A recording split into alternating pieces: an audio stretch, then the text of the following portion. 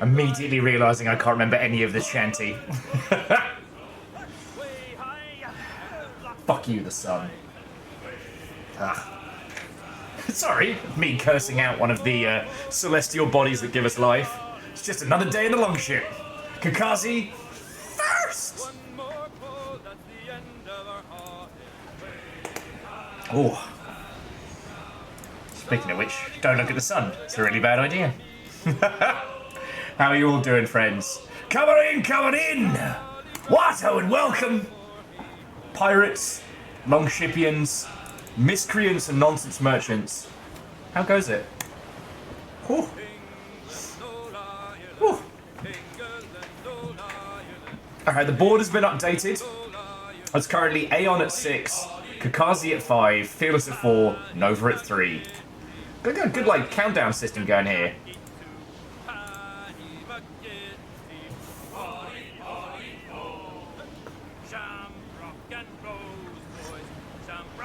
Ah. Right. Reactor online. Sensors online. Weapons online. All systems nominal. It's going quite well.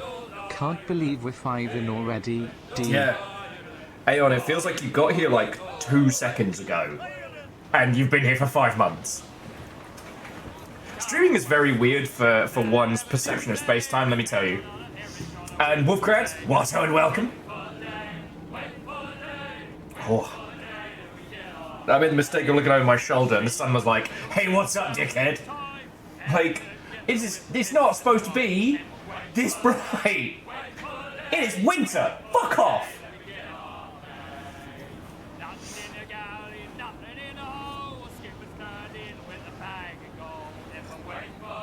Anyway, I hope you're all doing splendid.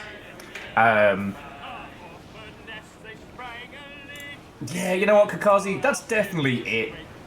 Or perhaps space-time was always complete and utter nonsense. We just, we lied to ourselves. You know, we lied that, you know, a day has 24 hours. You know, hours are comprised of minutes, minutes of seconds. No, it's wibbly-wobbly, timey-wimey nonsense. How can 1 hour be longer than another? Well, let me tell you. Oh, anyway, how you all doing, friends? Nothing to report over here, and I hope you're all doing splendid.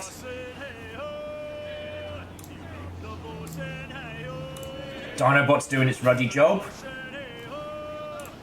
Bloody marvellous. Bloody marvellous. Reactor online. Hey! Online. Weapons online. All From systems 5 months to 50 months. How's that for a jump? Yeah, J-Post. How could 1 hour be longer than another? Have you heard of this thing called meetings? Yeah. Like the gravitational power of extreme boredom. Chroma Capybara, Furball, Navalis, Wraith. J-Post, did I say hi? And Fearless. You're probably going to get 2 greetings. So what? Oh, and welcome! Oh, well, Fearless, I'm sorry you're working late tonight, friend. You know, we all know how this goes. But we will be here to keep you company. I've just scoffed a bacon sarnie. I got my 2nd coffee of the afternoon. I'm doing good. Alexander, Watto and welcome. Keldra, lovely to see you. C222, Watto and welcome. Well, C222, that's the thing. Are we bullying children, or are the children going to be bullying us? Only time will tell.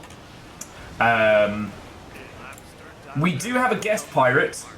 I'll introduce them once they're ready. Sadly, Fiona's been having a bit of problems with like extended sessions of Sea of Thieves. As Fiona's not used to controller titles, so they swapped out their slot. So our starting lineup today is Ems, myself, Virals, and guest pirate.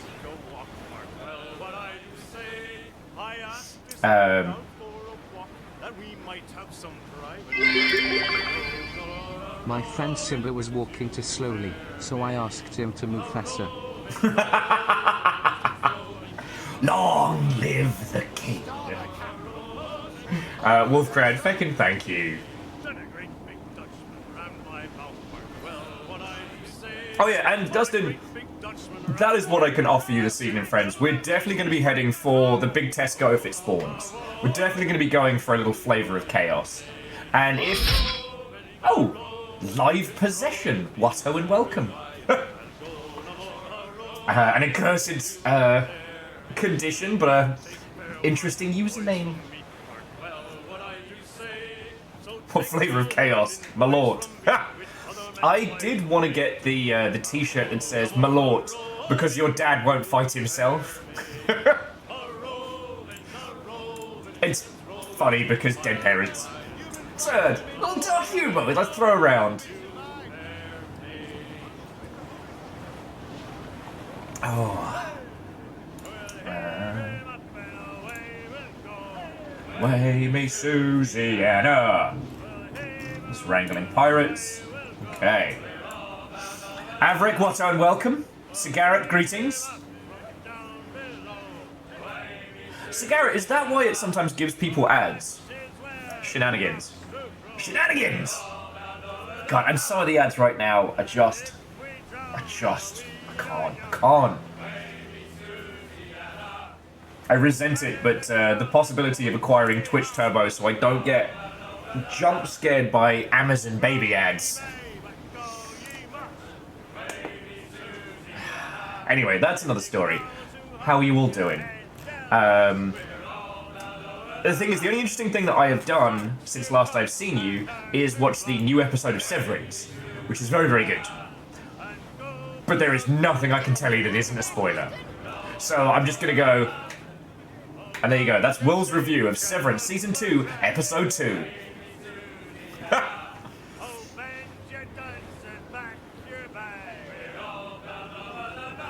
Oh, lovely.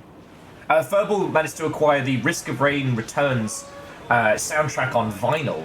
Oh, lovely. Wolfcrad, if you could be any kind of door, what kind of door would you be? And did you automatically have a response?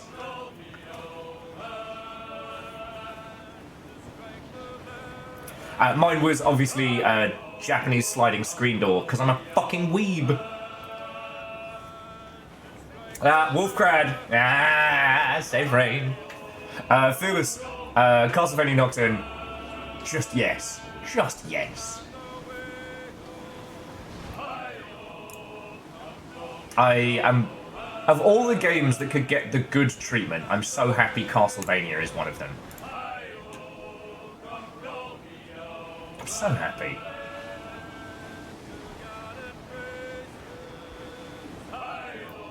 Dustin would be Dora the Explorer. Very, very quaint. Heavy oak door, the kind you could really slam. Aeon says, they go for a lunar landing hatch. Sliding airlock hatches on Voyager. Yeah, no, that's... Yeah, I can see that. If you can be any kind of door, be more door.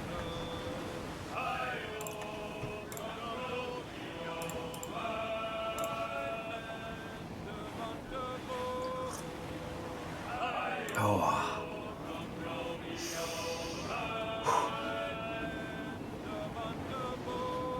It's good to see you all. Sorry, that's me getting a little, I wouldn't say quiet. There hasn't really been much in the way of games news to really report. There's trouble brewing around the angry video game nerds, the remake the game. But that's just a low simmer of drama off in a far corner of the internet that really doesn't concern us.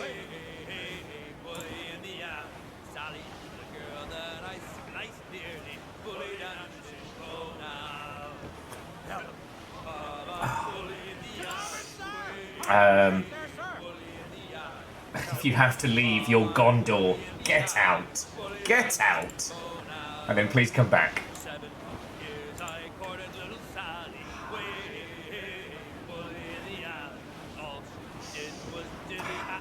But yeah, so since last I've seen you friends, the only interesting thing I did was I watched Severance. I cleaned the flats, I spoilt the nuggies, as always, and really that's been it.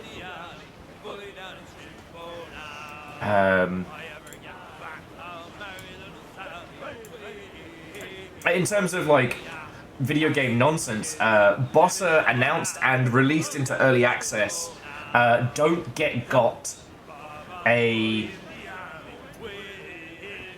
team like horror meets social deduction game. Cat Detective also launched today, but I haven't had a chance to even touch on that one. Same with like Butcher's Creek as well. Obviously, the big release this week being Star Wars Episode 1 Jedi Power Battles.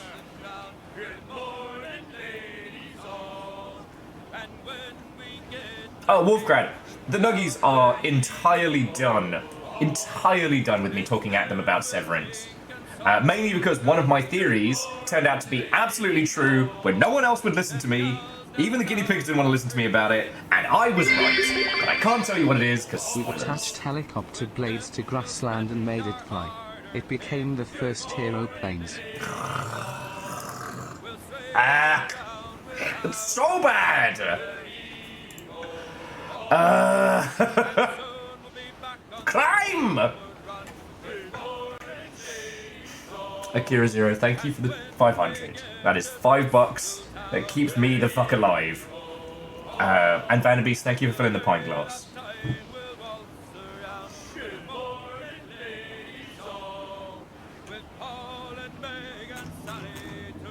Is Don't Get Got?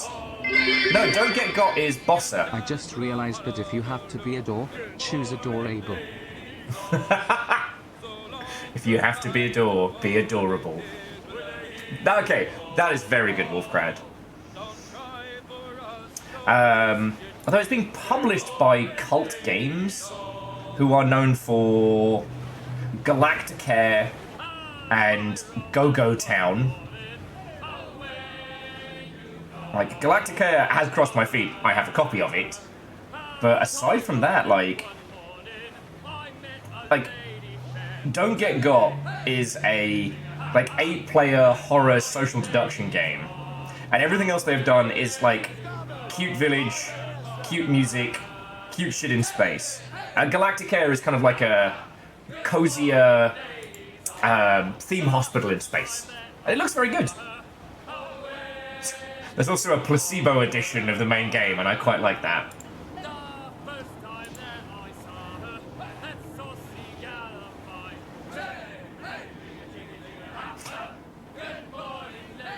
Furball, I can 100% assure you if I'm talking about a title, it's going to be a video game first.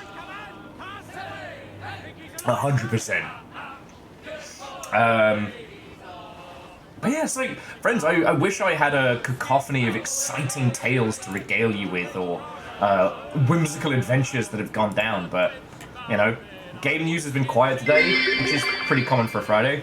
Is that door open? No, it's ajar. Does your dog bite? No, it's not my dog. Okay, Akira Zero, that was pretty good. And thank you for the 500. Oh, so yeah, what have you all been playing? What have you been up to? Half an hour, the sun can fuck right off, before we descend into the Sea of Thieves. Where our adventures tonight will take us, no one knows.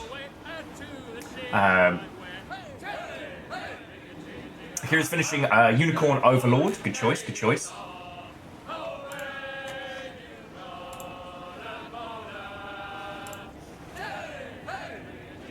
Furball's trying to get back into Opus Magnum. Ooh. I've still not done all of the post-campaign challenge levels, the condensed ones. I really should. Virals, they're not supposed to. That's not supposed to be here, so I'm leaning forward to avoid it. It should be illegal, and yet here we are.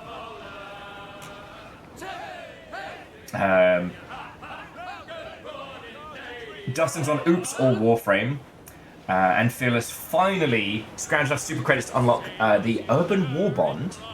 Okay. Does that get you the funky new vehicle? Because, honestly, I have not had the chance to dip back into Helldivers in so long. Alright, what feels like so long? I have not been fighting for Super Earth as hard as I could have. And that's on me. That's on me. Ah. Feckin' yo. Kakazi's on Tactical Breach Wizard still. Love it. Caffeine. Washo and welcome. Come on in, friends. Come on in. I just quickly skimming the hot sheets in case there was anything that I missed. I don't think so. I don't really know.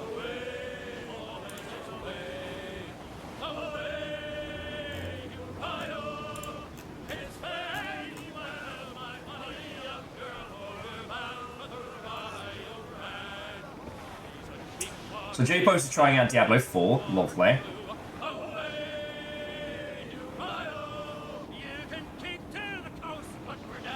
Oh, okay. Oh, Phyllis, that makes sense. That makes sense. And you know what, Furball? It is interesting for all of its, for all of the discussions, the amount of people in Helldivers 2 that will go into random matches and actually be useful, actually work with the team. Like, the amount of trolling to, like, genuine enthusiasm for that game is fucking brilliant.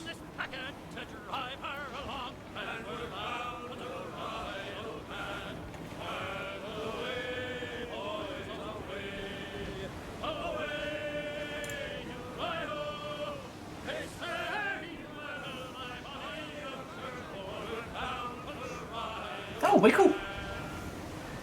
Sorry, forgive me if I'm a little 1,000-yard starey. I'm just pirate wrangling at the same time. So yeah.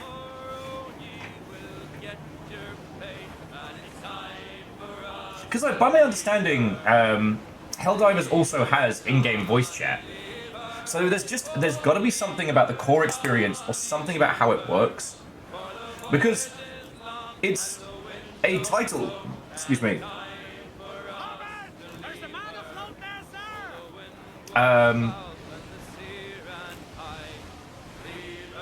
I had a thought, I grabbed on it, and it slipped through my fingers. Beans. Oh yes, a lot of the lesser toxic multiplayer titles don't tend to have like voice or proximity chat as standard. The less toxic it is, usually the least amount of ways the users can communicate with one another.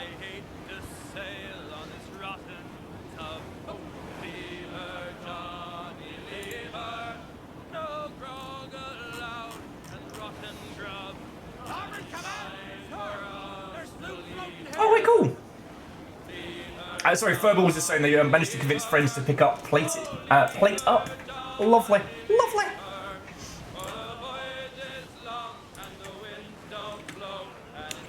Sorry, bear with me just a second.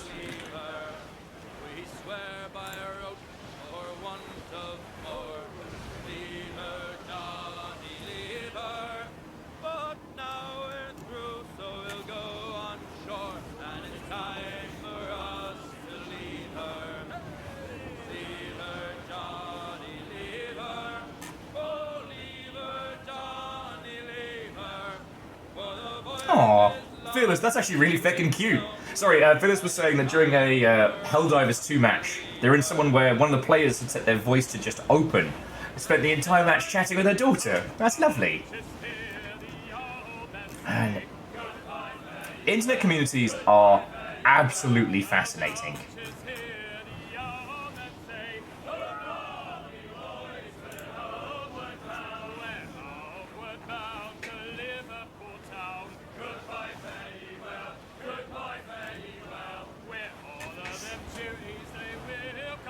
Oh, Furball, and that's freaking cool. Okay, sorry, I do apologise, friends. Here's me being all over the place today. One thing that did make me chortle is someone I was chatting with yesterday did the wonderful thing of like, oh, I mentioned what I do, and they were like, "Oh, I love video games. I'm currently obsessed with this one. You probably haven't heard of it." And I'm just like, "Try me." And it was the Japanese street racing game that I've been raving about, which is now finally out. The Tokyo Extreme Racer. It is currently doing extremely well on Steam. I have not picked it up yet, but again, it's one of those. Once I start, I'm not coming back.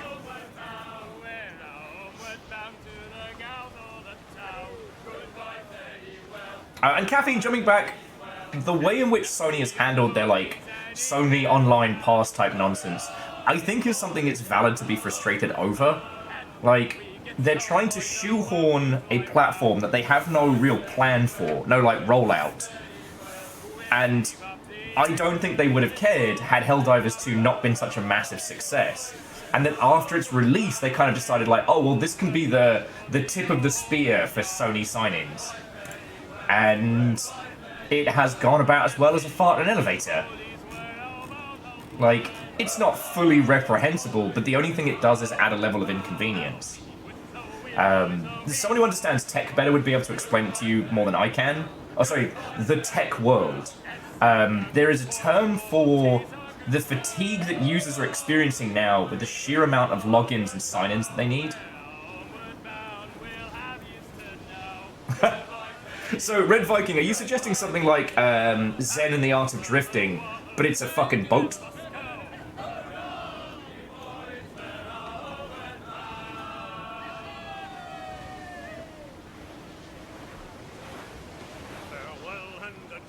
You understand that you may now be required to make it.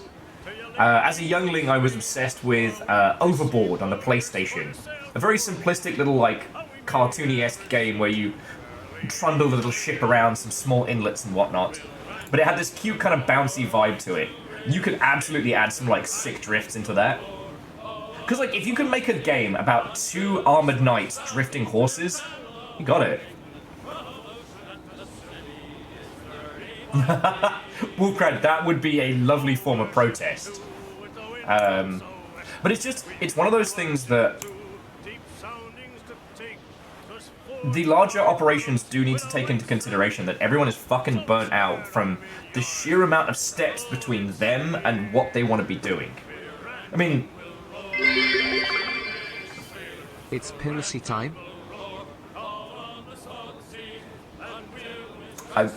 No, it's not. No. Fucking pick those bits out of the pint glass and flick them back at you. Terror. Thank you for the bits, and not for anything else.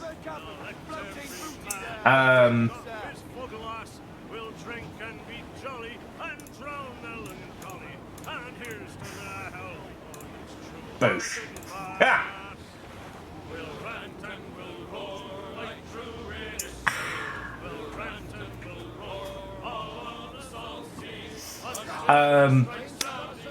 No, I think it's something that's worth taking into consideration, because no one's been thankful of Origin at any point.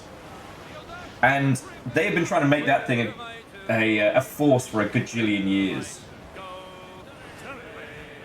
Like, you have to provide users the reason first, before then trying to go for a mass rollout, right? Like, signing into a PlayStation account on PC doesn't provide the user with anything. I guess trophies, maybe? But... I mean, all I can think is somehow getting a way in which one's Steam login and one's PlayStation login are intertwined. But that's not what they want. What they want is a platform that you then spend all your time in. You know? One of the reasons why the Epic Store is succeeding in the ways that it is because it's the delivery method for Fortnite on PC. You know? The user base predominantly comes there for that title, and then dabbles in the other stuff. A lot of us do log in to get our free games off of Epic and then trundle on, but it's not become a main focal point of sales.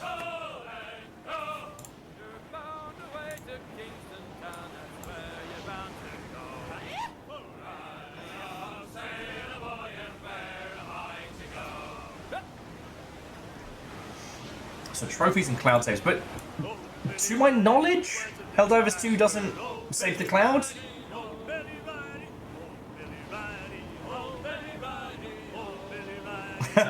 Favor 6, I remember those. Oh, those days of your good old Origin and the Knights of the Old Republic launch. Oh, sorry, the Old Republic. Ah, good times, good times.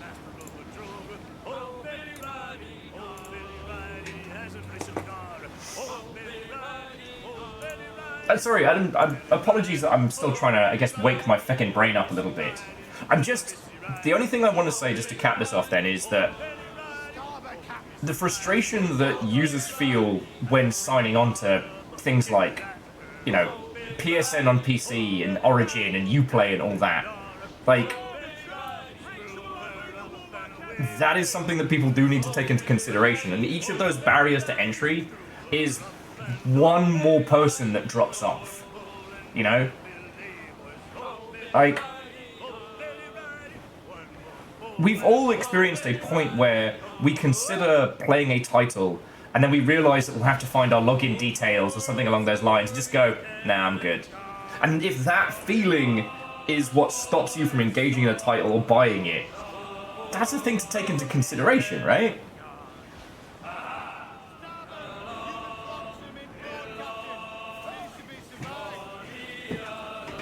I mean, we're going to be playing Sea of Thieves tonight, and that one is kind of fascinating in that you have to have an Xbox account to play it. Playing it through Steam usually results in having to log into the game multiple times.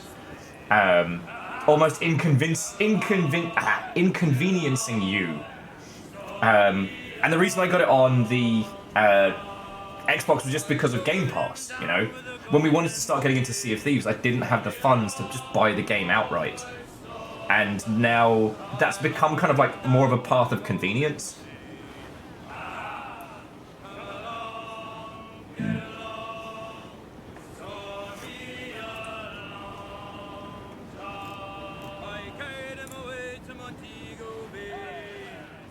The PlayStation version just figures it out somehow. Yeah.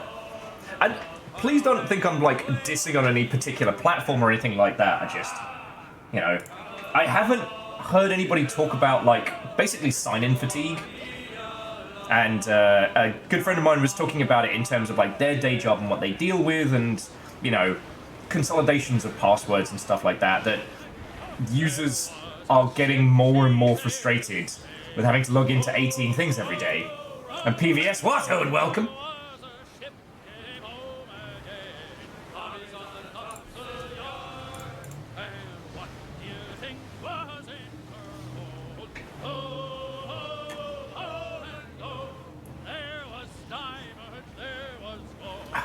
Sabonio working on his tan. I mean, would it be a Sea of Thieves night without a golden skeleton somewhere? As he stares out into the sunset, surrounded by sleepy slug cats.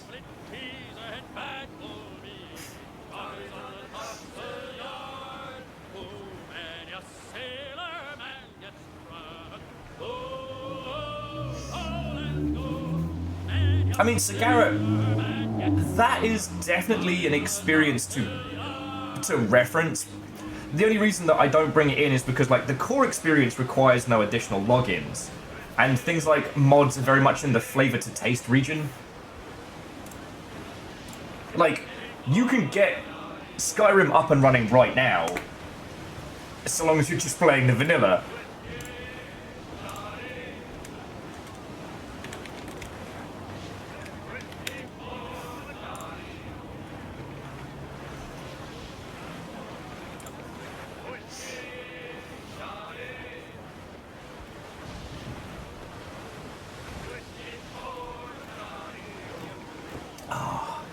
Sorry, just sipping down coffee and waking up. I've been up for hours. I don't know why. As soon as I've gotten started with all of you lot, my brain's just gone, it's real fucking cute that you think that you can say words. It's real cute you think that you can do people stuff.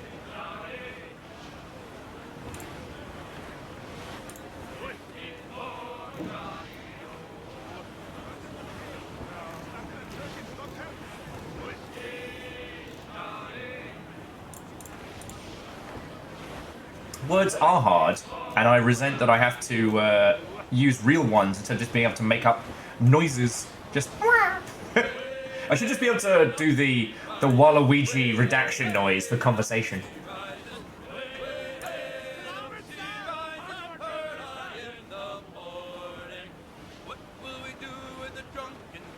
Wolfgrad, I do agree on that one. Like, one of the things I find really interesting is how many hoops I have to go through every time I do want to play something on Epic. It loves to log me out after a few weeks. It loves to just be like, nah, it's real funny that you... Seeing the reflections on your back wall, where to bad rainbows go. Where do bad rainbows go?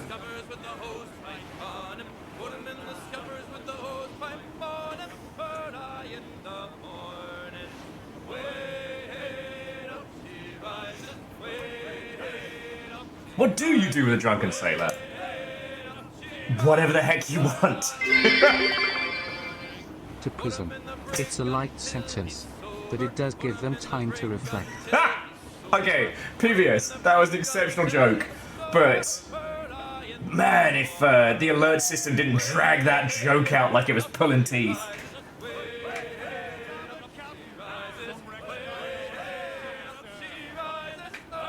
It was just weird that the idea of the custom launcher was something that kind of spread through the games industry like the clap.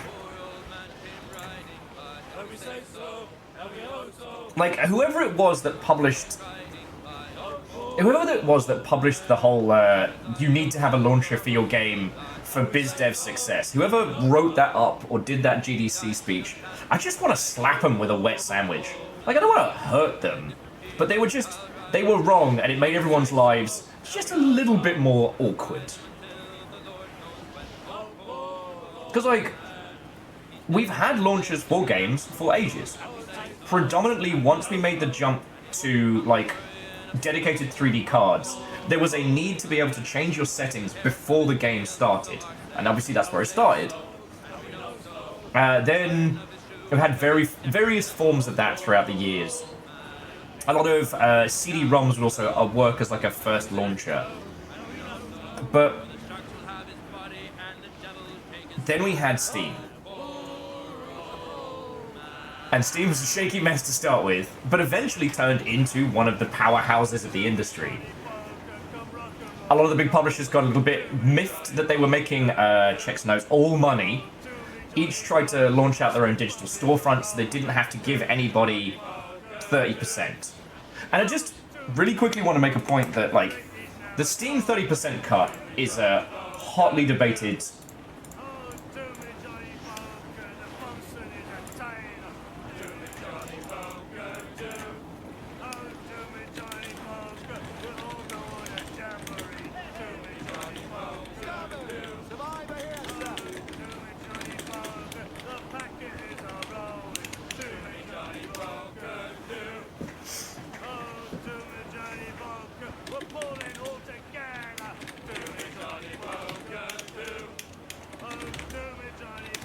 Okay. Sorry, I'm pirate wrangling.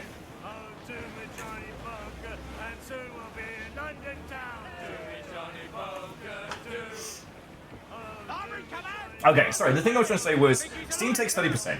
There is a very, very strong case right now that Steam should not be taking as much as it does. That is a fascinating discussion. But as a little bit of history, it is important to remember that retail took way more than 30%. And one of the reasons why we have things like, you know, Origin and Uplay and, like, those direct-to-publisher stores. Hell, Sega had one for a while. It was a fucking mess. Oh, what was that? What the fuck, Zeke? I saw that I bought you an AC mech. Or Armin. I dunno, I'm not your dad. Oh, fuck, I did! Zeke, you fucking legend! Zeke, what the fuck?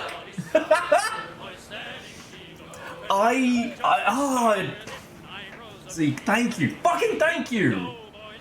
Thank you!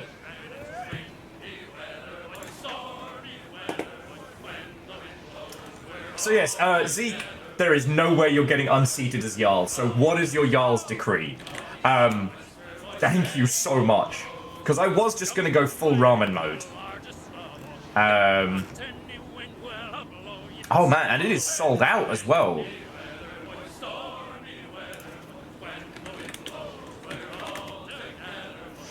So, last night, after stream, I poured myself a glass of wine, I cleared the whole flat, I did the laundry, I was like, you know, full-on domestic unsa mode. And I sat down, and I looked at New Type, which is one of my favourite places to buy Gundams. And on that, I saw this. Now, this is White Glint. White Glint is the poster child from Armored Core 4 for Answer.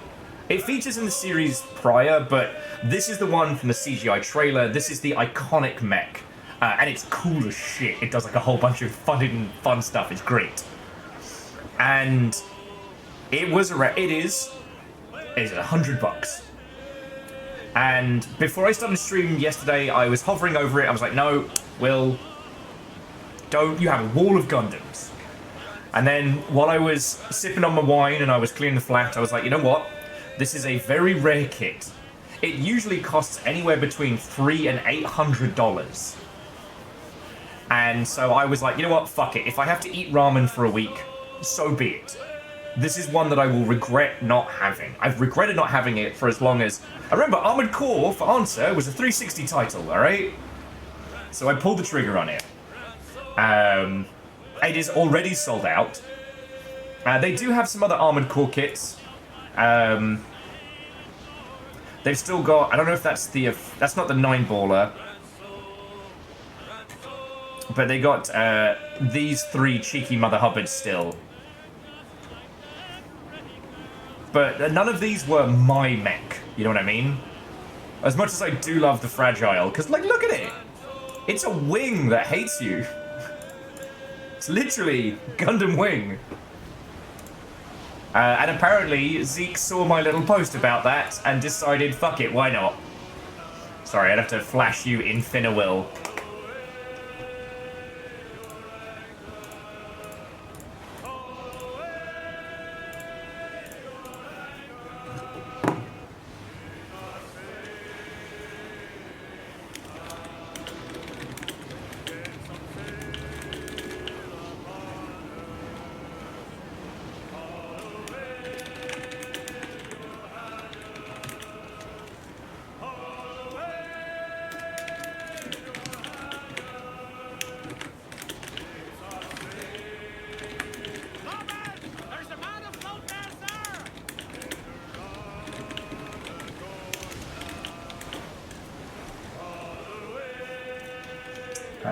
Sorry, bear with me a second. Zeke, seriously though, fucking thank you. Alright, I made a call. It was not a smart financial decision, but it's rare that I will go, alright, yes, no, we're doing this. And then you've just come in and been like, bam, now you get to eat. That White Glint is basically a gift from you. But thank you. Thank you. Yeah, Phyllis, I'm clickety-clackety make stuff happeny.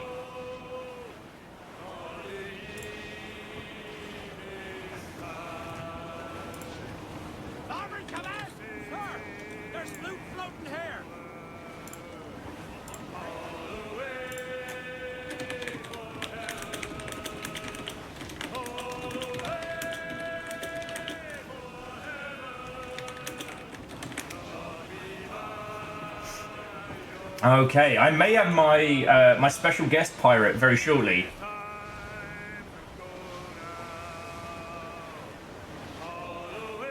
And then we'll grab virals and see where Ems is at. Rampant piracy cometh.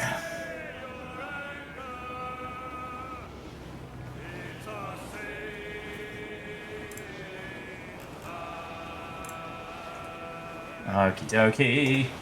I'm trying to make a whole bunch of things happen at once. As I sail, as I sail. As I sail. Woo!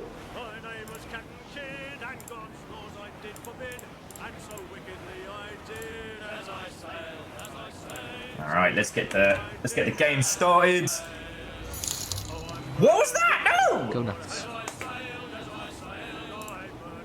What the fuck? I'm supposed to have a fucking guest in like 2 minutes!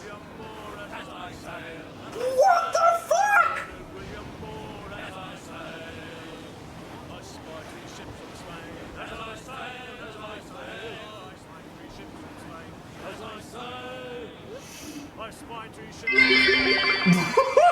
Oops, finger slipped. Zeke, you just got taken out by a fucking nod laser! That wasn't an assassination, that was smoking boots! I'm trying to sort of thing!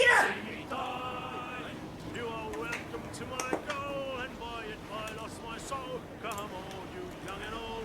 I must die, I must die.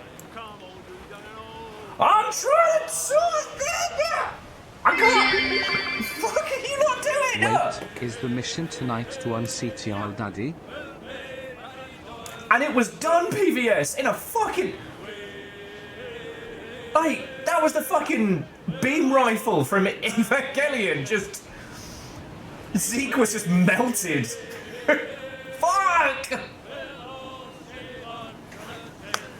To Alexander, holy shit. Thank you so much. Fuck!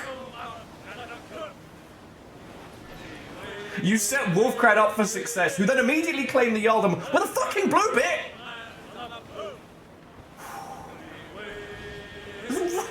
Right as I'm trying to set up shit. The fucking guests are gonna come in and I'm gonna be fucking sobbing. I got a model of Mount Everest. Salesman said it's not to scale, so I'm just going to look at it.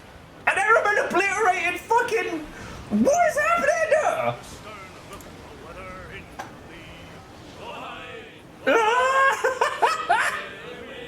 I see a recto inward and a lofty.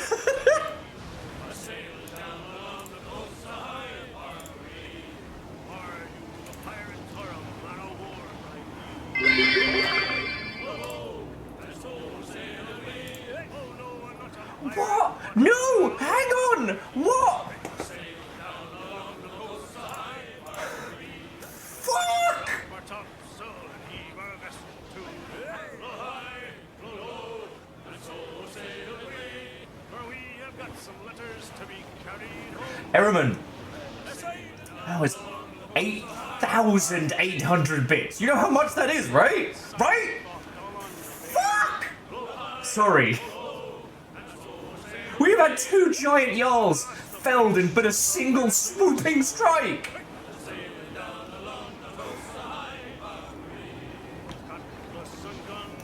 I can never, you know what? I can never tell when you lot are gonna do this. the ship, it was their coffin, and the grave, it was the sea. A sailing down along Fuck off. No, we're just sipping. What? Who said you could start out the year with intact feelings? What the fuck, dude?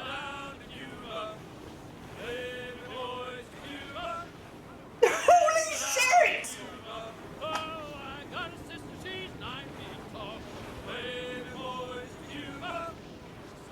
I guess we're doing a fucking trainer! Stop that incessant clicking.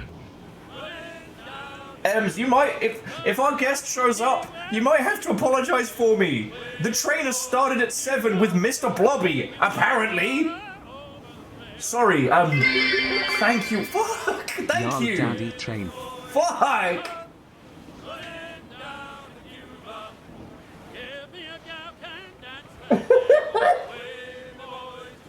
Zeke, what did you start?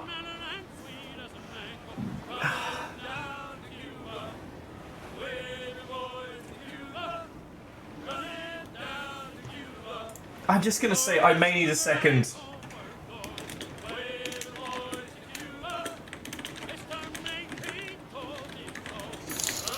Oh, what was that? What was I that? told you, Will, when you tempt fate like that, you manifest this into being. Sorry. Fuck! What is happening? What is happening right now?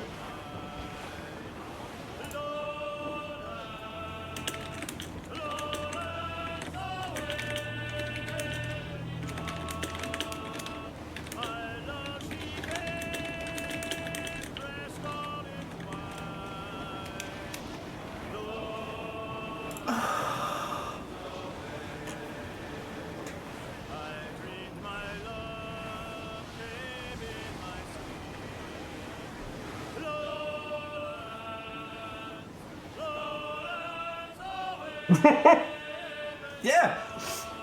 Alexander, looks like no scurvy for me. Scurvy-free zone. How is this real? Sorry, but just...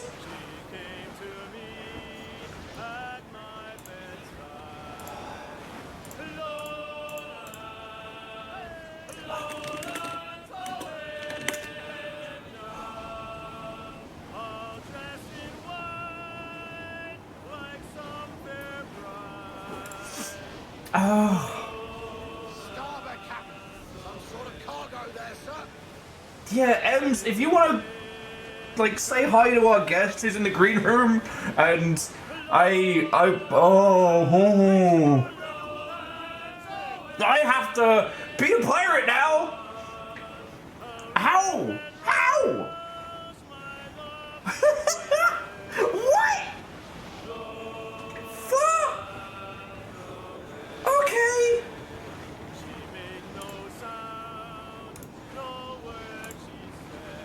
Stop that incessant clicking. Holy fuck.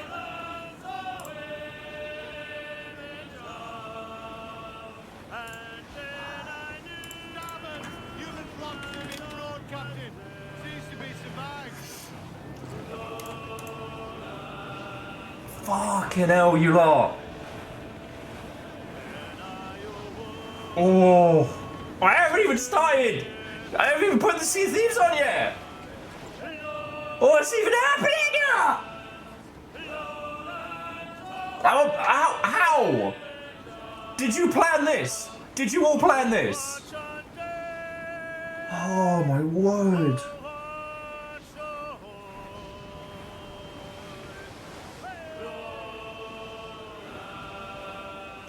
Once this train is concluded, I am gonna sob, I'm gonna wash my face, and try and pretend to be a cohesive fucking pirate.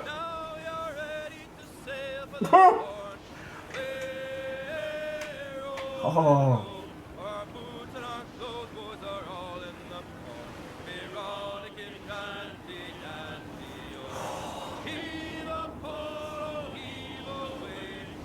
Thank you all so much.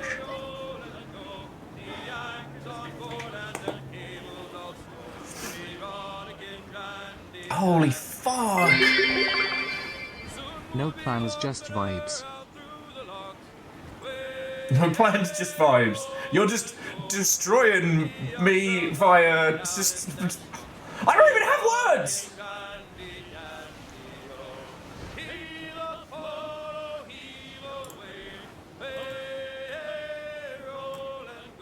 I don't even have words!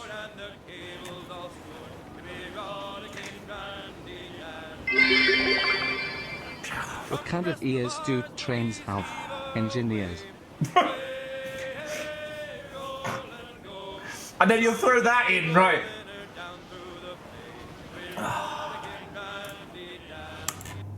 Okay. Zeke! I have to... God damn it, Zeke! God damn it! I will... Okay, I'm gonna say my thank yous. Stop that incessant clicking. Emotional damage. Then I will give full-on dabamancy, but just... Okay. Thank you all so fucking much, alright? I should not have been whimsically impulsive and bought a giant robot. I shouldn't have done that. And y'all just went fucking bet. Everything that you lot throw in is... You know this by now. Like, that's why I have an apartment. That's why the guinea pigs get to eat. That's why I get to eat. Like, that's what this all goes to. I don't know how to say thank you. You know? We're in some crazy fucking times, and you lot are keeping me going, and I don't know what to say.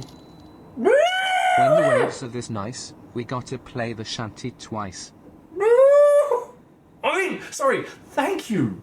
Like, you know how much that is, right? I don't even know if that's a question, or I'm just very overwhelmed. Thank you all. Alright, thank you all so fucking much. Poor... I invited Dan here to sail with us. Poor guy's sitting in the fucking green room. Thankfully, Ems and Virals and Deus are all in there, so it's not like I've just left him on his own, but fuck! What the fuck?! May you have extra fancy toppings for your armor now.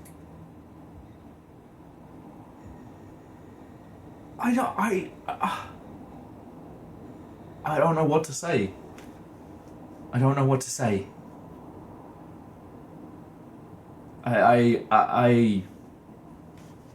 What?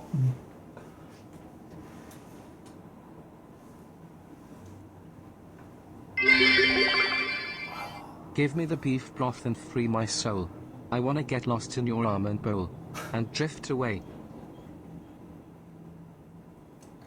Now, is that a Lenny Kravitz reference or is that a Lady Gaga reference? As honestly, I don't mind.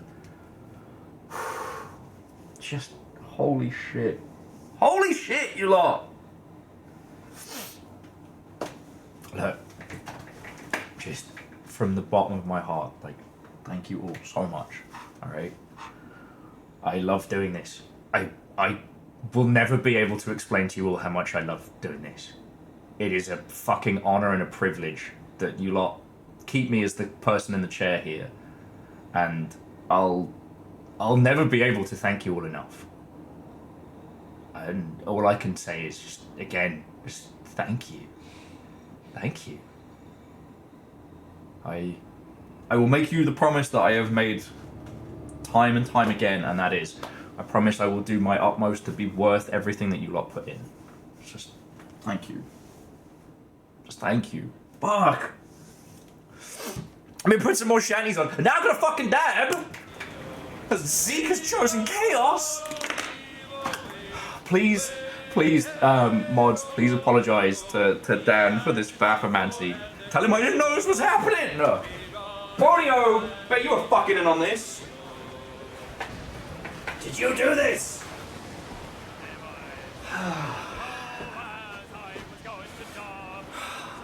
Amateur! Terrors! Oh, fucking hell.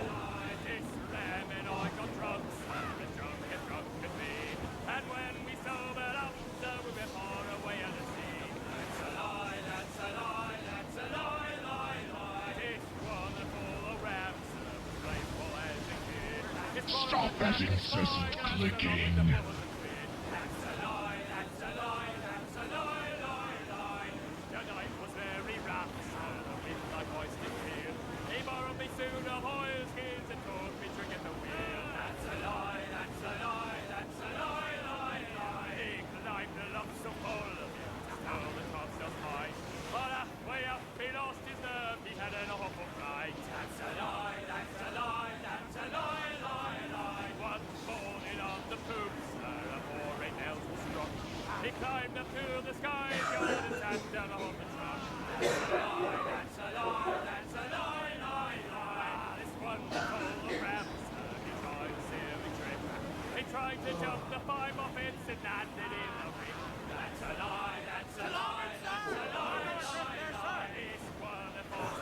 Stop that incessant clicking.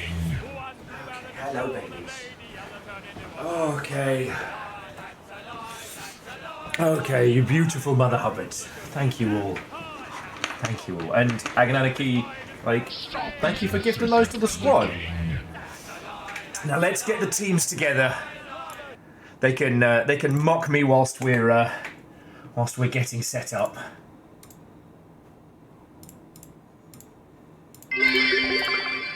What was that? Instant noodles were originally invented to help Viking longship crews row fast enough to take out other ships. It's why they call it ramen speed. That was very good. And to the Red Viking Warrior, what is your Jarl's decree? Because, boy howdy. Boy howdy. Okay. Oh. Okay. Oh. Alright. Okay. Caffeine, if you'd like to ask the pirates if they're ready to join live, I think I've done the stuff and things so far. I definitely ran Sea of Thieves earlier today, so I know it's not going to be a problem. Oh, I haven't even told people we're doing this.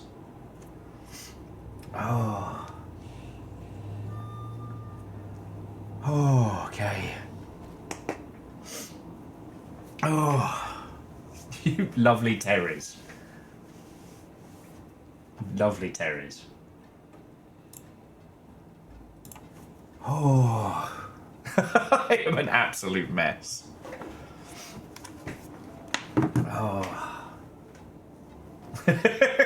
Tiny lads! Tiny lads! Okay. Oh, okay.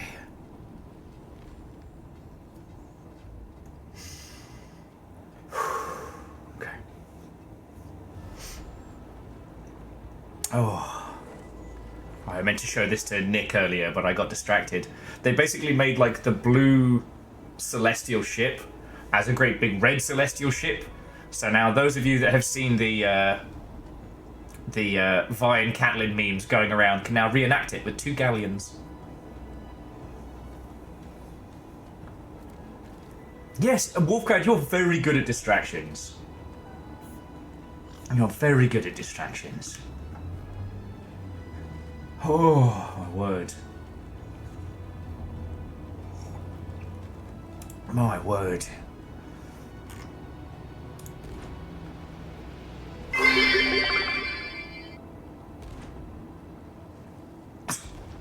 What do you call a stupid pirate? The pillage idiot. That's very good.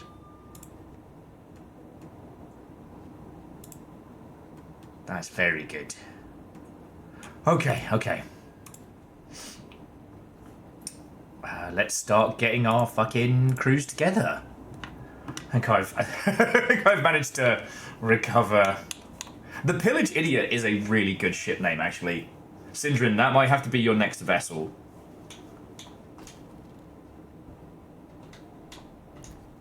Okay. The smell you later shanty's a bit rough. Yet here we are. Oh, and Backsloop's almost made it to 40. Go us. Okay.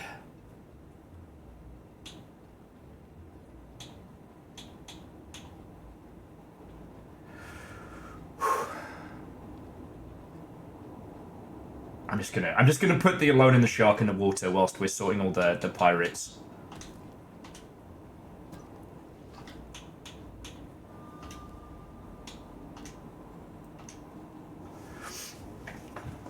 Okay. Okay. So yeah, so Caffeine, if you could ask our waiting pirates if they're ready to go live. Ready to join us.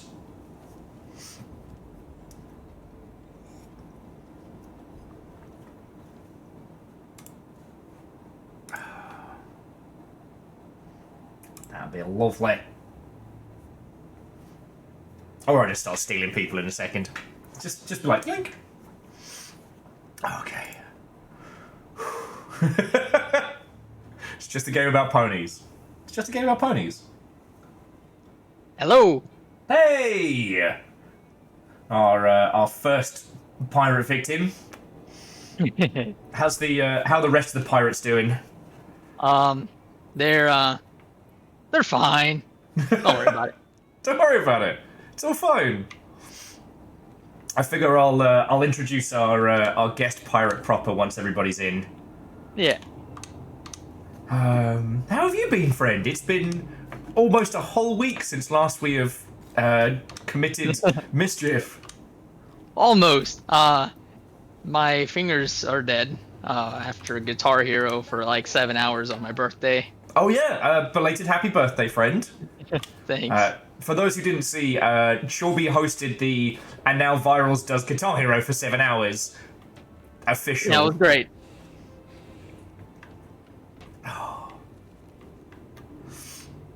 Whoa. Hey! Hi.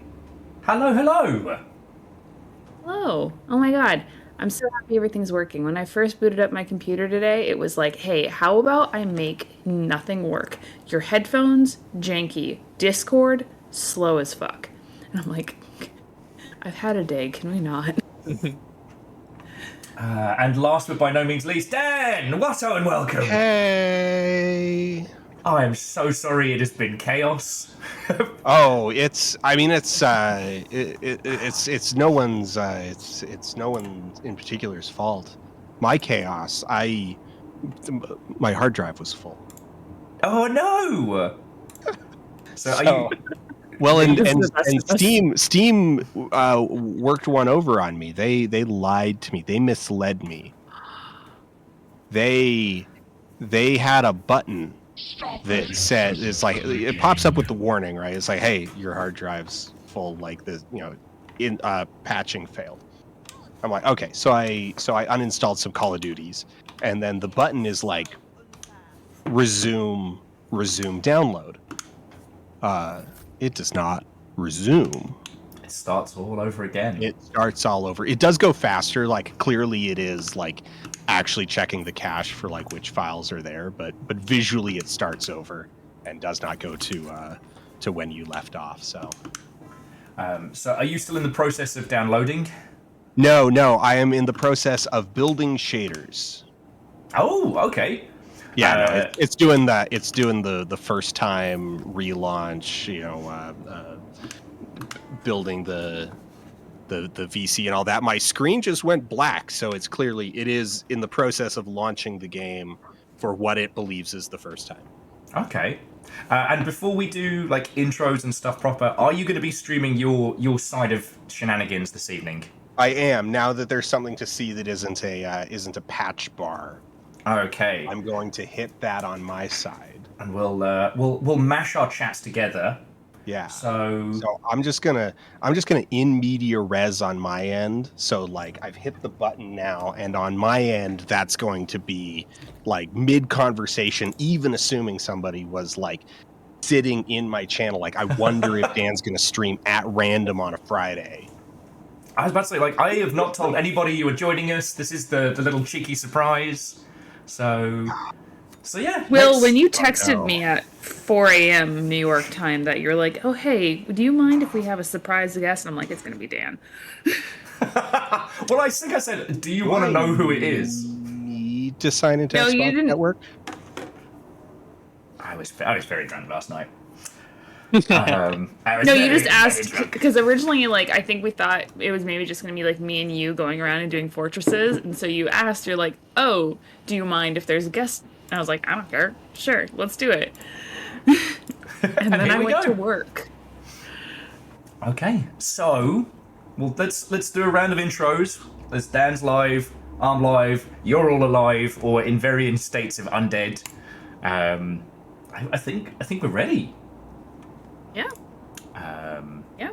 I'm having one quick small issue, which is that the game is very loud and it will not let me turn down the volume until I finish like signing into Microsoft. Oh no. The curse. I'm like I've dismissed this like 20 times trying to get to like options, and the options are sign in, leave game. I'm like, all right, cool.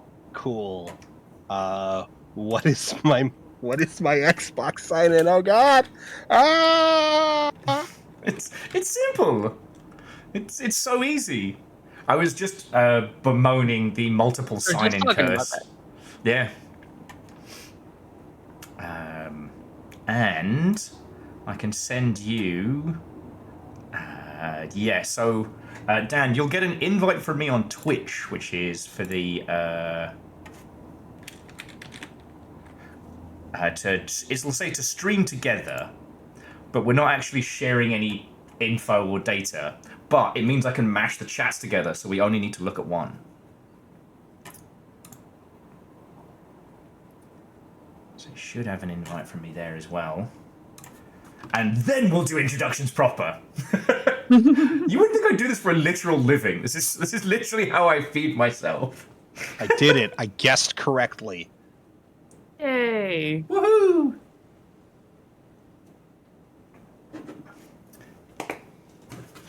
And we can get this this ship underway.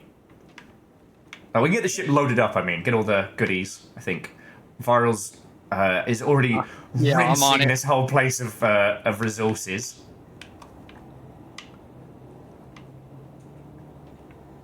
Oh, hey, once I made it past the menu, it remembered my old audio settings of, like, not blowing my eardrums out. Oh, I love It that. just took it a bit. Nice. There's a part of me that does not miss the 2010s when it wouldn't find your audio settings until you'd gone through the splash screens. So you get like EA Sports, get fucked. Yeah, yeah. Or something along those lines. Just truly ear-splitting, like that Valve bong. Just, Oh god. just like in.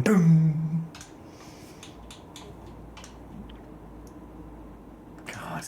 Okay. And then chat merge. Chat merge? So you should have an invite from me to stream together in the Twitch backend. Okay, so I need to go into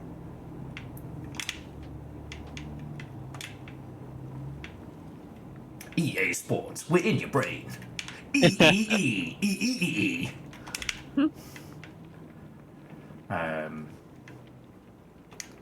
But there is no rush, Dan. Like, I mean, you've sailed with us before once, right? I'm not hallucinating that. Yeah. Right? I have, yes. It has been. It was the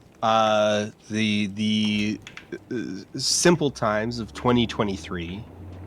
Whimsical times. Whimsical times. Other times. It just because that means you know that we usually spend the first 20 minutes just faffing about. You know, this is not a sports car to scream off the starting block. Except for when the Big Tesco comes for us. Or aka the biggest dickus. I just can't call it the biggest dickus on social media. Why not? Weirdly, people don't go for that. It's so strange. Bunch of weirdos. Right?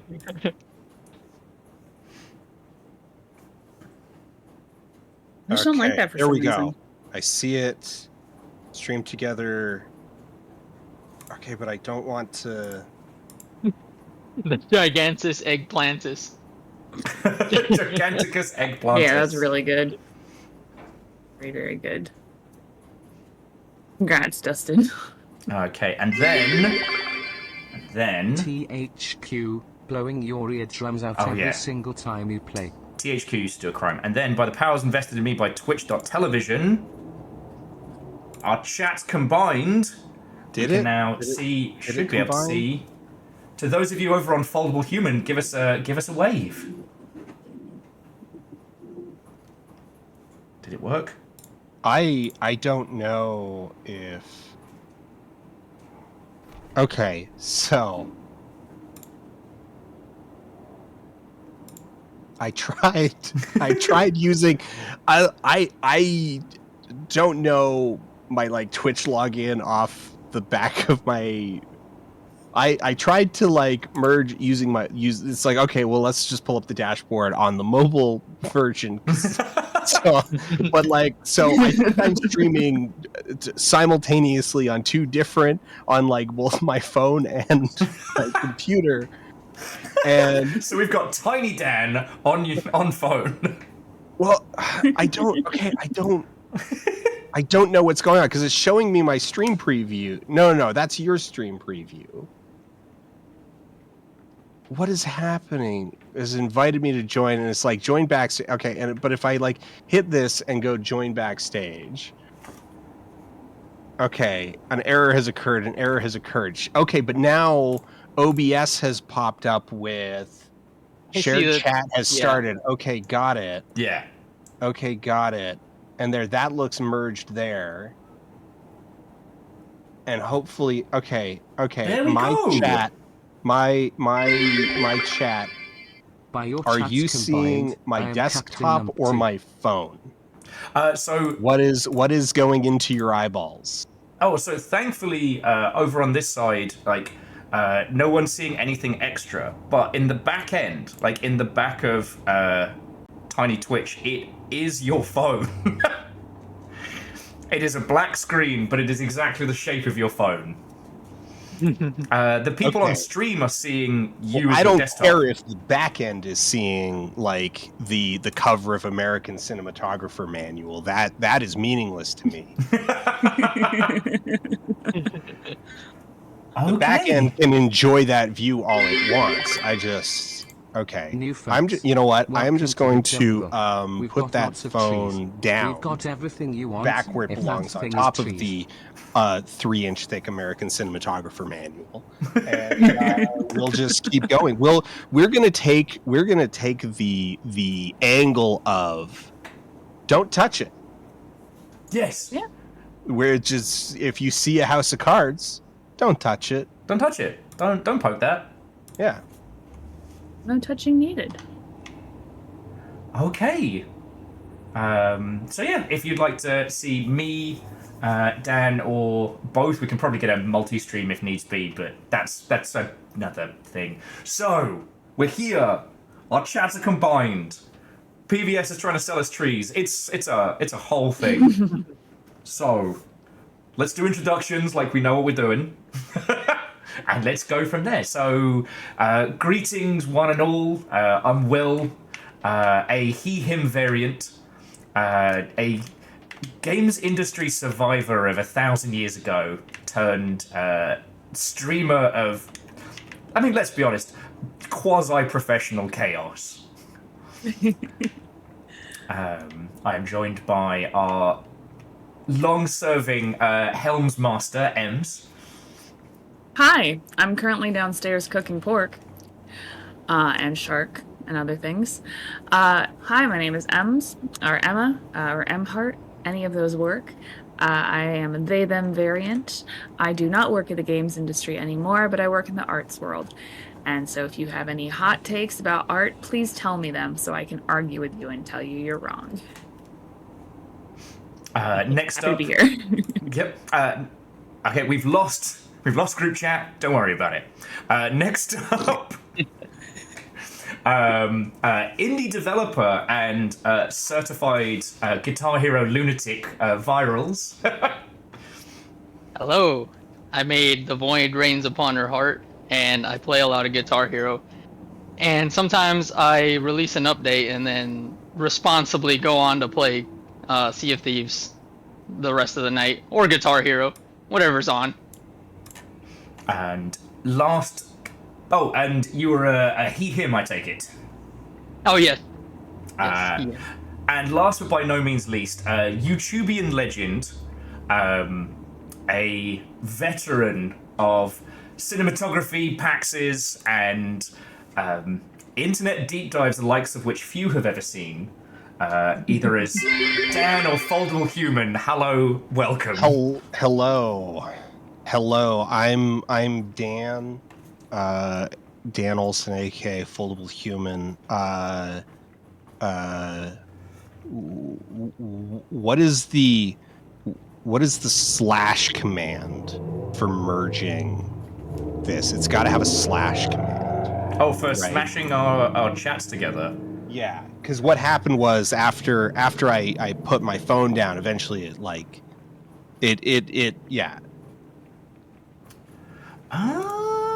Let me see if I can. Of course, it doesn't have a slash command. Of course, it is a standalone Twitch backend feature.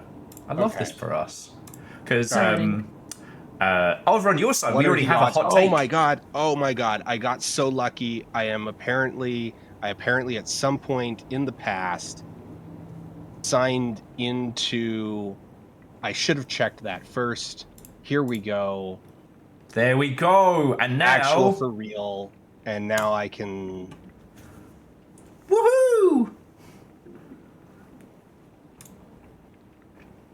There we go. Now I just need to leave that window minimized, and there we go. By the power of Grayskull, we did it! Yay! Oh, Hot take: art is good, and people should make more of it. I don't know. Have you seen what people would do with their agency? Maybe. Yeah, man. have you seen people right now? Ajax, yes, I do agree with that.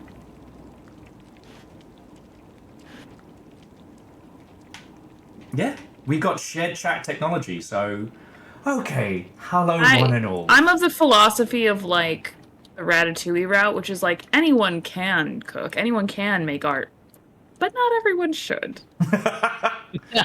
Look, I found out 2 weeks ago that the B-Movie, the video game, is the canonical sequel to B-Movie and has a bunch of the original cast back. I'm still dealing with that as a piece of I'm sorry, art. do you mean this? Is this what you're talking about? This B-movie game? How do you just have You that? just like had that. fucking cursed relic. Or the Wii? Oh my god. That is the one. Amazing. That is Yeah. magnificent. You'll note that I traded $9.99 Canadian for this. I left the sticker on. God. Yeah, not just here. Like, it's not just here. It's at arm level. Like, it's Yeah. right here. Your It's in like the Assassin's quick Creed draw. quick draw. Yeah. I do need to point out, because Agananiki made the joke better than me, that it should have been called the B movie, as in BII, because it's on the Wii and it's also the sequel. They missed a Wow. trick there. So many layers. Yeah. That was not the only trick they missed in that game. Was it perhaps actually thinking about, maybe this is a game people will have to play? Okay. So 1 year for my birthday, what I did was my longtime friend Crystal, I streamed that game for 8 hours on her account.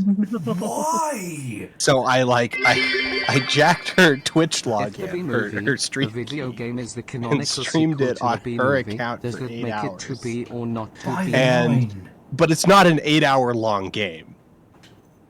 So you had to do So you gotta- multiple laps of this? No. You just pad the runtime. So when you get to the mini game where you need to avoid getting stuck in a blob of guacamole and eaten, you just let it auto fail 40, 50, 60 times in a row. Oh. So it's Right. just like it's Did just I think of that? looping. So it's just looping Barry B. Benson getting eaten for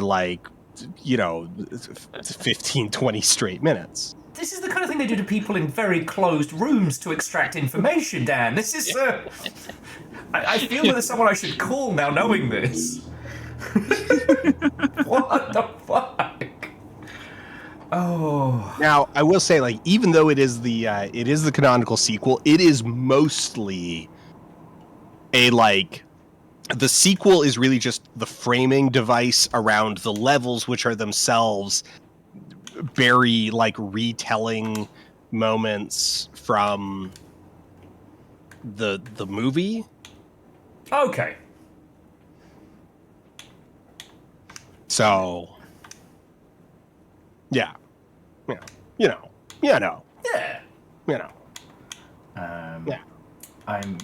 I don't believe I've invited you yet into the Backsloop Boys for All ease right. of invitation. So now begins the next round of Faffermancy as we recoil from that B-movie information. I'm still processing the fact that you had the B-movie Wii game within arm's reach. I mean, what else do you want? What do you want? You want, you want Shark Tale? Yeah. I did actually get sent Shark Tale on the Game Boy Advance, so... We've got Beastly. Oh man. No! Yeah. Oh no. X-Files, Minority Report, 24, Mummy, Stitch, like Lilo and Stitch. Wait, which Mummy? A couple 007 ones. Which? Which Mummy? We've got 2 copies of Tomb of the Dragon Emperor for Wii and PS2 because it was... Hey, chat, remind me, which was the unplayable version? There was one of them that was, like, unbeatable because the control... I think it was the PS2 version was, like, I couldn't get past one of the auto-scrollers. Or maybe it was the other way around. I started on the Wii version. It was the PS2 version that I couldn't finish, and then I switched to the Wii version, and because the Wii, like, it was developed for the Wii, so there was this minecart shootout that was impossible on twin sticks. Okay. Yeah. Oh, I do need to just jump on something very quickly, because whoever said Matt Hazard is a fucking work of art, and I will fight for that game and bleed for it. Like Neil Patrick Harris and what's his face? Did Lego Masters and a bunch of other stuff. I just realized my new crown jewel isn't on the shelf. I need to step away for 48 seconds. You know what? And I will be back with treasure. I mean, what is Sea of Thieves if not the quest for treasure? So while Dan brings us either the most blessed or most cursed game, probably locked behind some kind of special Gremlins 1 style vault. Will Arnett, thank you, Dustin. Yeah, Will Arnett and Neil Patrick Harris in a parody of Duke Nukem. Like, I will fight for Matt Hazard.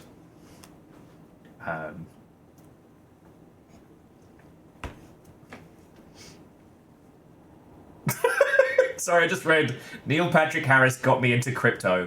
If that is not the name of your absolute, like, smash hit single, Captain Kahawas, I will be thoroughly disappointed. Honest, that sounds like a headline for, like, Rolling Stone or The Atlantic.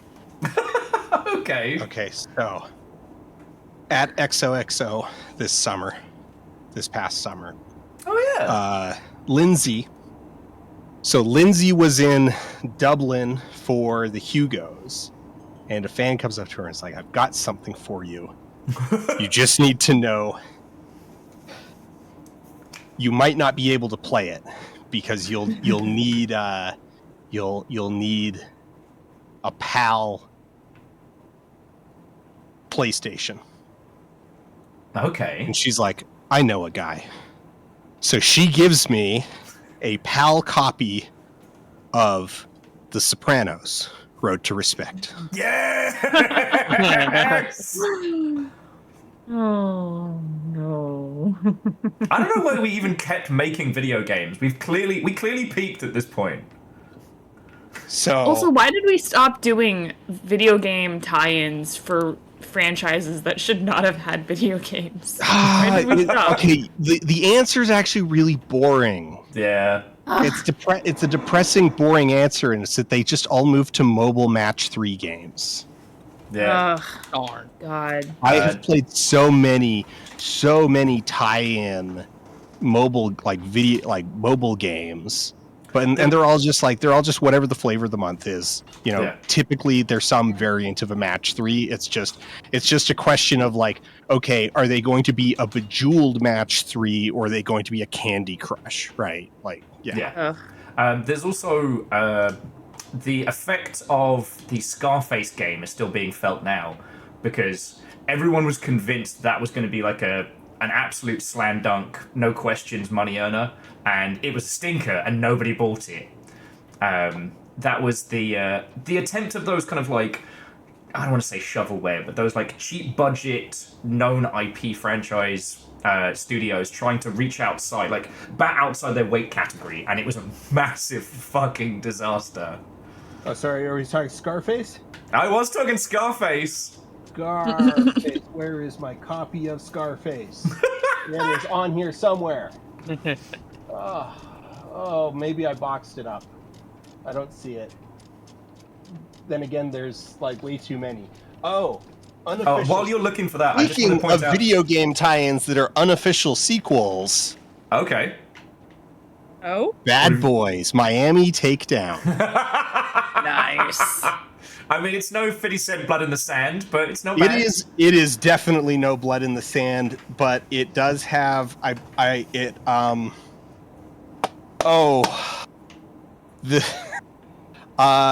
pretty sure I looked it up. At least one of the two voice actors is a little on the what did Tom Hanks say in that Elvis movie? He's white. No!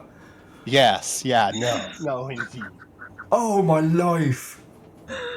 Oh no. Thank you for sharing this cursed knowledge. This is amazing. All I was going to add was... Godfather, get my copy of Godfather. Godfather the game is to Scorsese fans what Sonic Forces is to Sonic fans. Godfather. I know that one's on here. Rugby League, Pony World, Flintstones, Crazy Frog. Crazy Frog? Bionicles. As in the fucking ringtone. Crazy Frog Racer, yeah. They actually made two of these. There's a Crazy Frog Racer 2 with some new courses on it. Okay, you know what hurts me is I bet you dollars to donuts the first Crazy Frog Racer turned a profit. Like, oh, absolutely. oh god. That's why there's two. Aren't you all so glad we all came together today to share fucking cursed knowledge on Twitch? Terminator, The Redemption, Paddington Bear, Bionicle, Lemony Snicket series, Unfortunate Events. There's one of the Bionicle games that slaps, and I can never remember which one it is. Wait, I'm sorry. It's a Paddington Bear Bionicle game? I heard that sadly, correctly? no. Paddington Bear. Oh, damn. I was so excited. Right? Yeah, that one's super disappointing. If you saw my video about the American Tail video game, same production company. I've actually got a bunch of their games. So like Alvin and the Chipmunks, Charlotte's Web, and Paddington Bear. Those are all Fucking hell. Charlotte's Web, the video game. Yeah. How? Oh my god. Yeah, no, I remember your Fievel video, and it's one of the few times where I've wanted to just like DM you and go, "Are you okay, mate? Like, are you going through something? Is this indicative of something else happening?" I was there's a magic to that game that is difficult to recapture when you're scripting a video, because I was streaming it, and so like Harry was in voice with me, and I'm struggling on this like flight level, but we're chatting at the same time, so I'm like not really paying attention to the granular details of what's going on. And then after a while, I realize the game is slowing down as we get further and further into this level, as it loads more assets and doesn't unload anything. Don't forget your garbage collection, kids. Yeah. Oh. So these like terrible controls are getting slowly worse and worse, because it's just getting it is getting mechanically harder and harder to steer the bird. Now, like, don't get me wrong, I like a torturous game. I am one of the few people that I know who's actually attempted the E-Cheese Zone on Steam, which is sadistic. If you haven't seen it, it's a fake Cheetos game, and you're supposed to have like stumbled across an alpha build that never got released. It's a series of mini games, and each mini game has weird esoteric rules, but the build is broken. So like, don't left click when you're told to left click, you have to right click, unless you're told to right click, and then you have to click twice. Anytime you fail at one of these like weird esoteric rules, the game resets and has a 1 hour loading time. Like, I don't know about, like, I was on board with this joke until then. yeah. 1 hour. You can click the falling not Cheetos, the Cliffy cheese puffs to speed it up. So yeah, I like the concept of that, of a game that is like in kfob alpha build of a game as the excuse for its like weird esoteric rules. But that hour lockout just feels like, all right, well now you're not fun. It was designed to be like an art piece, like you put it up at a convention or like a house party or something, and you do other stuff at the same time. Yeah, even then, like an hour just feels like, oh, it's sadistic. No one's really going to have opportunity. Like it's like you think of it as like at a convention. Like if you put it up at PAX, well, the floor is only open for 10 hours. That's so essentially like 9 fail states. Yeah. So like most people are going to go by and it's going to be in cooldown mode, and they're not going to see anything.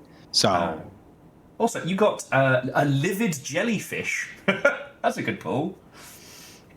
All right, so how do I get in? Let's get you in. And also, C222, we are not talking about Wanted Dead tonight. Everyone has heard me talk about that game too much, and no one needs me talking about that more. So, right. I want to point out their other joke. If the game had garbage collection, it'd delete itself.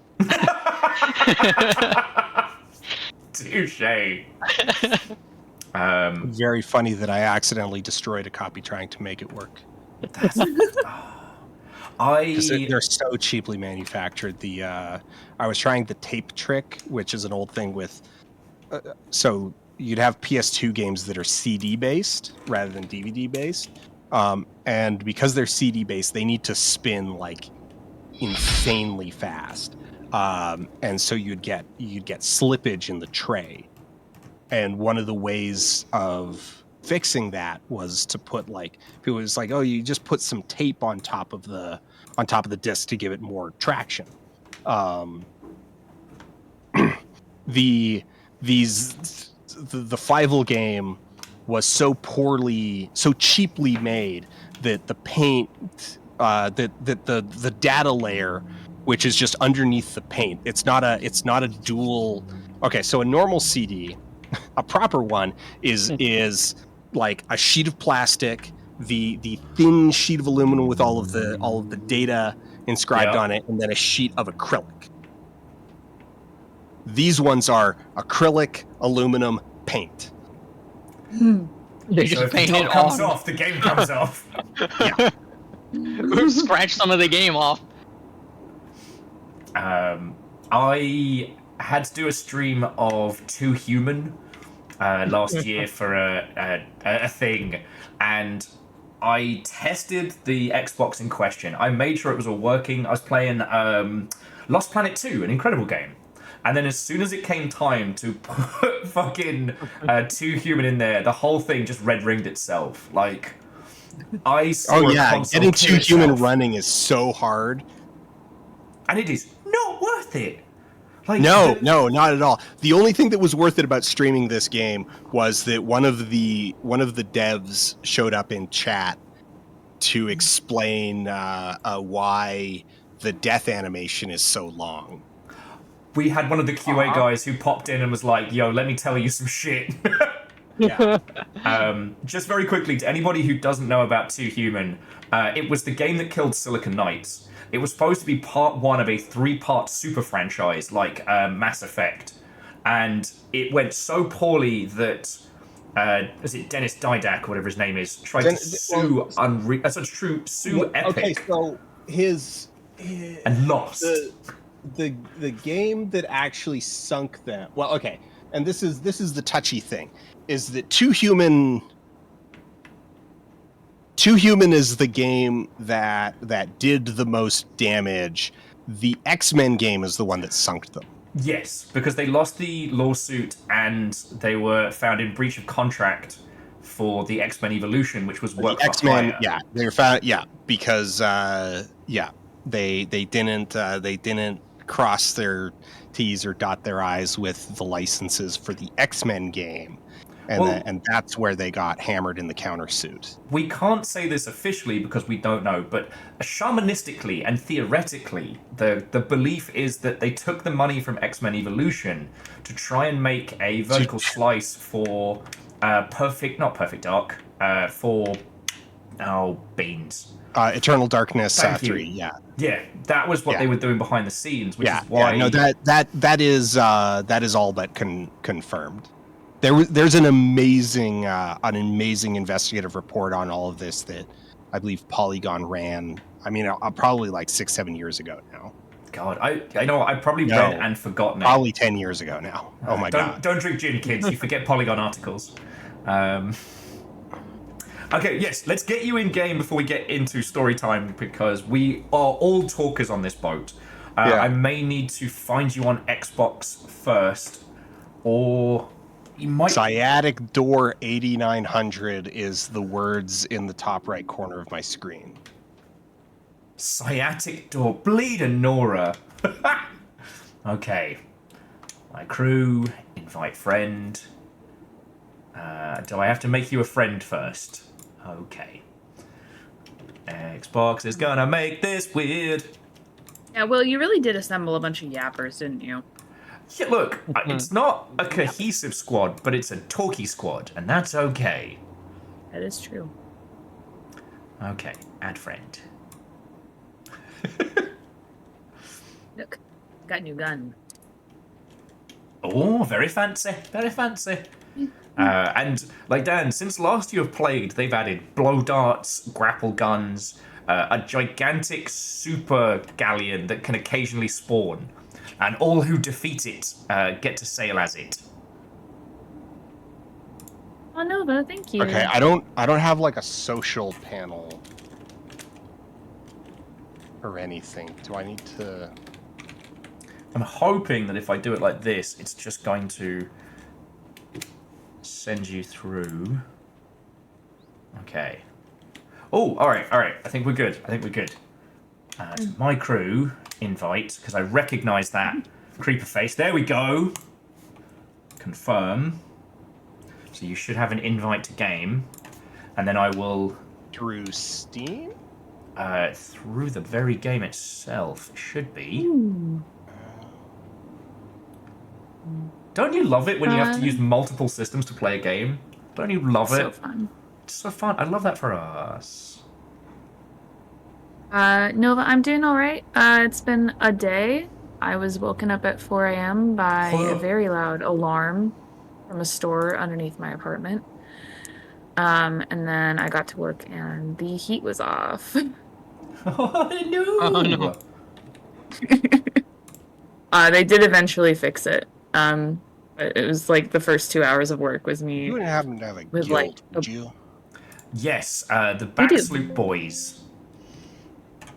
Let me just get the name of it proper.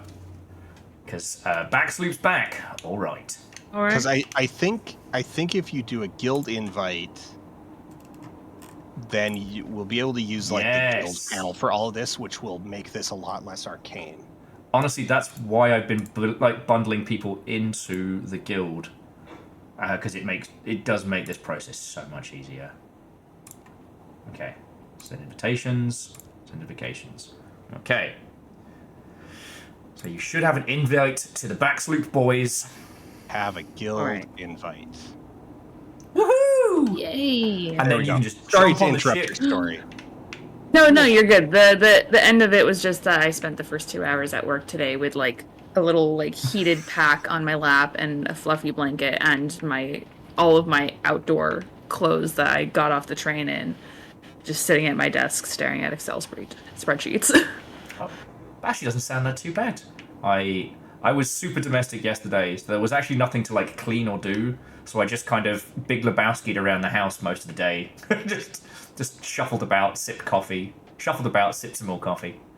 And now I'm Every going to be day. a pirate. Every day I go and spend 8 hours looking at spreadsheets that are just filled with artworks. And that's it. We got That's into a what I really get paid good to do. conversation yesterday about how the games industry is basically run on one load-bearing Excel sheet. Like, for every Jira, for every project management, it's all just one Excel sheet that's running it all. Yeah. Okay. Oh my god. He's here. And whilst chaos is definitely going to be in our hearts, we do have the Voyages of Luck to kind of shake off the cobwebs. Oh, I love that nice. shirt. What is? Oh, there is so much cool shit that they've added, like, visually. Oh, yeah. Hey! Woo!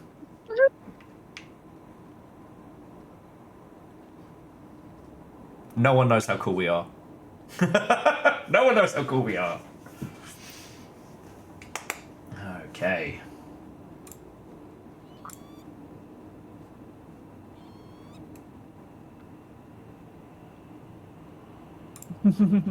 Wait, what is going on? Servants of the Flame allegiance earned. Oh man, it's doing the thing where you like this is Oh yeah. I always wonder this with Warcraft, because that's, my live service game of addiction.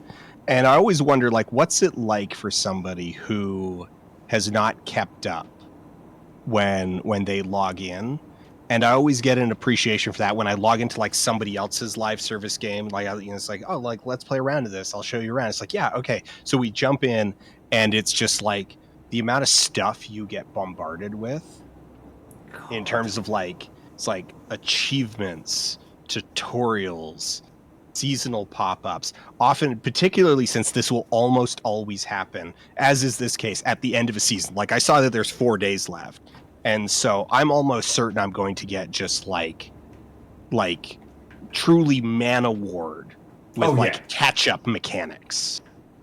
I live in fear of that. The only reason I've managed to stay clean is because my character's on EU servers and there's no region transfer for World of Warcraft. So I'd have to play with a ping of like 300 if I wanted to keep going, and that's how I managed to kick the habit. But I feel the pull. I feel the pull. I've got my fucking TCG tabard. I've got my old fucking Jesus, like pre-Burning Crusade. Burning Crusade release nonsense. Like, whew. I will say what's very funny with this is if you've been playing on Xbox and then log on Steam, it gives you all of the achievements that you would have gotten, and so you just get like machine gun assaulted with pop-ups.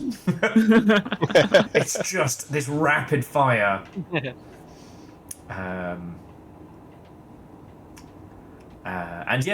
In terms of like new features and stuff, you don't have to go and get quests from the varying guilds now. You just get to choose them from the captain's table. Okay. You want me to put Voyage of Luck down? That's what I'm thinking. Right. The Voyage of Luck is like you get one a month, and it might be a rickety spoon buried in the ground, or it might be like 15 chests of the highest order. Oh shit! Frightening. Ben's like, mate, did you hit 1 million on YouTube? I did. Fuck yeah! Congrats, mate. That's... Yeah, we after a year of, we spent about a year between 900K and 1 million, but it finally ticked over a week ago. Fuck yeah! Congrats. Congrats. Thank you. Okay, I promise this was not something I pre-cooked. I was checking the hot sheets before coming on this evening, and who would cross my feed but once again the angry video game nerd. Oh boy, yeah, James is having a oh god. He's about to have a shit week. He's about to have a real shit week.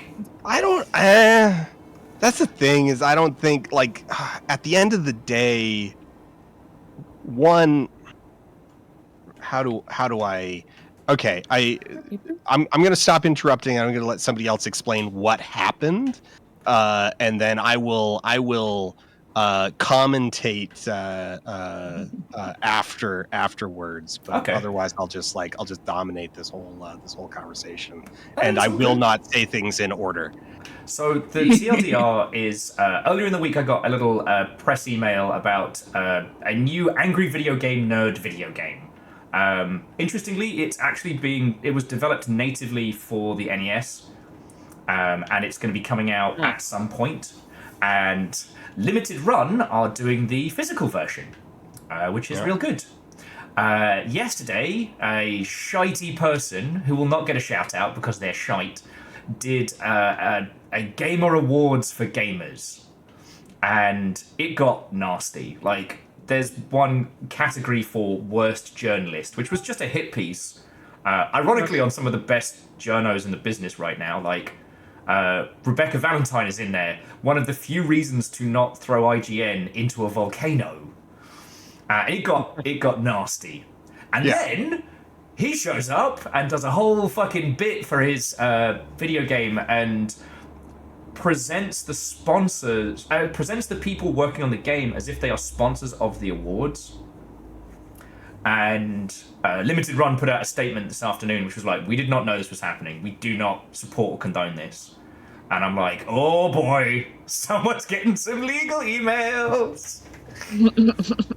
Like, I often say, like, Schadenfreude is kind of, it's not a good thing to indulge too much, but every now and then is fine, and I think this is one of those. As a treat, every now and again. Yeah, as a treat. Yeah, just for funsies. And the thing when is, you like, really Limited need it. runs a small company that really give a shit about game devs, you know? And this is, they don't play this way. They don't play this way. So I had to have a little cackle, and I was like, of all the fucking days for this to go down, it's when I've got fucking Dan coming on the show for some sailing. I mean, you know what, Justin, so the person who's going to have a bad week here, who's actually going to need to like field those emails from like Limited Run, it's going to be Justin. And honestly, like, he's the one who deserves to have that bad week, because this was probably 99% like his decision to participate.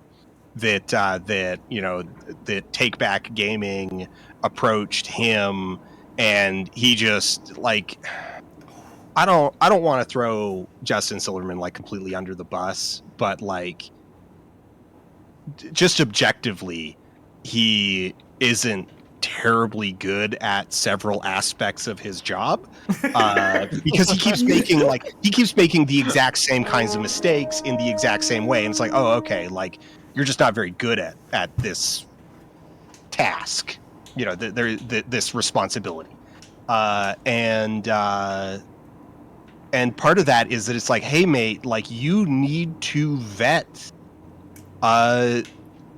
these kinds of like invites and promotional opportunities, because James is just going to say yes to like almost anything, because he's a people pleaser. He's like, he doesn't really grasp context very well, and he keeps stepping in like these kinds of like political landmines because he's not paying attention. He pays you guys to like keep this stuff from happening, but Justin sees screen waves, promotional opportunities. Any press is good press. That's all he sees. That's what he processes. And so when Take Back Gaming is like, hey, we want James to do this thing, and you know, the guy running it is one of James's former, you know, associates. Oh, I didn't know that. Yeah, because it's a lot of fucking sense, right? Because Screw Attack, like, James was on, you know, like AVGN was on Screw Attack for years after Game Trailers. Yeah. And so like, of course James is just gonna like say yes, because nobody's going to James and be like, hey, we're doing a like truly anti-woke video game awards to really win the culture war and like and put gaming back where it belongs in like, you know, get all of these like rainbow haired, you know, get all the rainbow hairs out of gaming. Like, nobody's saying that. They're saying like, hey, do you want to do a bit for like shittiest game of the year at our little video game awards? And he goes, sure. Yep. Oh, it'll just be funny. It'll just be a laugh, you know? It'll just be a thing. Yeah. And then Justin sees like, oh, hey, this is an opportunity. It's like, we've got this thing coming out. We're going to just, this is a great opportunity. Can I present a thing as well? Because for some reason he's still, you know, that's orthogonal. I'm not going to get into that. But yeah, so so Justin Silverman saw a Screenwave promotional opportunity and took his top talent and just kind of threw him to the Sharks for what is ultimately going to be zero gain, and he's now going to have to field, very rightfully so, some angry emails from their business partners. Yeah. Because he didn't do the job of vetting this stuff and going like, hey, is participating in this a good idea? So, yeah. Oh, and whilst we've been having a natter, this is a brand new toy that we haven't played with yet. It's a mimic dart. Now, sadly, it doesn't change your nameplate, but it means you can turn into anybody else. Right. Okay, I thought I was going insane. I just thought the game severely broke because I was like, Will can't change his like character build. What the fuck is going on? Double. What if I look like a skeleton though? I wonder how this interacts with like that glitch where sometimes you look like a skeleton to someone else. Yeah, that'll be fascinating. Next time one of us turns into a skeleton. Yeah, we'll test it out. Yeah, no, you know what? Wet Socks is correct. Sea of Thieves is never broken. It operates exactly as it's supposed to. It famously never had a glitch where people could just one-hit other players. No, it would never. No. Have was a that. feature. And you only get basic emotes when you're pretending to be people. But yeah, no, it was just... That crossed my feed and it just cracked me up. It was quite a morning for me to wake up to. He was like, "Hey, did you hear?" I'm like, "Well, I did now." And yeah, like aside from, and like I can understand why the peeps who were targeted are upset, rightly so. But like ultimately, aside from grifting a bunch of Twitter users out of $5 to $25, it hasn't really had an impact. Like, this isn't going to affect the games industry. It's going to affect those business dealings you were just talking about. But yeah, it's just... Oh, I see the boat very moving. fun. I should get off the mountain. Oh, you come... I didn't realize you were up there. I've got my weird... I decided to go parkour because we were talking. I was... Well, I know exactly where we're going, and it's not far. Biggest Dickus spotted! Oh yeah. All hands, let's get us a big ship. All Dans, we've only got one Dan, damn it. So Dan, catch sorry, up. I'm not paying attention. What's our heading? So if we want the treasure, dead ahead. But if we want the biggest Dickus, bearing west-southwest. There it is. Oh, is it the tornado in the sky? Red tornado moving. Alright. And I don't think Not anybody that else far. has taken it. Yeah, no one else has taken it. All right, I'm back on board. Due west. All right. Raise up the anchor! Waylay sails! Bring me that biggest Dickus! To those of you who haven't seen this before, so the biggest Dickus is actually known as the Burning Blade, or the Big Tesco. It is a 4-deck, 10-gun behemoth with a doof cannon of fire that spurts from the front. It is an unstoppable juggernaut and stupid fun. You basically become like the server boss while you have it. The goal is then to either do as many little rituals as possible or just cause trouble until it stops being funny. Yeah. And I think we're probably going to do the latter rather than the former. We've never been ones for strategic organizing. No. Of course we're against the ruddy wind. I can't even tack sails. Verdant Flow, when somebody takes it from us or sinks it. Yes. Or we somehow manage to hand it in and make silly amounts of money. I like this. I like their water. Their water looks really good. Yeah. So pretty. They basically just have like a bunch of cloud servers handling that. It's fucking gorgeous. They make this whole game just because someone made a cool water thing. I Is that how wouldn't this be happened? surprised. Yeah. No, actually, one of the Like, things. I think this might I think it's even better water than Valheim. Oh yeah. Yeah. But no, they prototyped this like proper, little bean pirates on crappy untextured ships. What they did is they got the water sinking very very early on, so that they could put all this like fancy visuals over the top. I'd need a tech artist to explain to us all how they do it. I know just enough. Tell you what, Ems, if you adjust us to port, we might be able to catch the wind and head it off. Okay. Because its heading is kind of... Oh, that's right. I forget it moves too. Yeah. Yeah. Okay. Never... Yeah. I'll catch this wee bugger. And let me swap out my blow darts. But yeah, Dan, if you want to have a feck around with any of the new toys, now is the time. Because there's the double barrel pistol, the throwing knife. You can hang off the side of the boat. Oh yeah. Double barrel. Where? So down in the armory, it's all just the new toys that we get to play with. Yeah. Back here. It's still Sword the old rule. arts, grapple gun. On this. Yeah. You can walk on the harpoon lines now.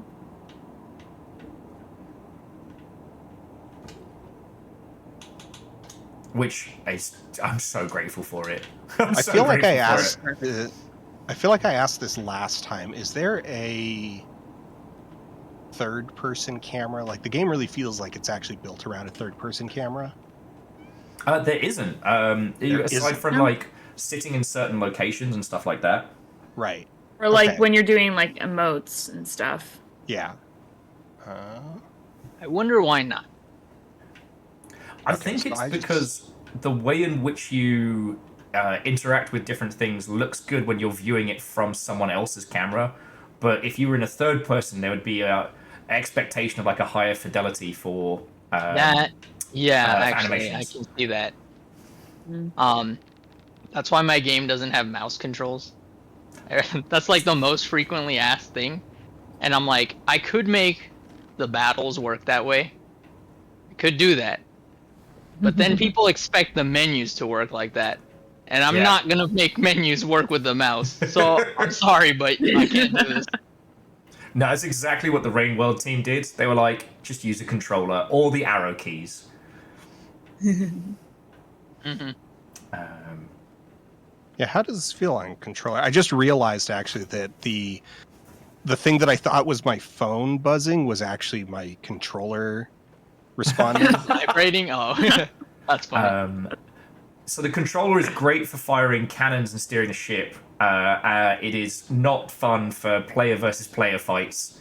So we It's just try and terrible for avoid. PvP. We just try and avoid that. We just try and sink them before they yeah. can board us. Alright, so for that one, you can shoot each barrel separate, or charge it to shoot both barrels at the same time. Okay, so how... Hold the what are my trigger. input for that? And then when you let it go, yeah, it'll shoot them both. The throwing knife's probably the only complicated one, because you have a stab by just hitting. If you hold it down, you do a CSGO style backstab, and then if you hold down the aiming, it flips it around, and then you can throw it. So it does a little bit of everything. But you don't get to do the sword lunge.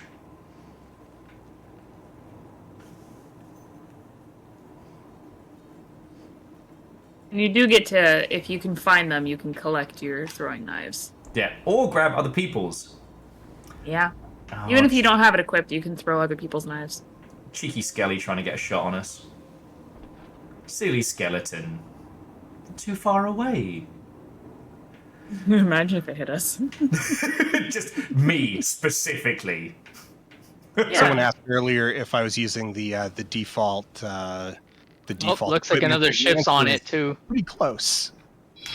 Yeah. Okay. Oh, and Oh, they just sank it. I think they're gonna get it. oh no! No, we're so against the wind. It's so Yeah. hard. Yeah, there's no way we can take it. Yeah, they're handbraking to grab it now. All right. Yeah. Do we want to go on our quest? Yeah. Yeah, Swing us around Thieves Haven, and we'll head back into the world. If they chase us, we will Going fuck them up. the opposite way. 'Cause it's easier to turn this way. Aye, Helm. We'll adjust once we're on course. Let's turn the lights out, though. Let's not be their first snack of the night. If we hadn't been against the wind, we could have beaten them. Yeah. Yeah. We were fighting it the whole way. So long, biggest dickus. Oh, so you're saying So I should long. stop running around turning these lights back on? You mean, do you, friends. Do what you want. We're just, we have some suggestions. Because a pirate is free, and you are a pirate.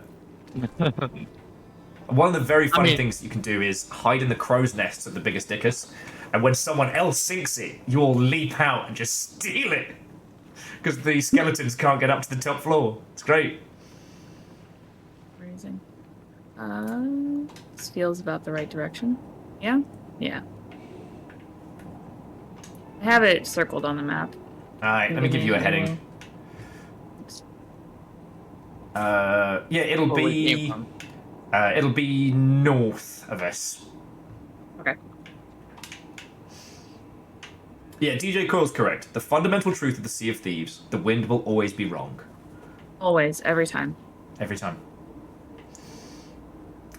Also, other truth, I will always be able to park better when I am by myself versus when I have any of these fuckers on board. Well, that's the thing. Every time you tap out for the evening, I usually end up with the helm, which I'm fine with. But then it involves a lot of crunching and paint scraping. I'm basically the band that has to follow you for helm's work. I just look like a dingus. It's hard. Well, I've been doing this for 3 years. Oh, have we been on this for 3 years? On this for 3 years. Oh, I've been God. steering this for 3 years. Shit's hard. I still crash all the time. God. It's been 5 years since we had that encounter with Hunt the Strong. Just as a little... Sorry, that's not going to make any sense. So to all the lovely people over at Foldable Human, our Friday Night of Thieves actually started as a Blackout Club group, which was questions kind of children in peril, stealth them up with a hidden, live service story thing, featuring the cast of Critical Role. And Ashley Birch, who I cried in front of. Same. Yeah, they did incredible stuff with that game. Sadly, the live story is now over. Like, you can buy it and play it, but you won't get Maddie Mercer shitting you up sideways on a random, Friday afternoon. You won't get Eric Ishii laughing gleefully in your ear as you run for your life. Basically, they played the gods of Redacre, these disembodied voices that would bargain and twist and either mess with you or help you depending on things. It was really good. It was so good. Yeah.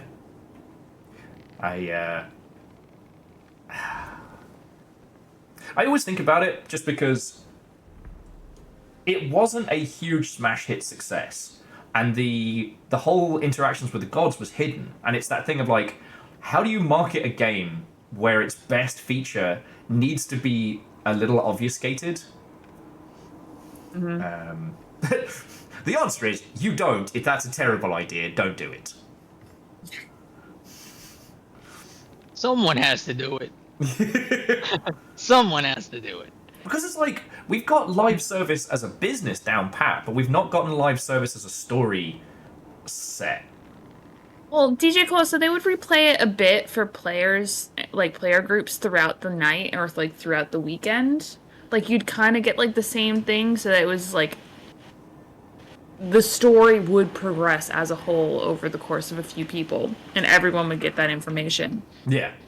The interactions were unique, but like they were doing this as by the book as possible. You know, we had everyone getting paid by SAG-AFTRA terms, and like they also wanted to keep it small. And like none of us knew that it was the cast of Critical Role until after the story was completed. Yes, we didn't find that out until way It would have after. been ruined if we knew, I think. Yeah. And like They did that so well. Yup. They really did. The Markiplier moment was obviously the This sad one. island right here. Oh yeah. Ready on. Yes, thank ready you. on button helm. Sure. Oh, just coming. We're just coming hot. Yeah. So much is going on. My dad just tried to call me. There's something very loud happening outside. I'm trying to park a boat. Nobody wants to call On you top until of it's all time that. to park a boat. All right. Hit the button. We're close Alright. enough. Alright. Let's do cheeky shit with harpoons. Yeah, so this is the other fun little thing they added. Is you can just trundle across on the rope. My Yeah. favorite Oh, thing. it's got a button though. R. Okay. If it's Is this a mini game? It is. Kinda. Yeah. kinda. If the angle is steep enough, you just slide down it like fucking not DuckTales. Oh my god, what was the one where Baloo was like a air pilot career? Oh, Tailspin. Tailspin, yeah. Tailspin style.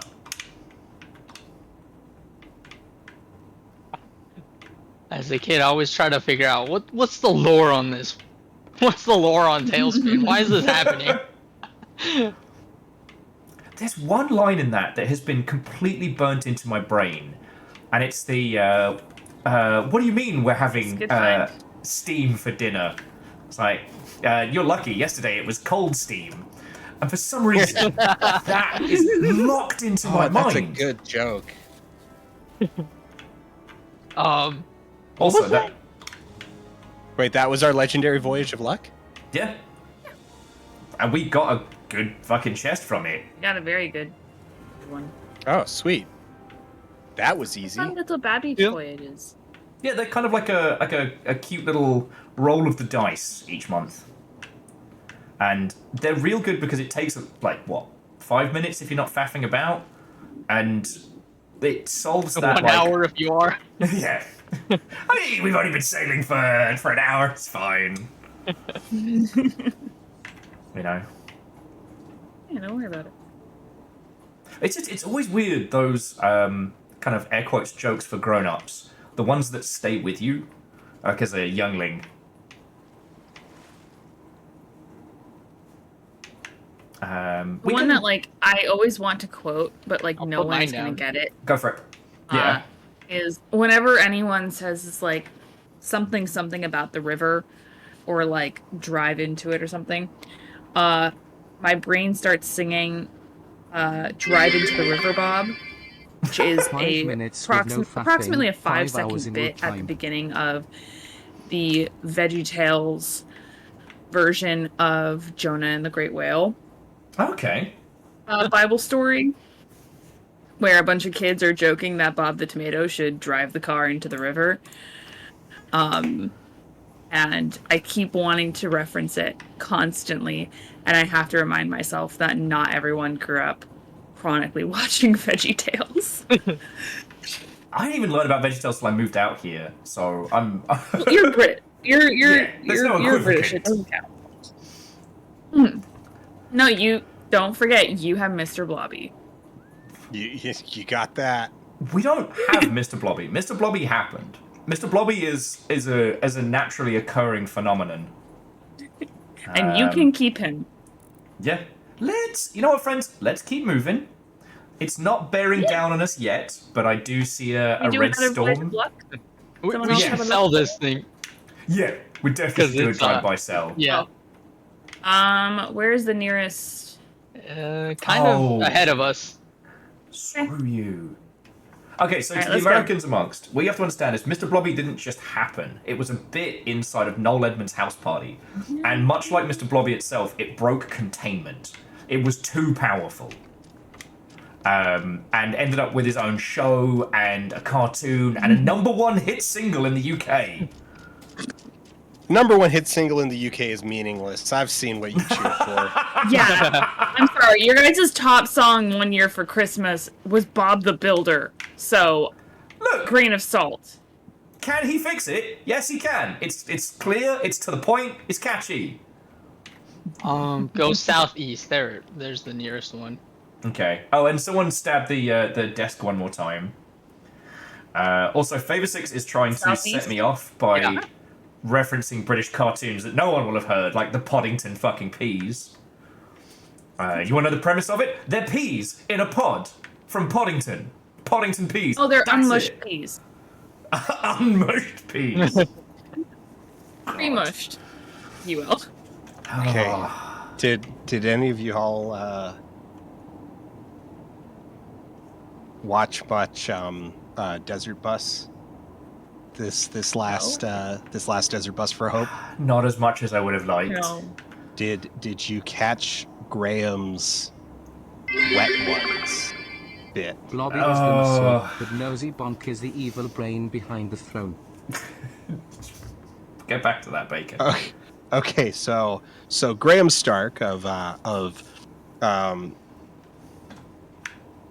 Loading Ready Run. One of the nicest people in the whole space. He comes up with this absolutely brilliant bit to do on the stream, which is a riff on Hot Ones, Okay. Okay. where he interviews another stream participant, where they work through a series of not hot ones but wet ones. So he has this arraignment of wets, which are various Oh, we are in shit. non-Newtonian fluids Huh. and dips and sauces and sundry that we would then that the participants would then dip a McDonald's chicken nugget into and eat while Graham interviews them. And one of them was mushy peas, Oh, I'm so sorry. cold. Yeah, sauces is stretching it. Most of them were not sauces. I'd like to point out to both audiences, mushy peas aren't a very common thing that people consume, but they do exist. They're not made up, and they are distinctly worse warm. Like, cold mushy peas sounds bad. Hot mushy peas is significantly worse. Yeah, so it was pea wet, which is so it's just cold canned peas, and that part was like, and this is the thing is that was the least worse, because that was just like mildly unpleasant, right? Oh, You're and, like, it's like I don't, it's like and- this isn't Sorry the to greatest. interrupt. This is a bad dinner. And just do us a drive by the. Oh, too late. Hit the button. All right. Okay, sorry, Dan. Please continue. But then it was so pea wet was usually where things started, and then it was augmented with other things like thick tang and Excuse me. What is a thick tang? well, so you're familiar with tang, right? The astronaut drink. No. Oh no. Oh no. Yeah, so just imagine tang, but thick. Thick? Yeah. Oh god, that hurts to think about. Thanks. I Well, hate so- You had like a yes. whole bag of like warheads. So what happened? Yeah, what happened was they went to Safeway to shop, and the only thing of tang that they could find was like the giant like 2-liter canister of powder, which is a lot of tang powder. And so having so very much of it, they started mixing it, just really being really like delicate with the ratios of powder to water. So it was intense. Yeah. It was enough powder for gallons of tang. Thanks. Yeah. I hate it. Like, Thanks. I with- hate it. A nugget dipped into that. Yeah. Ugh. Yeah, so when I say non-Newtonian, like it was a really questionable. Like it was right at the edge of like, okay, this is this Going is technically wet and not, not just Okay, like I'm damp sorry. grit. I need you to explain because Oh yeah, thickwid. That was the other word we came up with. Thickwid. Bigwood. Why? But I need to know what all-purpose sauce is, because in the UK you have H1 sauce, and you Is it have. Aldris? Unfortunately, Is it like Daddy's Aldris sauce is a real thing that exists. But what the fuck is all-purpose? All-purpose. The all-purpose sauce. I didn't. I didn't actually have the all-purpose sauce. It apparently wasn't. Yeah, it was just a. It was just a sauce. Like it's. Is it literally called all-purpose sauce? God, that's horrifying. Hang on. Right. Can have a If you look. found it with the cleaning supplies, it's not sauce. Yeah. I'm looking at it. An image was posted, and I don't know. It's somewhere between like hummus and gravy, Personally, I like my sauces to only serve some purpose. right? Like it was like the all-purpose sauce was like it was like a thickening agent. Right? It didn't actually have much flavor on its own. It didn't have no flavor, and its flavor was unpleasant, but it was meant to it's like it's intended that you like add it to other stuff. No. Crisco is not universal sauce. Get out of here. Yes, Crisco is not sauce. everybody got the shrimp. The shrimp wound up becoming the climax of Okay. every. I need to respect Bag Full of Bees as one of the best usernames I've seen today. But two, what do you mean shrimp? Oh, so Yeah, it's a no. So dang it, it's Thai shrimp sauce. Like you know what a fish sauce is, right? I mean, yeah, fish sauce, but shrimp. But shrimp. And so it's like it's quite. It was good. It's just the ratio of shrimp sauce to single nugget was just completely off because it's like it's spicy. Mostly it's just like intensely salty and has that like really really like eye-watering kind of seafood like the I don't want to say burnt seafood, but like it was a very very like smoky flavor, really super intense. Okay. Because I have noticed that shrimp cocktail's not a predominant thing out here, and cocktail sauce is awesome because it's just Thousand Isle but with more stuff. And I was hoping that's where it was going. I was hoping this would be a tale of like, oh, and for the last one, Graham would be all like, you're gonna have to eat shrimp goo. Nah, just kidding. It's delicious. Yeah, no. That was my description that I gave to Graham was the amount you'd put in an entire batch of stir fry onto a single nugget. That's horrifying. I'm sorry, Will, what did you think that cocktail sauce was? Well, like it's Thousand Isle with extras. It's Thousand Isles with spices in. Isn't Thousand Island usually creamy? Yeah. Well, I guess Will, you don't what have the have you been proliferation eating? of prawn cocktail out here. We have a shrimp cocktail, but it's served with like a spicy red sauce. Cocktail sauce is salsa out here. Huh, fascinating. I mean, the only thing that you're missing is prawn cocktail flavored crisps, because those are awesome. They don't taste like prawns, by the way. Wait, so now I'm wondering what a shrimp cocktail in the UK is. Yeah. 'cause I it mean, I sounds guess like you it's just said it's very Thousand different. Island. Yeah, so it's a bunch Yeah. of prawns on top of like salad, usually in a little bowl or a fancy glass, with this kind of like Thousand Isle, usually plus paprika and a bunch of other little spices and stuff. It's real nice. And that's, that's where I was we hoping usually the use story like was a going. kind of No, our shrimp cocktail dip is usually like a clamato base. Huh. Yeah. I mean, the only yeah. knowledge I have of shrimp sauces comes from The Good Place, and that's it. Yeah. None of the things that Eleanor Shellstrop puts on shrimp should be on shrimp. None of Okay. those are shrimp cocktail sauces. And now I know, and knowing is half the battle. Seafood buffet. I mean- Especially the mystery white chocolate flavor, but really any of those. Again, I just assumed. We're not all dirtbags from Arizona. Some of us are from Orange County, California. Some of us have standards. I never said that. Let's not reach. I come from a county with an active KKK. Let's be realistic here.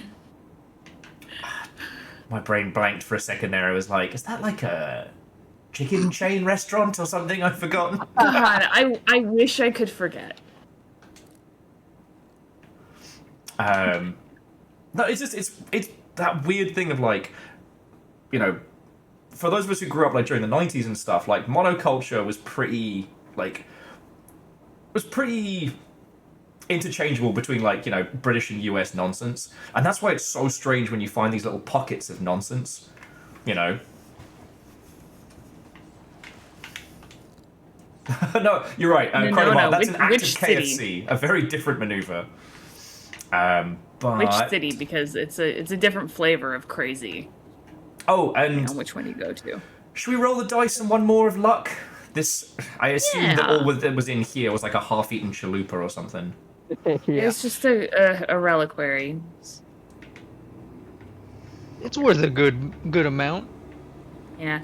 Every single time I see the word reliquary in this game, I think of how the bat, Bartok, says it in Anastasia. Okay. So he's like, reliquary. I don't know. He says it in such like a specific and weird way. Every single For- time I hear how he says it. For years, the bat from Anastasia and the bat from Fern Gully blended into one creature in my child mind. Aww. Oh, kids. Amazing. Okay, so whilst we're at kind of like Faffamancy o'clock, so one of my favourite questions, what are you all playing at the moment? I know it's a contrite one, but it usually gets some interesting results.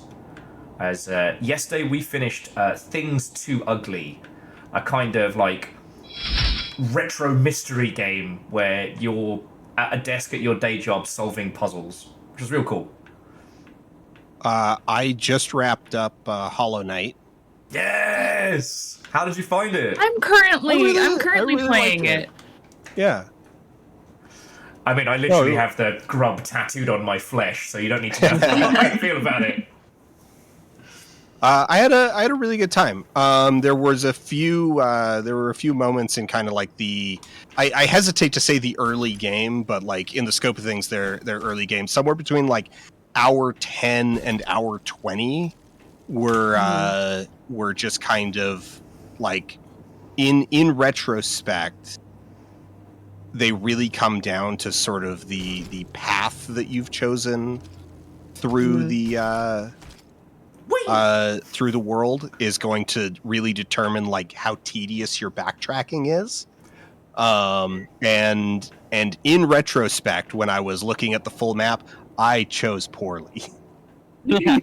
And you know, very much that thing of like you start exploring one branch and then you kind of commit to like,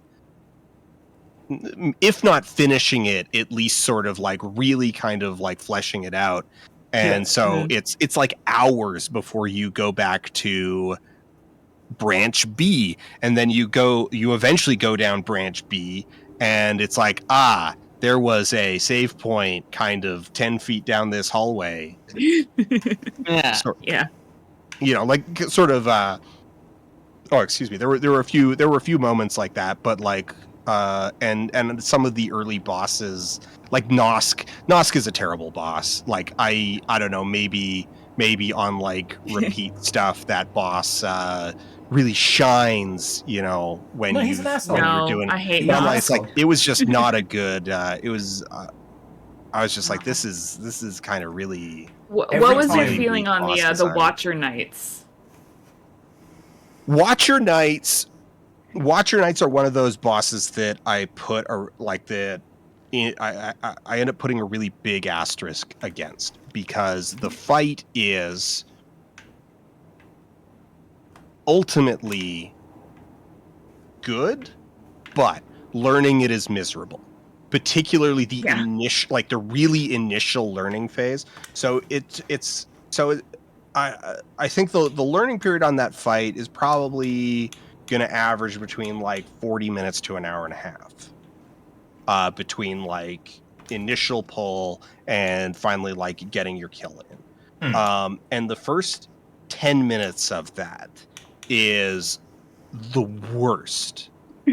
It's so bad.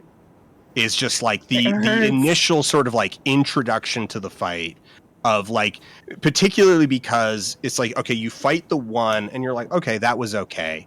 And then you come up with the duel, like then the duel come out and you're like, this is a little like unfair and not particularly sort of like, and it's just kind of like frustrating until you find the exact rhythm of like defensive versus offensive play. Honestly, and then it's what there's stops me this from doing a Steel Soul run. It's just Right. remembering that Yeah. fight. Yeah. And then there's that really awful moment, probably around 10-15 minutes into the like learning, where you finally process like, are all of these ones in the background gonna come to life? It's like, oh, I need to kill 6 of these assholes in a row, fighting 2 of them at a time for like 70% of the fight, 80% of the fight. And I was just like, so that part was miserable. Once you get past that hurdle, so you can kind of see how like Yeah. a little bit of dev brain, right? The devs can see the whole of what the fight is going to be, and they know that it's like, okay, but once you get into it, it's like it's a really sick fight and it's got a really good flow to it, and like it really pushes you. It's really like it really like makes you earn the end of this With Lurian. It really makes you earn this this branch. We're heading west, by the way. But then it's like, yeah, but that initial sort of introduction to the boss is like, it's so, I don't want to say hostile. It's just, it's a fun boss to fight. It is not a fun boss to learn. Yeah. It's one of those bosses that I am still, I would say, a relative baby in the world of playing games in general. And when I first played that game, I ended up going and beating every other boss on the map before coming back to that one. 1,000 hours. And since then, I've replayed the game now, I think like 2 or 3 times. And every single time I still save the Watcher Knights for the end because I just fucking hate them so much. Like, and I agree. I think like once you get into the flow of it and like you get it, it's a really interesting, really like engaging fight. But like, I am not good at pattern recognition with bosses. Right. And I get so frustrated, and like that fight is the reason I almost put the game down the first time I played it. Yeah. I think it also suffers from, I mean, sort of in the you can see that the devs changed their philosophy about midway through development, because you've got the boss run back for Soul Warden. Oh, when you get the Dream Nail. No. The what's his name? The oh god, yeah, the guy that gives you like floating Desolate Humpty Dumpty, who gives you Desolate Dive. Yeah. Oh. Not Soul Tyrant is his dream name. It should be to port somewhere in this fucking fog, by the way. Yeah. This is gonna be a little tricky. Yeah. But like the run back Attack for that Path guy. was- absolutely toxic. Soulmaster, yeah, Soulmaster. the run back for Soulmaster, unbelievably toxic, and you can see that they changed their philosophy on that like midway through development, because by the time you get down to Oh, I see it. Broken Vessel, it's a lot more normal. Of like, it's like, okay, you work through the area, and part of what you're doing is you're unlocking like a direct path between your save point and the boss. And Watcher Knights is kind of like halfway in between that. Hit the button. The boss, the run back isn't hard, but it's also not like You're good. clean and easy. There's a, No one hit the button. I hit it. Okay, thank we you. also hit the island. Yeah. But there Yeah, is it's a fine. Merm statue, which is cool. Yeah. Pop that open. It's interesting because most of the people I speak to, they tend to give up around about the White Palace. I battled through that and finally beat it on my most recent run. I did not do Path of Pain because I have my limits. Yeah, But- everyone has limits. I also I realized I was like, you know what? I'm not gonna do God Home. I know my limits, and it's not You've done your time. 20 and that's bosses okay. back to back. Yeah, White Palace was ultimately fun. I enjoyed it. There's single digit jumps in it that I would delete from existence because they were inconsistent. But otherwise, I had a really fun time with White Palace. I didn't do Path. I stumbled into it, kind of took one look at it, like saw the thing come up, and like, I remember you from GDQ. You're for someone else. Sickos only. Sickos only. Yeah. I will not yuck their yum, but I'm also not going much further. I gave it one crack and was just like, this is gonna take forever. I could do this, but I'm not going to. Yeah, I found the White Palace very, very rewarding. Like, I was so happy when I finished it. Yeah, and I think it's I think ultimately I would err towards it being very well. How do I drop this? X. I was about to say I'm on controller. And I've put this down I put this down a vault because the conversation is very, very good, and I figure we'll just we'll putz about, make some gold. The biggest dickers cannot see us in this fog, so we're in a really good spot right now. So yeah, if anybody wants snacks or beverages or what, now is a really good time. And if everyone's okay, then Radiant we'll just orb keep going. levels, yeah, fuck that. Oh yeah.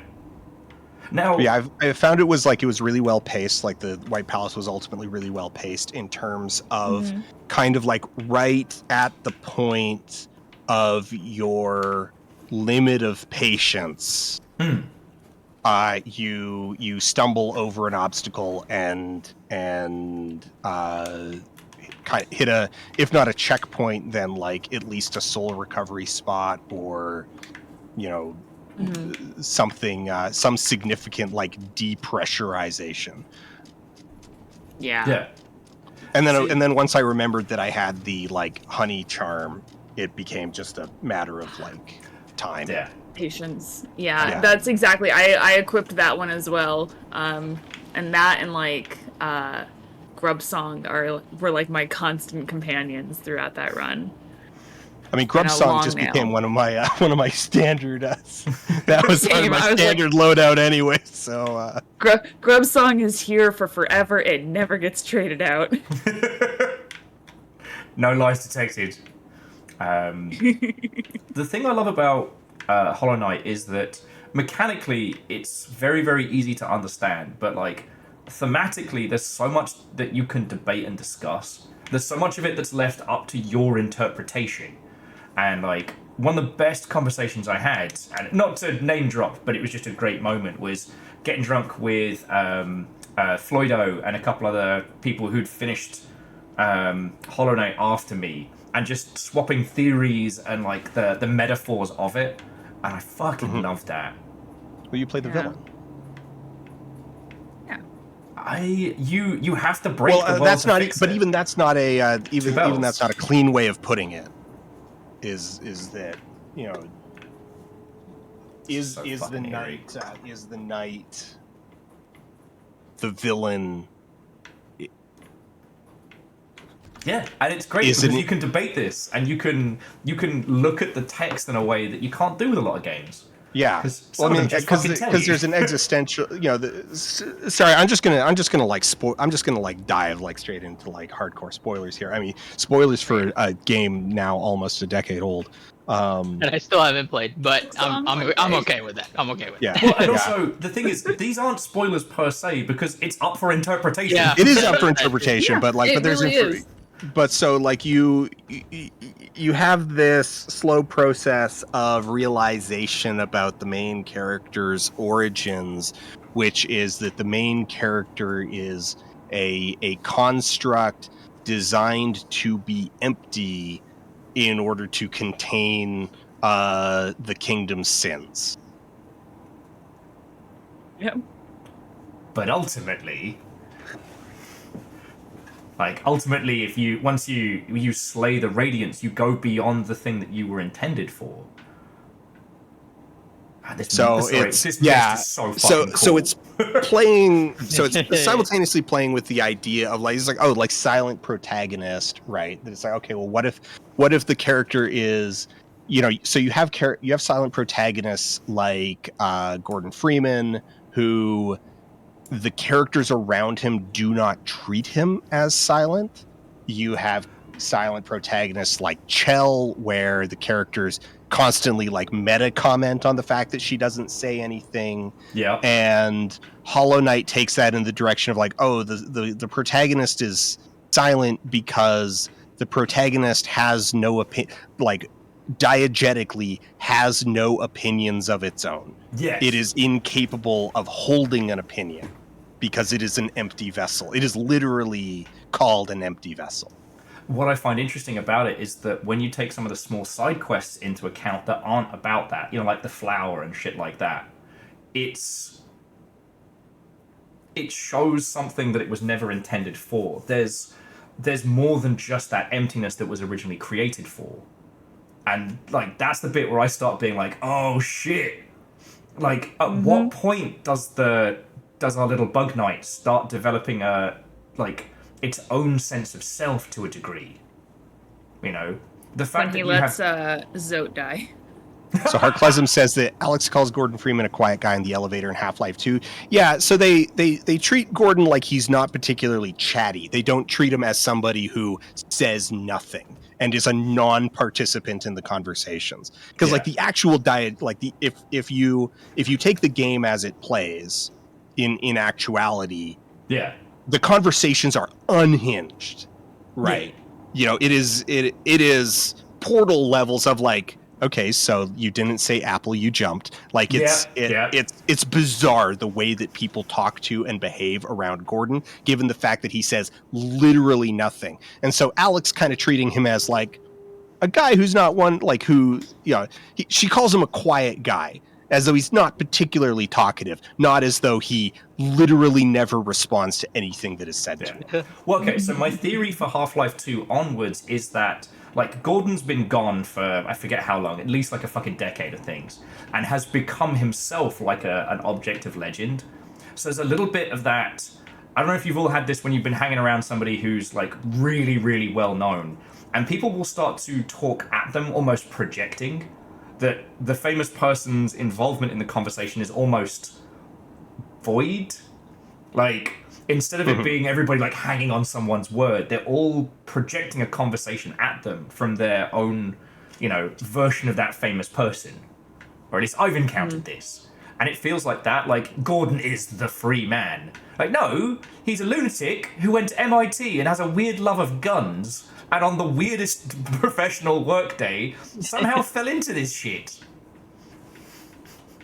Sorry, we do Half-Life stuff every Christmas, and I love talking about this. Yeah, I just did a Half-Life 1 and 2 marathon for my New Year's stream. Ah, good shout, So, good so shout. back a good 6 hour back to back. Yeah. Oh, actually, the more a streamer thing than anything. So the FPS mod for Half-Life Alex is really good to stream and talk about it. Like, obviously, Alex is a VR game, and it loses a little bit of the physicality of it. The difference between Alex and Gordon is very pronounced because Alex is like scrambling for every shotgun shell and panicking for every health thing. But the story and the writing is so good that it carries.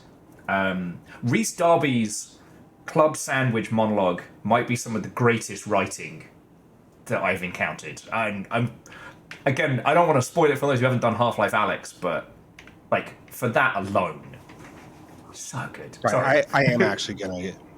Now that we've taken snack time and talked through it, I'm actually gonna go grab a snack. Okay. When you return, I will copy that idea. Nice. And Also, yeah. I think Biggest Dickus was sold. It's not on the map anymore. Okay, fucking cowards. They had the whole place to themselves. So it could come back. It could come back. Could come back. But because we're not flying a flag, I know the rest of the crew knows this, but for both chats, the Reapers faction can find ships that are flying any faction flags. Obviously, that's more complicated than that, but we're not flying a faction right now, so we're just literally hiding in the fog. It's gonna be great.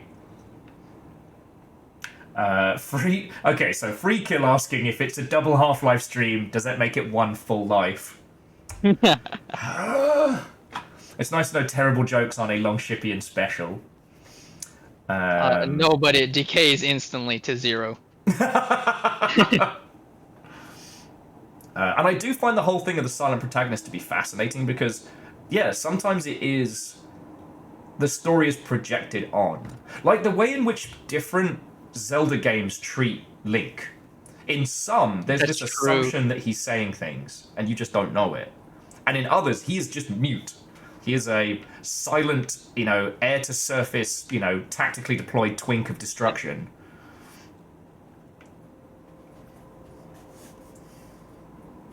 Hey, Krill. We're doing this. We're sailing the seas. And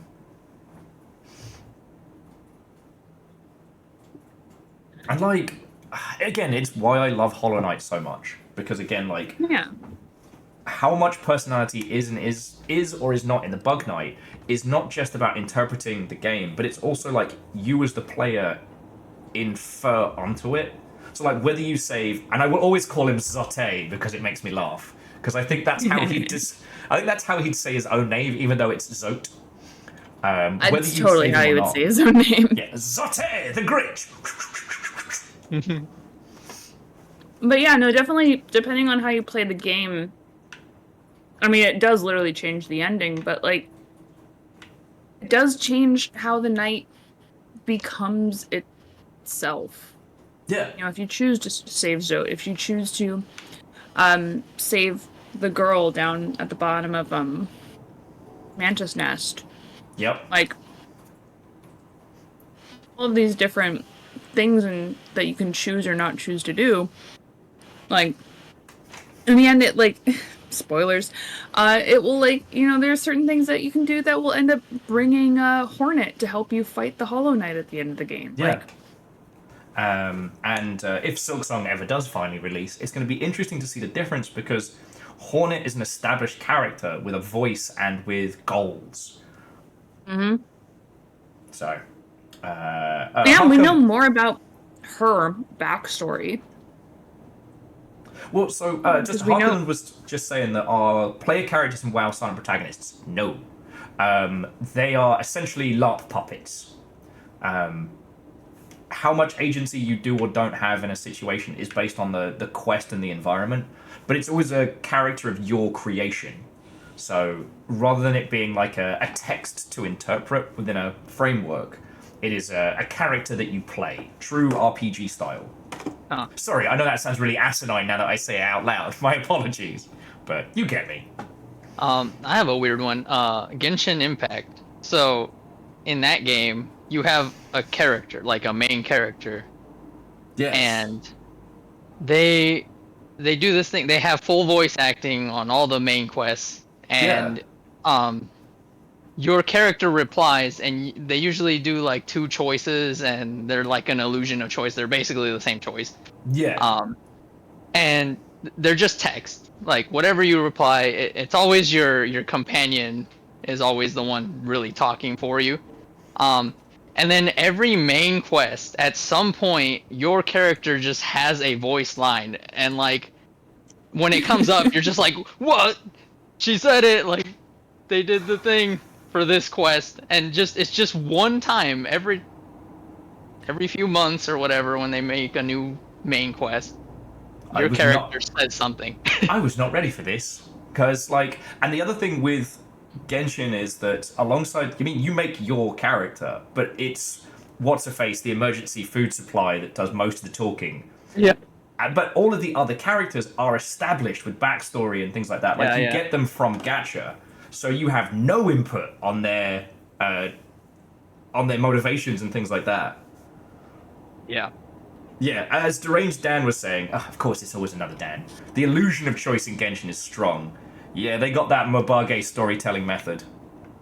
I'm fascinated with this this theory that Ludo's proposing that the player as an entity is on par with the Radiance or the White King.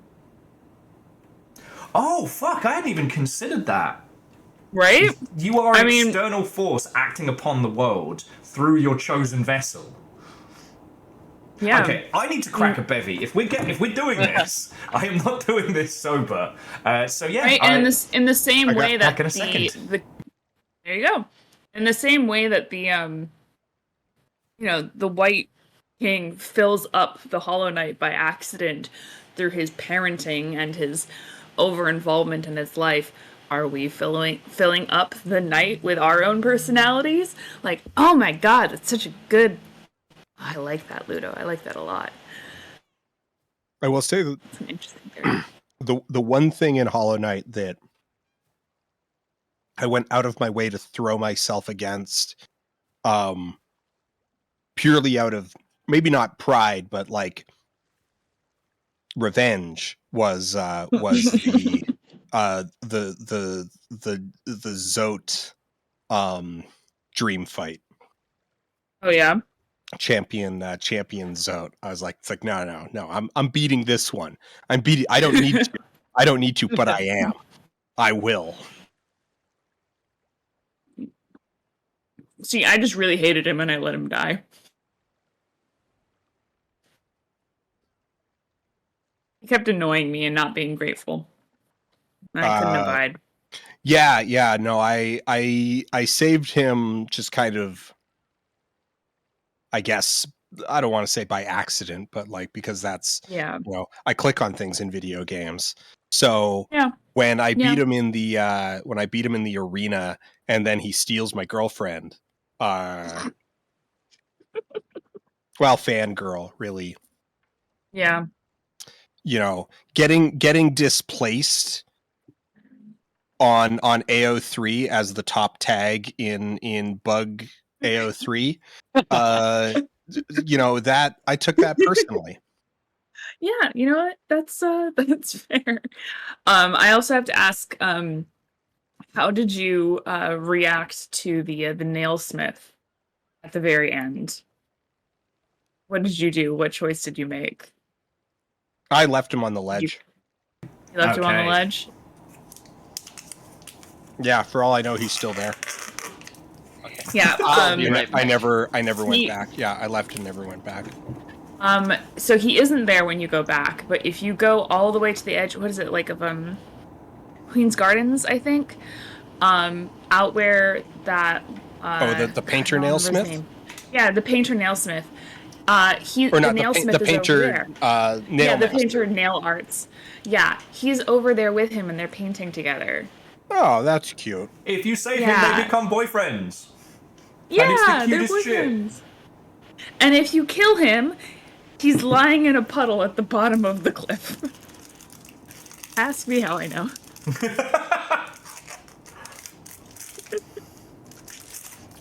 player number 3, you're right. That is in fact Zote's full name. My apologies. I didn't That mean is to his full mispronounce name. it. I will not be respecting his government name. He is that little bitch. All right. So while Virals is snacking, shall we find this bloody treasure? Yeah. I think it's just dead ahead. Is it? Yeah, it's pretty much dead ahead. I mean, Bug Yowie. you'll know the rule. If there is a screen, AO3 will be seen. Oh, what was one of the things that really threw me off? So I wound up streaming this part of Hollow Knight. Yeah. Was that it's like, okay, the dang, what was the boss name? The Champion Knights. That we were just talking about the fight. Oh God, That I night, had the name of them gauntlet too. that gauntlet of knights. Yeah. Oh, Watcher yeah. Knights. Watcher Knights, Knights. yeah. So I streamed I did that fight, got up to the top of the tower, and then I'm like, all right, time for the boss, and then the dreamers are all freebies. Right. So I was like, oh, okay. It makes sense why Watcher Knights were like as insane as they were, because they were the final boss of the this branch. Okay. Yeah. But then I'm like, but I've already been through an area and I couldn't unlock the boss, and chat's like, what are you talking about? So I go back to the spider area, and there's this big doodad, this big invincible doodad that I'm like, yeah, I spent like 10 minutes like trying everything on this thing, like using spells on it, using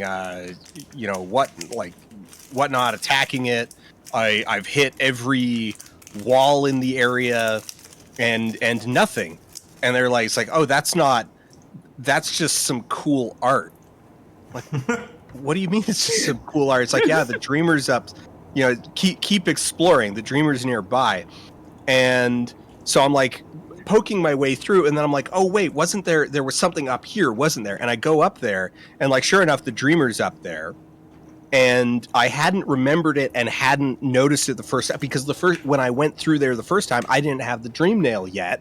So you can't interact with it at all. It's just like the dreamer's just like there, and you can interact, and it's just like it just gives like one line of whatever. It does not indicate that like this is a thing that you should really retain, especially when like a couple minutes later you make your way into a room that has this giant like spider idol in the middle, this bespoke piece of game art.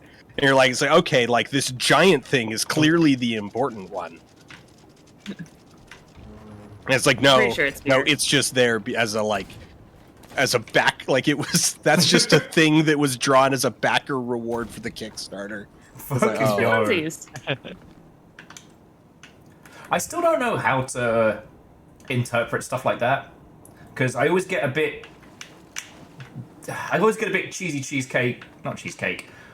cheesed was the term I was looking for, when people take like hidden files and then try and interpret meaning from them, especially like FromSoft games and stuff like that. Yeah. And so like with a backer reward, it's something that was this added. Means a thing. It's like, well, no, it means that they had an idea at a time. Yeah. Yeah. But in the same vein as like, should we just treat it how it's treated in the world?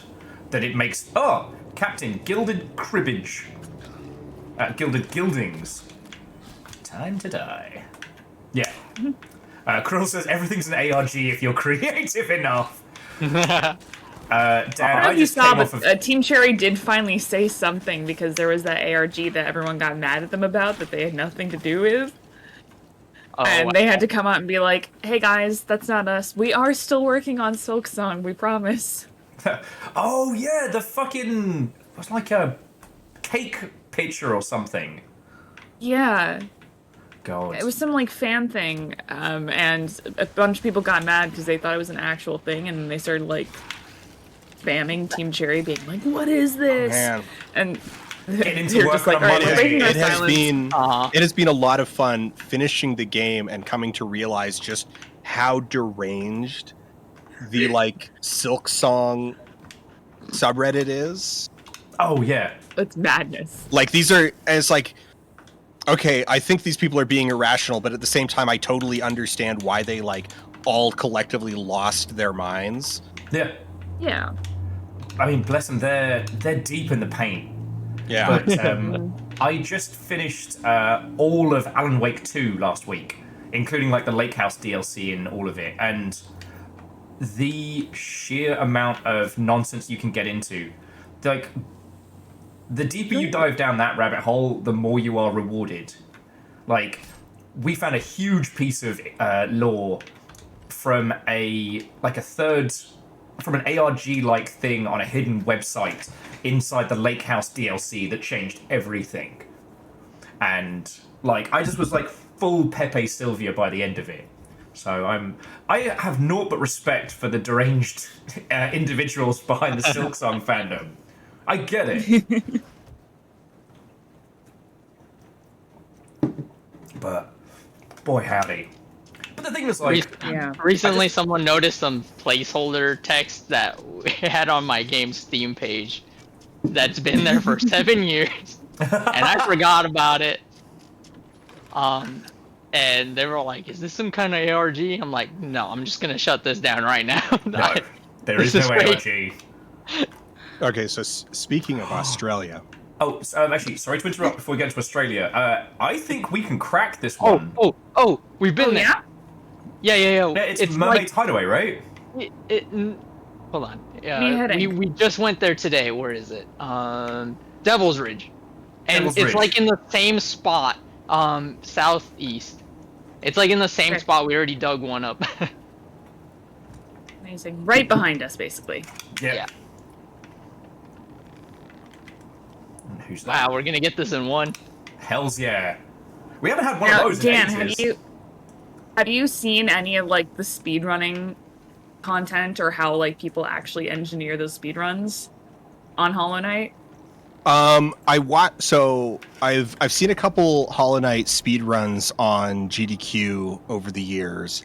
But I really should go back and look at one now that like I have more personal investment in the game and like understand sort of like what's going on rather than it just being like, wow, this looks like an intense platformer that someone is speedrunning. Yeah, because I think the new current record is under 5 minutes. Jesus. It's insane. Tell you what, if you need something between now and Silksong, Rainworld's right there, Dan. It's right there. I've been hearing good things. Hey, Laura, you're playing Rainworld, right? Yes. Yeah. Laura's been playing it, and she's having a really good time with it. Fuck yeah. For interpretive story rabbit holes and wild stuff, I can't recommend it enough. Like, I played the original, got all the slug cats tattooed on my body, did the Downpour DLC, which actually I recommend people buy when they get it because of the remix options to make it either easier or harder. It's so good. It's so good. I guess for anyone who's super new here, let me just quickly show them. That couch behind me has every single slug cat plush that has been released. Every single one. And there's a lot of them. There's Hollow Knight explanation under 5 minutes. Video is like 20 minutes, of course, but very insanely interesting. Well, the thing that got me thinking about that got me thinking about Rainworld was our friend Iced was at GDQ doing the Rainworld speedrun. And because that game has procedural animation and physics, oh boy howdy, can you break that the fun way.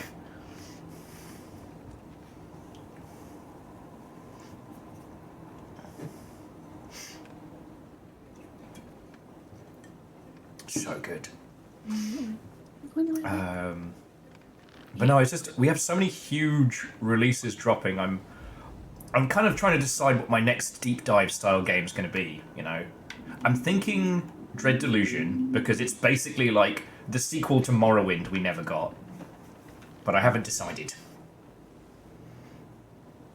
because we're gonna have more Elden Ring soon. We're gonna have more Sniper Elite, more Monster Hunter. Like, long play games are gonna be consuming me, and I've got to save room for those weird little quirky indies we love. Important. Yeah. So speaking of Australia, Yeah. All right. All right. what was the second feature-length animation produced in Australia ever? I don't even know the first. I used to know this. It is 1981. It is the 1981 film Grendel, Oh. Grendel, Grendel. Okay, we should be okay. Is it Beowulf, Grendel? As in Beowulf. So, as a kid, Beowulf was my favorite story. I had a Will Button. picture book. Okay. I thought of something. I had this picture book that I absolutely loved. Oh, it blows up. That's what I got. And so one day I noticed that I was looking through the TV listings, and YTV had a movie that coming up called Grendel, Grendel, Grendel. And I was so stoked for that. Only for it to turn out to be Oh no. a very droll animated God, it's difficult to even explain how that this movie, it is animated, it is sort of a musical, but it is ultimately an artsy dry comedy about the Beowulf story from Grendel's point of view, where he spends most of the time just having long philosophical ponderings with himself about his nature. Who is he? What is he? What does it mean to be a monster? Now, I would love to get high as balls and watch something like this, but I can't imagine seeing this as a child. And so, seeing this at the age of 10, I was crushed. I was oh no, because I was waiting all week for it, and then it was not remotely close to what I was expecting. And the whole thing is animated in this really abstract, it looks very pretty in its own way, but it's really kind of art house abstract animation. I have no idea why it's the children's movie. Trig the Discovery put in Grendel Krantz and Grendel and Gilden. Yeah, it's. Thank you. That gives Grendel me life. Krantz and Grendel Grendel. Right. Gilden Grendel. Sorry. Maybe I should have figured out how to heal at some point. Snacks. Always snacks. Food. I don't know how to open my inventory. I tried Q. I and it cycled through instruments. Q, and it'll open your radial. Oh, doesn't matter. Oh no! Sorry, Dan. Shore leave has been denied. Instead. Come back to life! Yeah, Not I guess we should have yet. told you how to do that. Because you don't just background heal. You do actually have to do that actively. Okay. Oh, I need to hold Q. Yeah, hold Q. Long hold. No, that threw. And then if you this just hover over that is your... awkward. Is that a snack? Does it look like food? It kind of looked like food, and I ate it. So this one's clearly a coconut. Me at any buffet. Yes, you can eat it. Hair and all. Kind of looked like food, so I just ate it. It's sort of vaguely looked like a dragon fruit, so I shoved it in my face. You got a mermaid fruit. Ah. Oh, yeah, on the subject of things they added that are weirdly complicated. So it's a special kind of fruit that heals you a little bit, but if you cook it, it means that you won't summon a mermaid, which is bad if you need to get back, but it's great if you're trying to hide from other crews and ambush them. Because if there's no mermaid, then people don't know that there's another player around. Okay, so I just got another one. Yeah, so if you bring it back and cook it, it is essentially stealth fruit. All right, and we are going to... Please say right here. Please say right Be here, funny. that'd be way too funny. Devil's Ridge! Hey! Hey! Right, let's All right, I'll come over. we'll bring the fucking boat around. Yeah. And let's get... Oh yeah, where's the? It's on the other side, right? Yeah. I think so. All right, I'll Right, do yeah, it. yeah, I got it. Okay. I can drive by myself. Okay, and Radjango, says that the Internet Archive does have that movie, so... It does. It's also on Tubi. Yeah. Grendel's actually Yeah. like surprisingly accessible Stream it on- stream for it on an art Poo-Poo film Ads. for an Australian art film from 1981. The Wikipedia entry on it is very diplomatic about when talking about like its reception. It's just like due to its niche appeal and whatnot. It was only it was mainly broadcast in regional art house theaters. Someone wants to come back and patch the boat. A fucking skeleton just fired at it. Fucking bastards. Oh boy. Which side are you? Oh, they're faster than me. Should we just leave this chest here? Yeah. Should I guard Yeah, it? it'll be fine. Got it with your life. I'm gonna sit in the shade and watch it. Make sure nobody comes and takes it. Good job. Here, let me pull up the actual wording because it was funny and my memory is bad.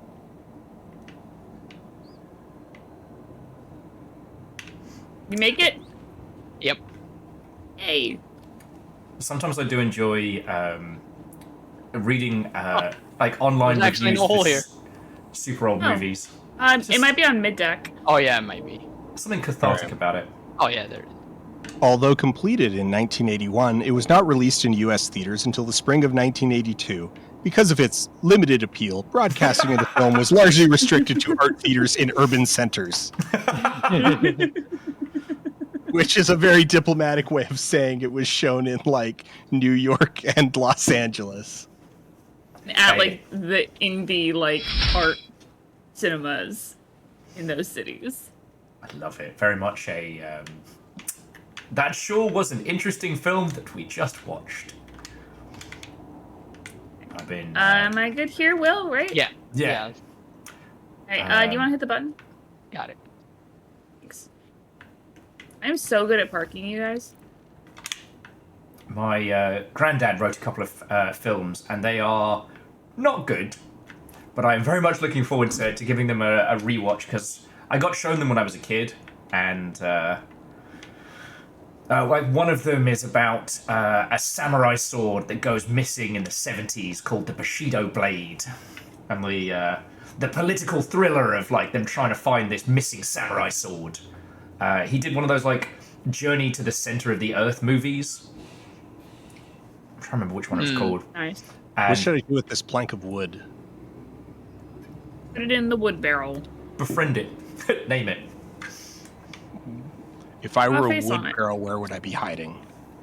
On the second level. Oh, wait, on the you middle have- level. On the. You should have some wood on you just in case we need to repair stuff. Oh yeah, it's good to have some wood.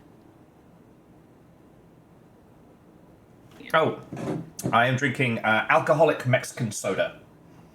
The alcoholic Doritos? Doritos. Yeah, it's so tasty. It does. Yeah. So nice. I only get them very, very rarely because I can't drink more than one or two of them in a night, lest my teeth rebel. Bill, My you have teeth the the thing? I have the thing. Right. Okay. So Should we should give Dan the lowdown? yeah, Yeah. How this works? murder these bastards and then because we're real good at clearing out vaults. Yeah. This is kind of our So chance to basically, show we're off. gonna go in. Oh, is this And we one need of to the find these- puzzle vaults like we did last time where it ended with Yeah. it filling up with water and Yeah. Yes, exactly that. We have to find the medallion so that Will can complete the little puzzle. And Just- in the meantime, we are all grabbing chests, not gold, and putting it just outside the door. Okay. If you get up high, just drop the chests on the bottom level and we'll ferry them in and out. All right. Yeah. Let's get paid! And if you want to stay in the vault and hoover up gold after it closes, you are more than welcome. I am an underwater coward and will not be doing that. I'll do it. Which is why you love playing Subnautica and Deep. Subnautica Depth. is so terrifying and yet so brilliant Yeah. that it overrides my fear. It took And- me like 10 minutes just to get into the water for the first time when I started it.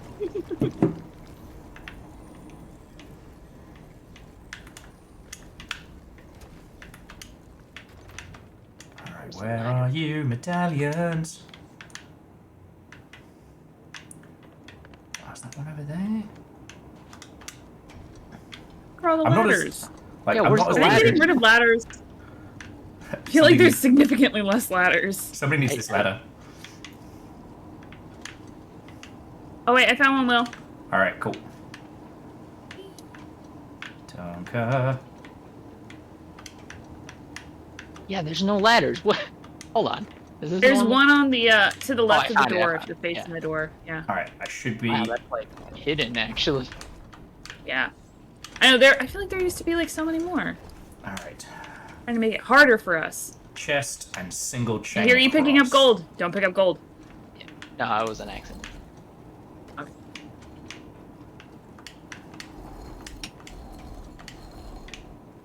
Okay, so I can just drop these off the edge? Yeah.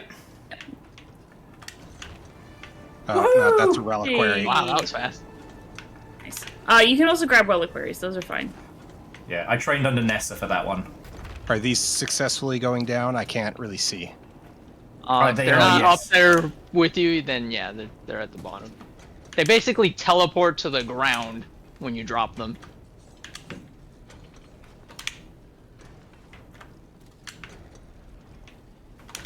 Oh, speaking of Nessa, Dan, is endoparasitic on your radar? No. What is it? I mean, Top-down contextually horror... video game, but Yeah, contextually video game. Top-down horror, where you play a guy desperately trying to survive in space with only one arm. Where you must drag yourself along using that one arm, but also defend yourself. There's a lot of chests over here, by the way. Oh, there are. oh, there are. Wait, more? Yeah. Where? Below me.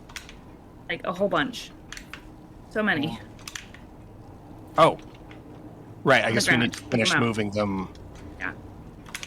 Gotta get that Sorry, horde. continue, Will. I know that's the long and short of it. It is one of the most interesting like UI as gameplay games I've played in a long time, because you have to manually reload all your weapons, but also draw them and fire them. But because you only move around with one arm, you can't move and shoot. So it gives the old Resident Evil formula a fresh coat of panic, and I love it.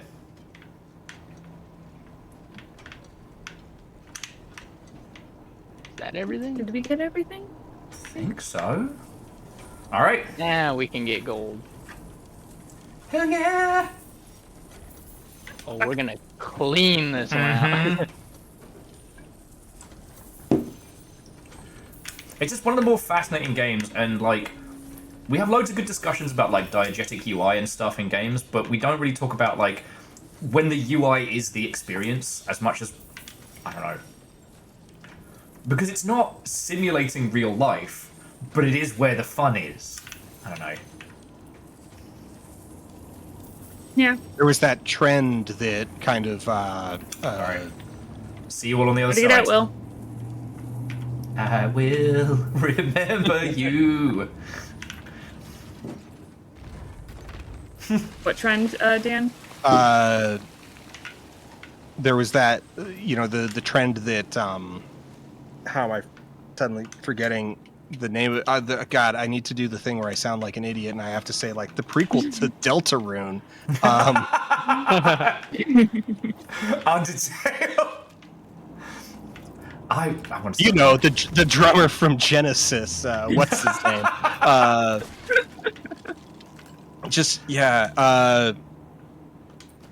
Like a whole trend of like just UI manipulation games. Yeah.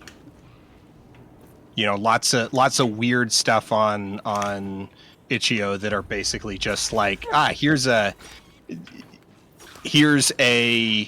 resource bar. We're taking the concept of like we're taking the concept of video games as just resource bars that you interact with and making that explicit. Like you are just like, here's some interactions and you make a bar change. That's all you actually do. Yeah. You know what? I haven't dipped into itch.io this year, so I need to have a look and see if there's a new hotness in a similar way. Does anyone else care about Toby Fox doing a song for Off and for its big re-release? Like, I heard about that. The idea that, like, what is the most French alter indie game we've ever had that inspired so many of the, like, RPG Maker weirdness, then flipping back around and having, the very people who were inspired by it and made crazy money working on it, like, Krill, pepper steak intensifies. I think he said something like, having us make these songs, it was basically just throwing us to the wolves. Is there a more efficient way of getting like these reliquaries up? Like, is there a box that we can put them in and then move that? Kind of. There's treasure chests, so You we can have put- empty ones. You can put up to 3 in one and then bring it up, but also all the ones we have on the ship are full. I don't know if it would be faster to empty them and then bring them over here. They'll probably just end up being the same. Yeah. Yeah. We got into Hollow Knight talk and everything else took a backseat. Yeah. Listen, it's just that kind of game. It takes over your whole psyche. Well, we could talk about the other game that's taken over my whole psyche. Oh? Balatro. Yeah! I did not I'm get finally sucked into that, but my breaking through partner some of the did. early walls, yeah. Oh, I'm happy for you, and I'm so sad. I managed to survive Dungeons and Degenerate Gamblers, which is same premise but blackjack. And I am refusing to download the Balatro but Mahjong because it will consume me and every last piece of me. Wait, Balatro but Mahjong? Yeah. Yeah. What is it? I need to go through my mentions. Somebody sent me the link a couple days ago. I should probably play Balatro. I watched it fundamentally change the psyche of my partner over the course of like a month and a half. And I was like, you know what? I should get on that. Everyone on TikTok saying that Uno's going to be in casinos, and it's like, I don't know if that's a Balatro reference or not now. I don't know. Oh, okay. You can, in fact, just hit these things with the grappling hooks. So. Oh yeah. Yeah. I think we got it works on tiny things as well as it works on big things. It's a very indiscriminate aim, which I appreciate. You know what? You need uppies? I do now. I'm taking one of Nick's kids. I'm putting this in there. Nick's kids. Uppies. I got one out of the water, like right when we got to this island too. Okay, So so you're gonna see another one up there. Don't be surprised. Our own little teeny tiny adoption agency up here. Nick's angry kids. But no, okay, I'm sure we've all heard this, but I just love talking about it, that the Balatro theme song was a commission on Fiverr. Really? Yeah, somebody, as part of their work day, got a little message being like, hi, I'm making a game which is like a it's a poker roguelike. I need you to do me a theme song. And that person was like, yeah, sure, I'll bang it out. Splash cut to the Game Awards Philharmonic Orchestra doing a tricked out version of it while, like, Omni Flute Man is doing his crazy solo moment. Like, how's that for crazy random happenstance? Now, I want to believe he went and found him again and gave him a little more than 5 this time. I hope Yeah. so. I mean, it was Because probably I really it was probably more than 5 to start with, but like it was probably like that still puts it likely in the realm of Yeah. like $50. Yeah. Yeah. But like even for that, like Yeah, yeah. someone- if it was me, I'd go find whoever made anything and be like, "Here's $1 million." Yeah. I mean, I've told you this. I've told it to Damien as well. Like, this is why I keep inviting you back, like, week in, week out. When you make your millions, I can just sponge off you for a few years. That's my plan. That's my retirement. One of your fuckers needs to make the next Vampire Survivors. Yeah. Well, it's not going to be me because when I got to the JavaScript portion of my coding class, I wanted to cry. So, Yeah, that'll happen. That'll do it. That'll do it. I can sell you art though. That's about it. I'm trying to decide if I we mean, it's should. a real important part. Except that I do everything know- on my game You know by what? myself because I'm a I- crazy person. I can interpret any academic text. Oh. I spend long enough in this industry. Really, I was helped gonna- review I ha- someone's PhD application the other day. God. How spicy do we want to get? Because we could trundle down to Old Brimstone Fortress before we sell all this. We could get some ghost treasure as well. Because Ems, we did say we were going to fight some ghosts this week. Let's find some let on. ghosts. Okay, so heading will be southwest. I'm gonna go around the island. Done and done. It's the easiest way. Sorry, Dan. It sounded like you were about to say something. Oh no, I was just gonna make a joke about it's like I can interpret any academic text, and I was gonna make a joke about some of the like truly like unhinged, inscrutable stuff that we've researched for Folding Ideas videos. You know, Oh like God, I on can the- only on the imagine. nature- Says what? yeah, on the nature of divinity in the metaverse. Yeah, God. I genuinely yes, I can interpret, but We're gonna whether or get that. not That doesn't it takes mean you're me gonna an hour enjoy reading it. instead of Yeah. if I enjoy it, if it's going to take me, a few minutes, or if it's going to Exactly. take me weeks. Don't worry about it. That was Thank on you us. for the grapple. Thank you You're so much. welcome. It's like, I can drink Malort. I'm not going to have a good time, but I can drink it. God, yeah, I can imagine how many shit things you've had to dive into for Folding Ideas. Oh, just some of the like truly beautiful thoughts going through some special minds where it's like Okay, what's been the What was the absolute one standout? line?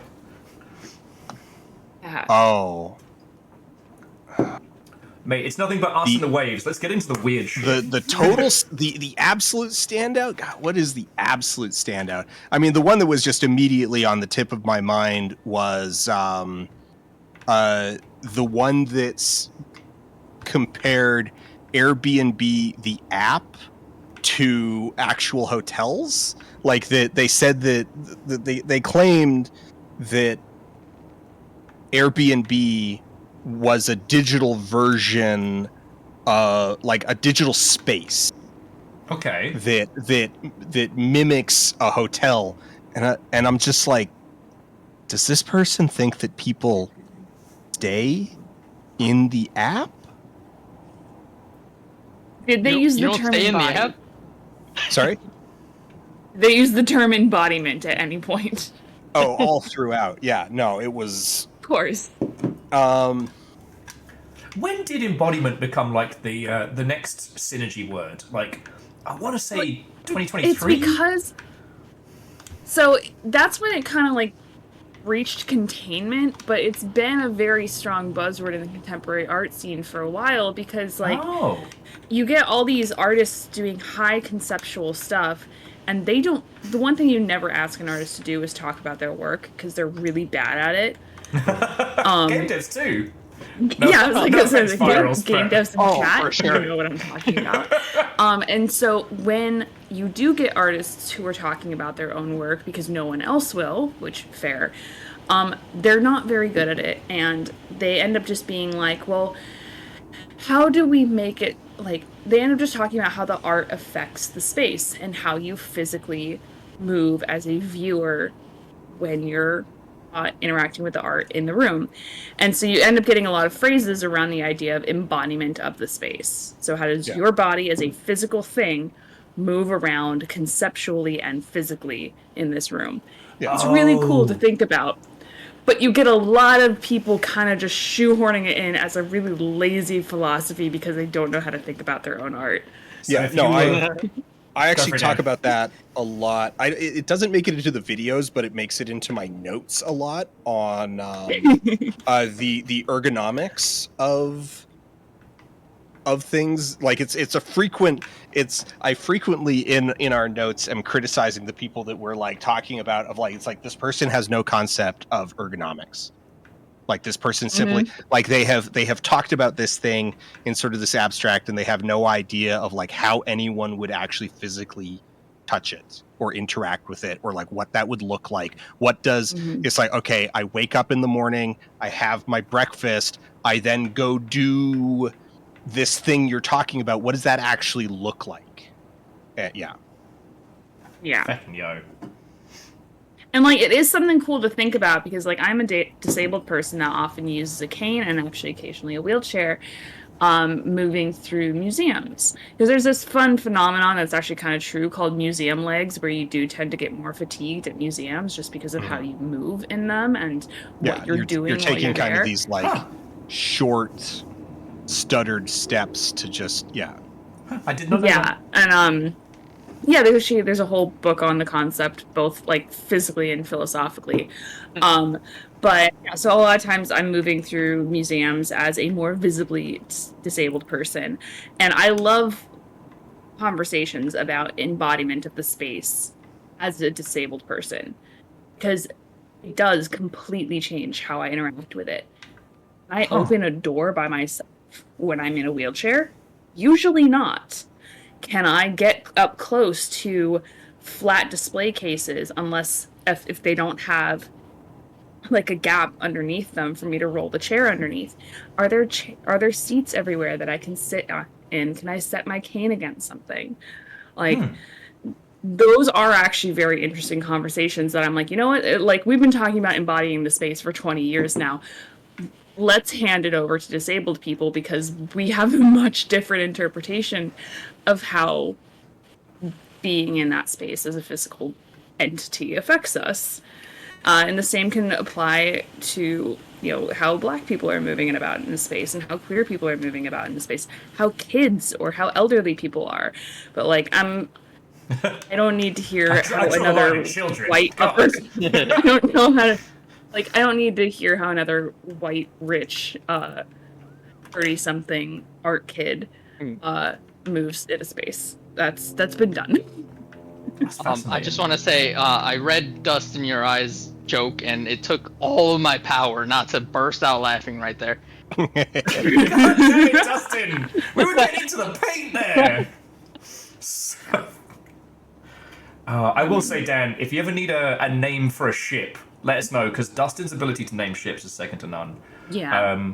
What's fascinating is that, like, I have heard the term embodiment of the space, but only in reflection to, like, discussions about immersive sims. That, like, an immersive sim is a game where you take that into consideration, The space isn't just a series of loops for the player to jump through. It is a space. How does the player embody that? But it is the worst, wankiest buzzword whenever it comes to any social media platform, or as Dan's had to fucking deal with, the fucking metaverse. Oh, God. Oh, Oh, man. Yeah, watching artists and curators react to metaverse spaces and I'm trying really hard to shoehorn that shit in. I'm like, it was every 2 years watching artists and curators try to pick up on the latest like stupid technology like the metaverse, like NFTs, and now AI. I'm like, just stop. You're hurting yourself in your confusion, and you're not smart enough to understand.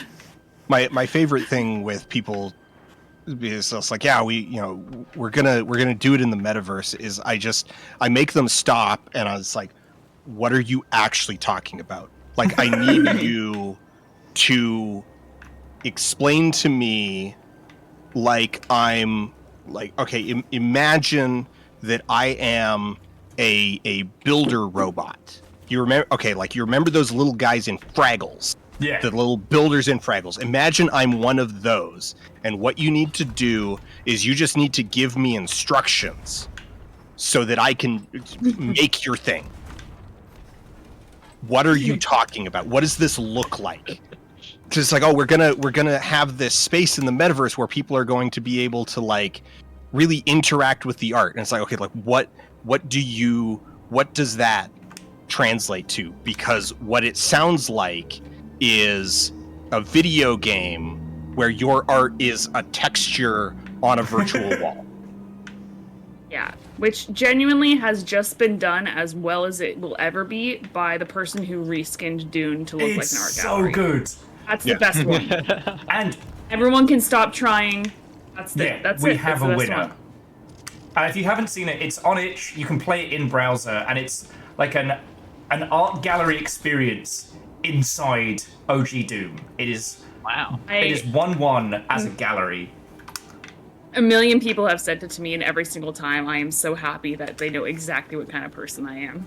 Back from Bees. So I have played Occupy White Walls. I don't get on with their generative AI art philosophies, unfortunately. For those who didn't play it, so Occupy White Walls was kind of like social space competitive gallery. So you start the game with an air quotes budget. You then buy famous works of art and then decorate your gallery. Everyone who comes to that gallery generates you this in-game currency that you use to buy more art and decorate your stuff. And it's really fascinating. But they went super hard on AI art, like very early on, and it's unfortunately destroyed a lot of what they were trying to do. You know? So you were saying that the Civil Rights Museum in Fortnite. No, that is genuinely a very fun one. So the one time I worked kind of in the games industry was as a program manager for Killscreen, which to date is my favorite job that I've ever had. Genuinely awesome. And one of the many things that we interacted with was the people who did the uncensored library in Minecraft. Oh, yes. That shit was so fucking cool. I loved it. And, like, I love when people are like, you know what, we're going to use a video game space to do art, but we're going to do it in, like, an actually interesting way and not just, you know, digital art on digital walls. Very good. Yeah, as much as I like the initial piece, but as much as I like the initial concept of Occupy White Walls, it was basically just like Gaia Online Art House Edition, you know? Yeah. And I say this as an ex-Gaia kid, you know? Yeah. Well, I think, like, the problem is twofold, is that, like, on one end, you have art people who have no idea how video games work, and so they're just doing baby's first video game. Yeah. And then, on the other hand, you have games people who think that art is a world beyond them, and so they don't try to dive into it in a meaningful way, and so they do baby's first art criticism. And on both ends, they discredit the value of the other, and you end up just getting these shit products and like or projects that like just look bad, and everyone can point to and be like, see, this is why these don't mix, because terribly, you know, they're awful, they're terrible. And then meanwhile, there's artists like Danielle Brathwaite Shirley that are doing amazing video game art, and only just now kind of really getting the like the flowers that they deserve. Way cool. After, yeah, Because it's really... Oh, I nearly blew that the fuck up. It was really just died messy. Because it's really hard being a fanatic of arty games, but finding ones that are actually good is way harder than you'd think. Yeah. Like, we stumbled upon one that was supposed to be like an walking sim art house exhibition type thing. Ended up being one of the creepiest unintentional horror games I've ever played. I don't know if Numbers or any of the Longship can remember the name of it, but you walk through a forest and the trees are whispering to you, and they're supposed to tell the story of this person's life, you know, like branches growing through a tree. And it ends up being fucking horrifying because it's like the whispered regrets of a person's life. And, you know, wherever you look, you cannot find the source. I'm like... Amazing. It's fucked up. I mean, the ones that I love the most are like just pure projects of love. Like usually when I tell like art world people, I'm like, fine, you're only gonna play one video game in your life. Here it is. I tell them to play Kentucky Route Zero. Yeah. Good shout. Because what a fucking perfect game. It is a love letter to contemporary art. It is a love letter to the origins of computer sciences and gaming. And for people who have never played a video game before, it's fucking easy. Yeah. But it doesn't use reasoning to make it less of a thing. Sorry, Dan. The thing I find most interesting about Kentucky Route Zero is watching non-gamers play it. They actually have a far easier time than gamers because gamers get paralyzed by, like, they suffer intense decision paralysis. Yeah. What is the right choice? By the way, what is the correct choice at like every crossroad, which there are many in the game. You know, you make so many decisions with very oblique outcomes that from a oh no, I fell down. Oh no! Oh no. I found the captain. Let's fuck him up. From an instrumental perspective, like, I found don't... the key. Go upstairs. I already Okay, opened it. good. Sorry, go ahead, Dan. From an instrumental perspective, you're making so... Okay, this is annoying. I keep trying to use the rope, and it keeps just dropping me in the water the moment I try to walk. Nothing is broken with Sea of Thieves. Everything works fine. That's just a feature. Don't worry about it. It's not a bug, it's a feature. Woohoo! But from an instrumental perspective, you're making all of these decisions. You're being constantly presented with decisions, and the consequences of those decisions are entirely obscured, deliberately so. Yes. And so gamers who are aware of like the nature of decision making in digital realms lock up. What is the right choice? What is the right choice to make? What is the wrong choice to make? And people who don't are just like, oh well, my favorite. Okay, to put it in Penny Arcade terms, there's the one where Gabe is trying to remember his password, and the clue is like, what is sweet? And Tico just like starts losing his mind of like what is the essential nature of sweetness? And the game's like, oh, it's candy. Candy's sweet. Yeah, no, exactly. And I played that. It was one of the very first games that I like really picked up. I think my very first game that I picked up on Switch that I was so excited because I was like, what I was going to play first when I got my Switch was Oxenfree. Yeah. And I was really excited about that. And when I told someone that like I picked it up and I loved it and I tore through it like 4 different times, they were like, you need to play Kentucky Route Zero next. And I am forever grateful that that's kind of really like the next big game that I like really sunk into. And yeah, I played it as someone who didn't know a lot about video game mechanics, and so I just had fun. Just in reference to Oxenfree, can we just talk about how like it gives you such a powerful mechanic that you do not understand how powerful it is in your first playthrough? I've always had respect for that one. Like the ability to interrupt things and change the flow of it. When, you know, gaming God darn it, the word just dropped out of me noggin, but the standard gamer maneuver is to wait for a cutscene to finish playing, is to listen to everything as it's happening. And then you realize that with Oxenfree, you need to interrupt people, you need to change it. You gotta switch up that flow. I don't know why that's always stayed with me. Yeah, that would Because throw it's me even off. like, I feel like even for or for like people who do play video games fairly often, like being able to interrupt the flow of dialogue just doesn't happen. Like you're always able to kind of like spam A or spam B to like kind of get through the dialogue faster, but it does has not no change the consequence. outcome. Yeah. Except for that one you are cutscene not- in fucking Animal Crossing where he gets mad at you.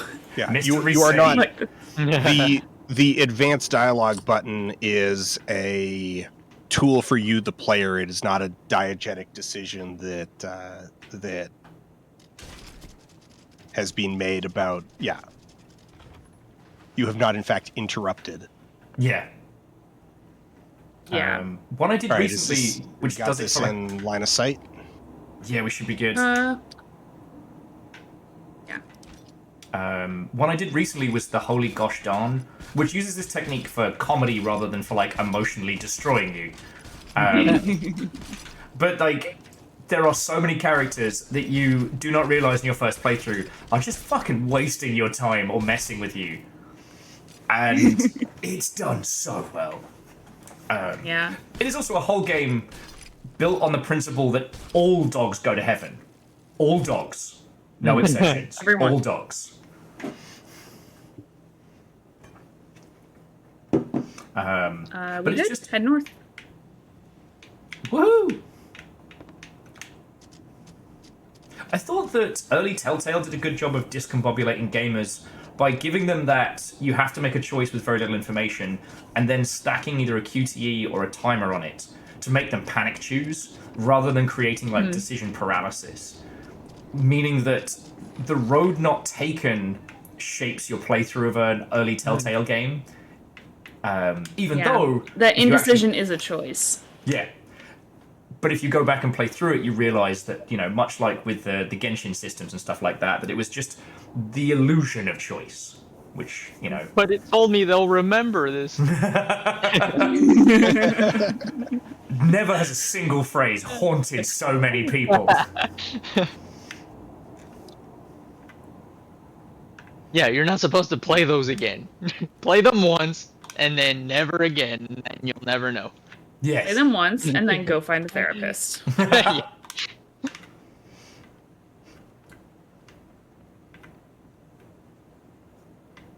I need to sit down and settle some hours into New Dragon Age. I mean to do that for fucking ages. Because I don't know if they've tweaked kind of any of the BioWare storytelling style. I'm about halfway through it. I imagine it's really good. I wonder if Yeah. they've done anything to tweak how they do, you know, relationships and they unfurl, like story beats, things like that. I would say probably not that much Okay. from what I've seen. It seems I need, pretty similar to what they've done before. I've got a bunch of stuff on my plate. I need to. I've got a bunch of not Dragon Age. Sorry, Guild Wars 2 to get caught up on. Oh, so just another nice little short game. Just just Well, a little one. Yeah, I've just got the I've just kind of got like the couple mini expansions that they released in between, like since End of Dragons. So Okay. you know, not actually like that much to go through. Normal video game amount. And I think I'm due for a Shadow of the Colossus replay. I am very lucky I can live vicariously through people who are currently playing Warframe, because that is a haunting amount of game. But the fact that they just announced that the Warframe 1999 boy band are also going to be horrifying zombie bosses as well. Brilliant. Inspired. Love it. Oh, I guess this was another thing. me and three friends did a Baldur's Gate 3 co-op play the entire game, and we just nice. finally finished that up. Nice. And we learned some we came to a realization very early on that maybe the ideal co-op is 3 players, because with 4, if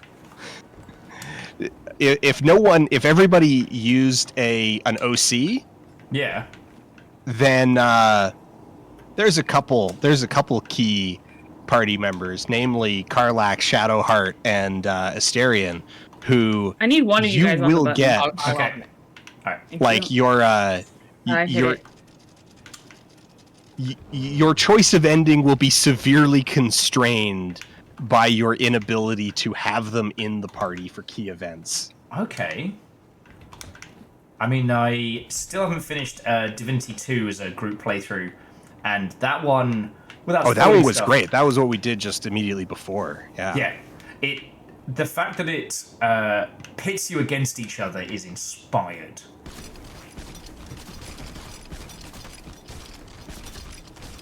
Yeah, I loved that part of the ending.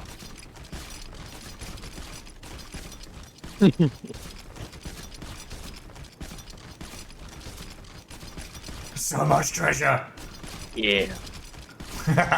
We haven't had a treasure hoard like this in a while. You're welcome. It was on me.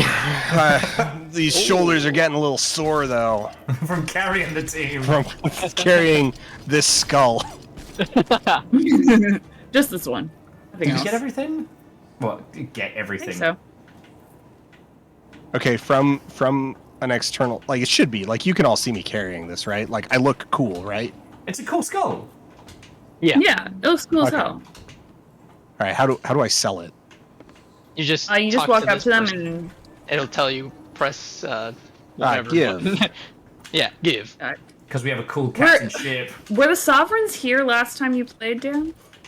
I have no memory.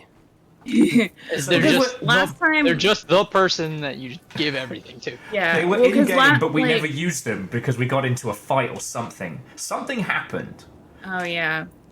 Well, because so when we first started playing this game all together so many years ago, the sovereigns weren't a thing, and so when you had to sell something, you couldn't just go and sell everything to the same person. You had to go and sell it to the different like guilds or Right, like whatever, each type depending of on- treasure yeah. had to go to a specific faction.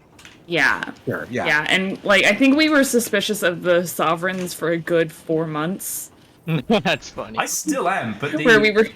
the story stopped. So like, I don't know. Yeah. Huh. Well, I know, because we were all worried that they were gonna like do a 180 on us and like take back all of our money or something, or Oh, like yeah. use it, you know. Rob us in some strange faction. Yeah, that we were gonna get like super conned by them. That'd be so messed up No. if they Oh, It'd be funny. it would be funny. They could still do it. It's never. Hey, Rare. It's never too late. it's never too late to fuck with See, your here, players. here I Leave was the bit grabbing a now. bunch of this stuff where it's like, this looks spooky. And I was kind of like secretly hoping that it's like, oh no, some of the loot is like cursed. You don't want to bring it on board. And that I was like screwing us over by doing that. Because that Hey, would have been Will. really Hey, funny. Will. Fuck off. Hey, Will. there's Have you a ever little heard bit of of that. any Fuck all any the way loot off. that curses us? No, Have you ever heard of nothing any loot springs that to mind. curses us?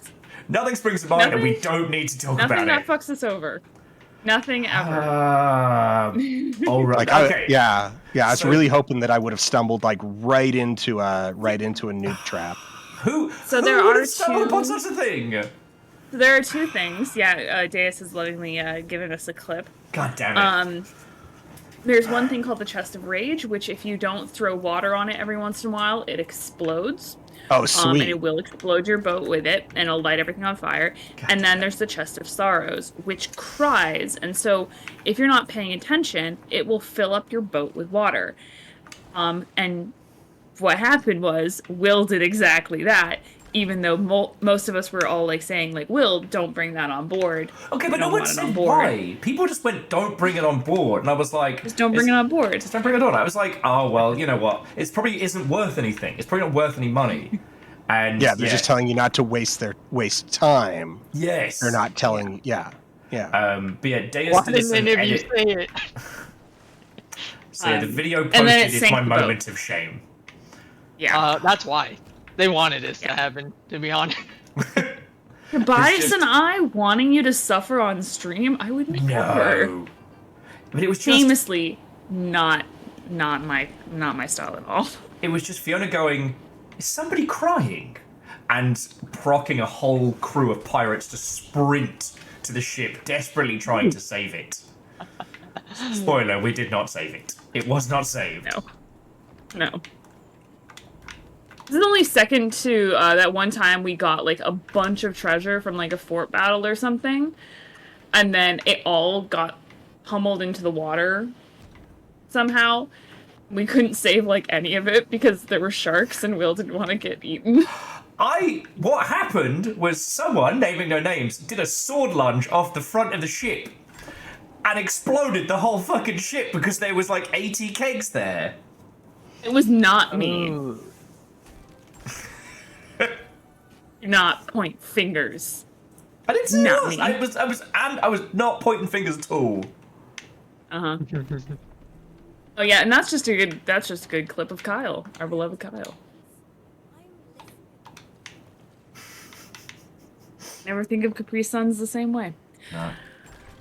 One of the things I am hoping in the future, whilst we're in FAF mode, is I'm going to be able to get more people here. IRL.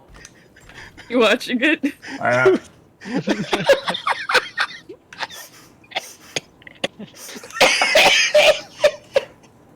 That's a good one. Yeah, you had the same reaction I did. Dan, you can't say it's been years. I'm dizzy. It's been years. It's been years since that happened, and they've not let me live it down. Every time new guest comes on, new Sea of Thieves night, like, oh god. We've sailed with peeps from Rare, and did they post that clip in its entirety repeatedly? You better believe they did. Oh yeah. Why is there a keg in the water behind us? How did we missed it? Like, we missed it. We could have blown up right now. Did we? Yeah. Oh my god. Yeah, it's right there. Wait, is it an actual keg or is it like I think so. is it a storage keg? I can't see it anymore. Did you? There it is.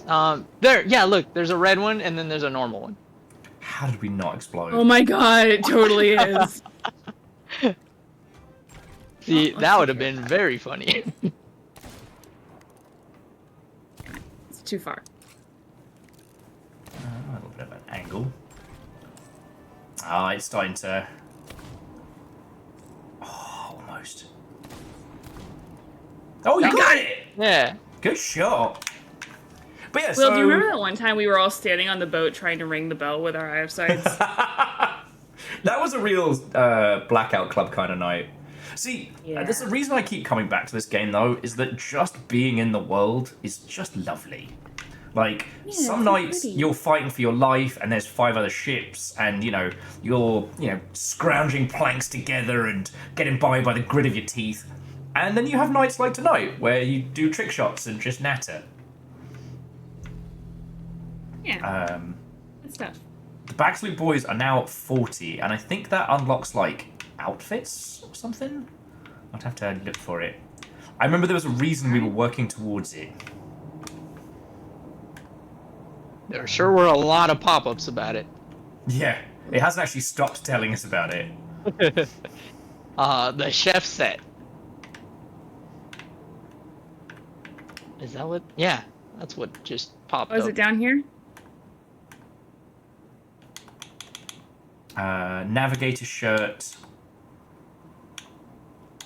Blasted Cannoneer is guild rep at 60. Alright. Chef like that, it's gloves, a good shirt. navigator gloves. Yep, that was the set. Okay. The heroic helm requires us to get to 80 for it.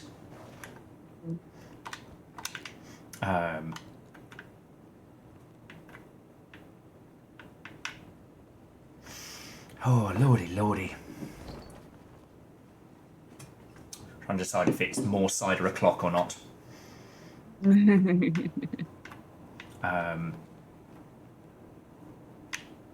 Will, did you have anyone swapping in for me for the evening? Possibly. Deus was a potential, but was going to see how they were feeling. So Okay. I can check in on that one. Yeah, because I have more energy than normal, so if we want to go a little longer, I can. Yeah. I love living on the East Coast. But if John is ready and he wants to hop in, then I will happily swap out. Well, I'll give him a blip, but you know what? At this point, I say, let's put the gold hoarders up. Let's cram as much treasure as we can into this, and just see how long we can go for. Let's become the loot goblins. Yeah. Are we close enough to do gold hoarders? Should Yeah, we? I just put a vote in. Okay. Woohoo. Okay, good. You never know.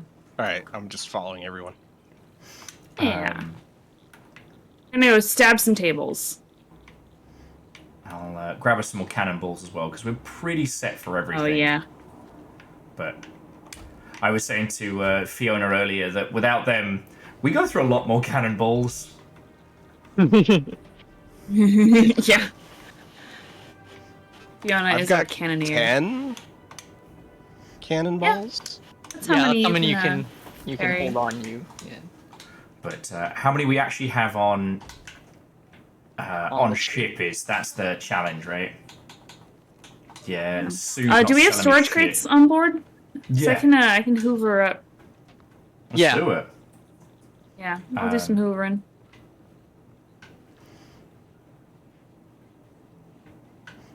Just call me Henry. And then we'll go get an inordinate amount of treasure and see where the night takes us. Yeah. But regardless, we've got, I say, Dan, you've now got some good cash, so if you want to do any vanity shopping or anything while we're in faff mode, you are, like, now is the time. Where are pets? Unfortunately, pets are that's the paid. Emporium. Yeah, all pet involved stuff is paid. Okay.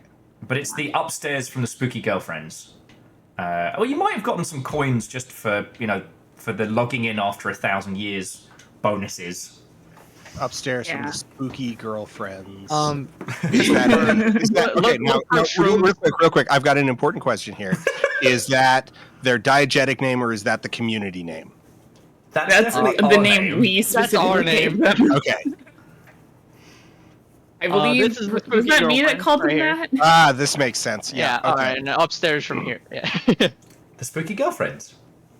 Spooky girlfriends. I think it's because when we first got into the game, I was like, oh, every single one of these is my girlfriend. That's it. Yes. I think that was it. I'm trying to think. So we've had a few of our own. The biggest dickus is I haven't heard anyone else call the burning blade that. That's definitely ours. No. The queef cannon I think is a community one. I do have someone on my Steam friend list who I add anyone that requests me and they have my game. That's what I check for. Like, oh, you have my game. Okay, I'll add you. Someone in my Steam friend list is named Biggest Dickus. And has been for years. And I don't know who that is. This was a long time ago, so I think I actually know them. It's one of the lovely things Amazing. about online culture is you can have these incredible friendships that last years, sometimes decades. And one of mine, that wonderful friend, they're based out of, I want to say, Austin. Actually finally met them in 2013. We were friends for years before that. Bonding over a Shaun of the Dead Lego set that was proposed and unfortunately not picked up by Lego. Oh. Yeah, I know, fucking cowards.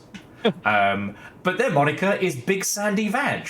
And Right. I they're- remember that, They're like actually. a brethren to me, I've met so many members of the Longship in person.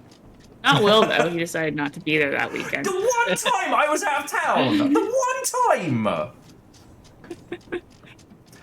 I happened to be in Seattle for basically like a 12-hour layover between being up in Portland to see like my family, and flying back to New York. And I like messaged a bunch of people on the long ship. I'm like, hey, do you want to finally meet me in person? All the while I was gone. The one weekend that Will was, what was it, PAX? GDC. Or GDC? Yeah, the one fucking out of town thing I did that year. That whole year! I don't know. Actually, Dan, do you have a reason to come down for GDC this year? GDC is always kind of the tricky one. Like I get sort of, vague invites, but it's never really sort of worked into something I guess coherent. Okay. Because it's always just like, it's never anything official. It's always like there's tons of people who are like, oh, if you're going to be in San Diego for GDC, yeah. Let's do something while you're there level of stuff, rather than like, hey, do you want to, give a talk? Do you want to like be part of this panel? Do you want to? Yeah. And so without that, it's like, okay, like I am ultimately, it's like you've got game devs, then you've got video game personalities, then you've got serious video game theorists, and then you've got me like in the orbit of that, right? So it's okay. The reason why I would love to see you there is so last year H Bomber Guy was in attendance. I forget the reasoning why, but the amount of people who got real fucking nervous was incredibly funny. All the other hidden Tommy Tallaricos of the games industry suddenly freaking the fuck out. Yeah. But who's he here for? Who's he here for? Phone the bell tolls.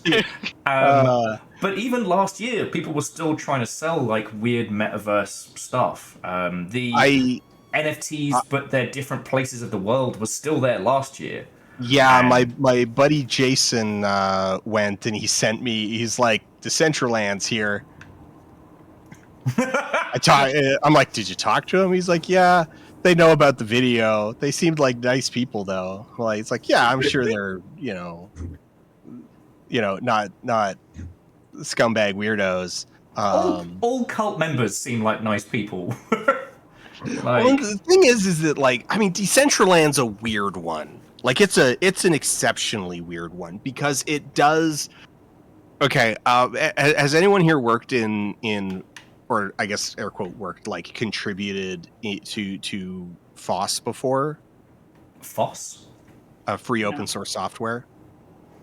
I assume some of the combined viewership has, but not myself. Yeah, so Not me. So open source communities, like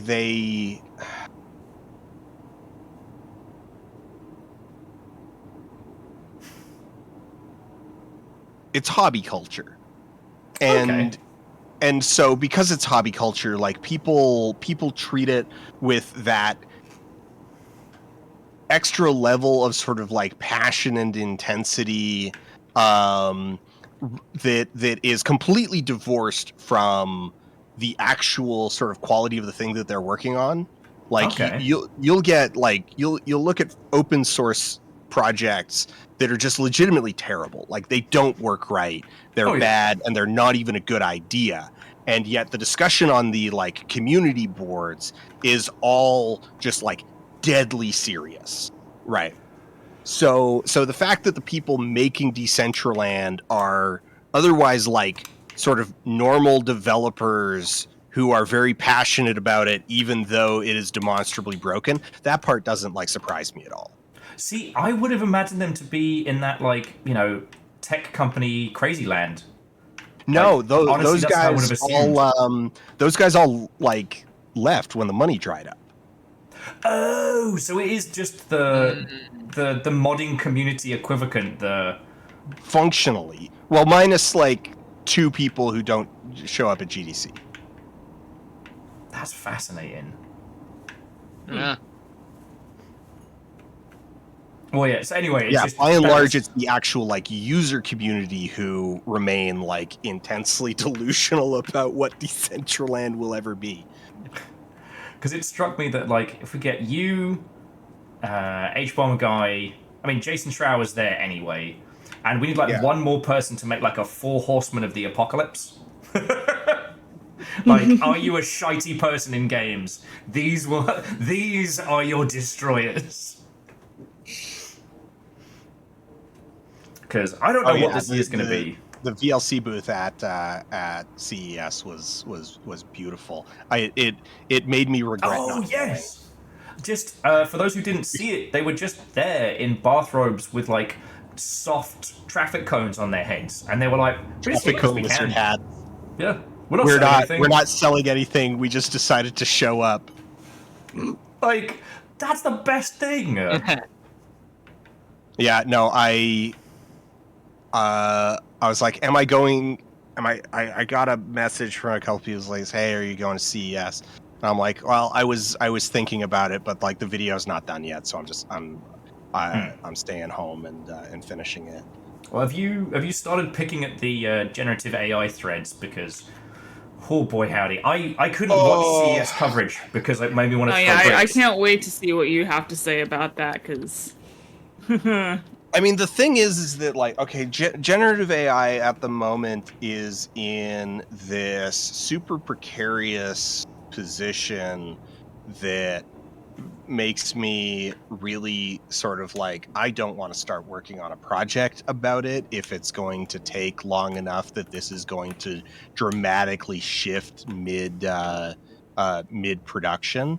Because the big thing is, and like there was yet another interview with Altman where he's basically like begging for money because they're just bleeding cash and they have no road to profitability, and the stuff still just like is not up to snuff. And so we're really in this kind of position where it's like, okay, like what is the future of this technology? And I don't think it's definitely not going away, but my prediction for it of where it settles is that it's going to become extremely like it is going to get good enough to actually produce things that are at least like useful, but is going to be so expensive to operate that like the generative stuff is by and large going to be relegated to, like, in the same way that in the 90s you were like, oh, I want to get into like modding my favorite video game, how do I make a new character? And someone's like, well, okay, so you acquire a license for Maya, and it's like, that's not happening, how else do I do it? And it's like, well, good luck. How do you feel about the free version of Poser? So you're going to end up in, like, I think it's going to be like just that expensive to run that you're going to end up with these kind of like business to business products where you need like a small team of engineers who are actively managing like the databases and the training models on like a project to project basis. And running that is just so expensive that it's not worth it for anyone except like the biggest players in the game. Oh yeah. Well, the people making money right now are all the big server hosts. So like Amazon, Google, Microsoft are making mad bank, but they're also hemorrhaging money on their own projects. So like, it's. I always thought it was quite funny because like we know that old axiom of like when there's a gold rush, sell shovels.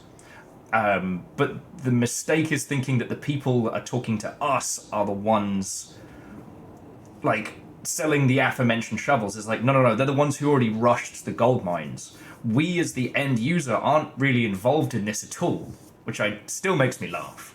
Yeah. But yeah, the people selling shovels, the people selling cloud hosting. I worked in, like, cloud-hosted tech stuff for a hot second. I was a B2B salesman for a year, which was fucking weird. Like, I was part of a games team. The games team was evaporated, and they went, do you want to be a B2B salesman, or do you want to just be not here working anymore? And I was like, I guess.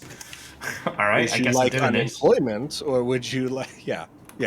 But like the cost to run that shit, like people talk a lot about the ecological effects, and they are very important to discuss. But like that shit hemorrhages money every day at a vomitous rate, and the one thing about capitalism is eventually the number has to go up.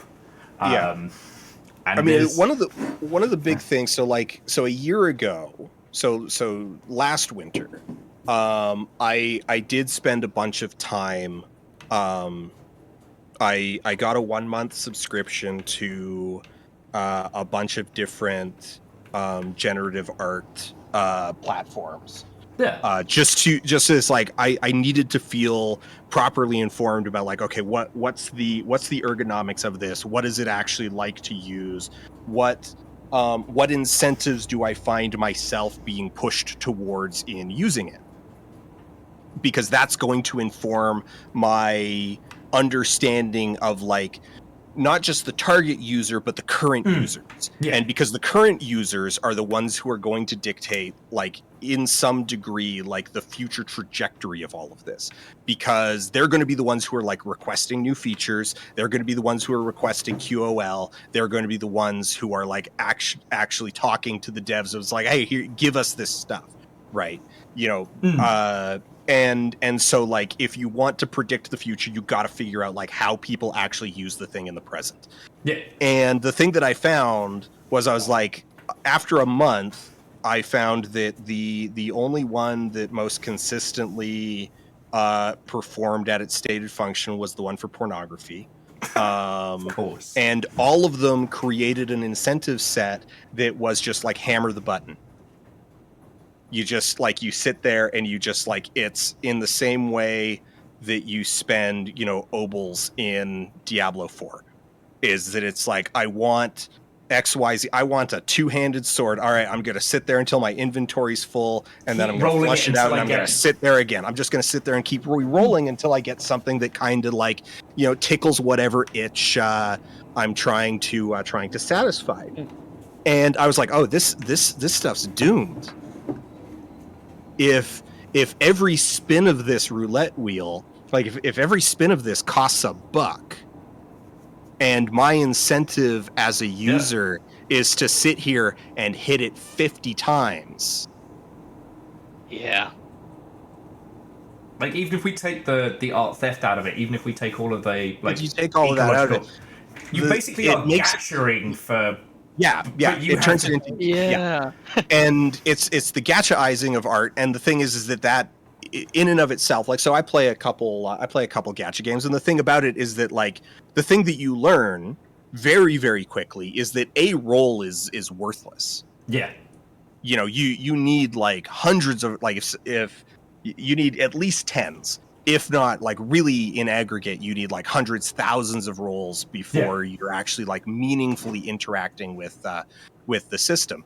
And it's the same thing with these generative art platforms, where like a generation is kind of worthless because it's almost certainly not going to give you what you want or need, or it's going to have like unfixable problems. It's just not going to be fit for purpose. Do you know what I find fascinating about this is that a lot of gacha systems will not add a system, or will only add incredibly limited systems to give you what you want, because the amount that you would spend rolling is drastically higher than if you could make a single purchase. So like, I played a mech gacha game for a weekend, and it was like you could roll the dice on all the different mech pieces, but it's all about like making a suit and getting all the set bonuses, or you could buy it for $150. And like, I'm a Gundam fan, get fucked, that's a lot of models.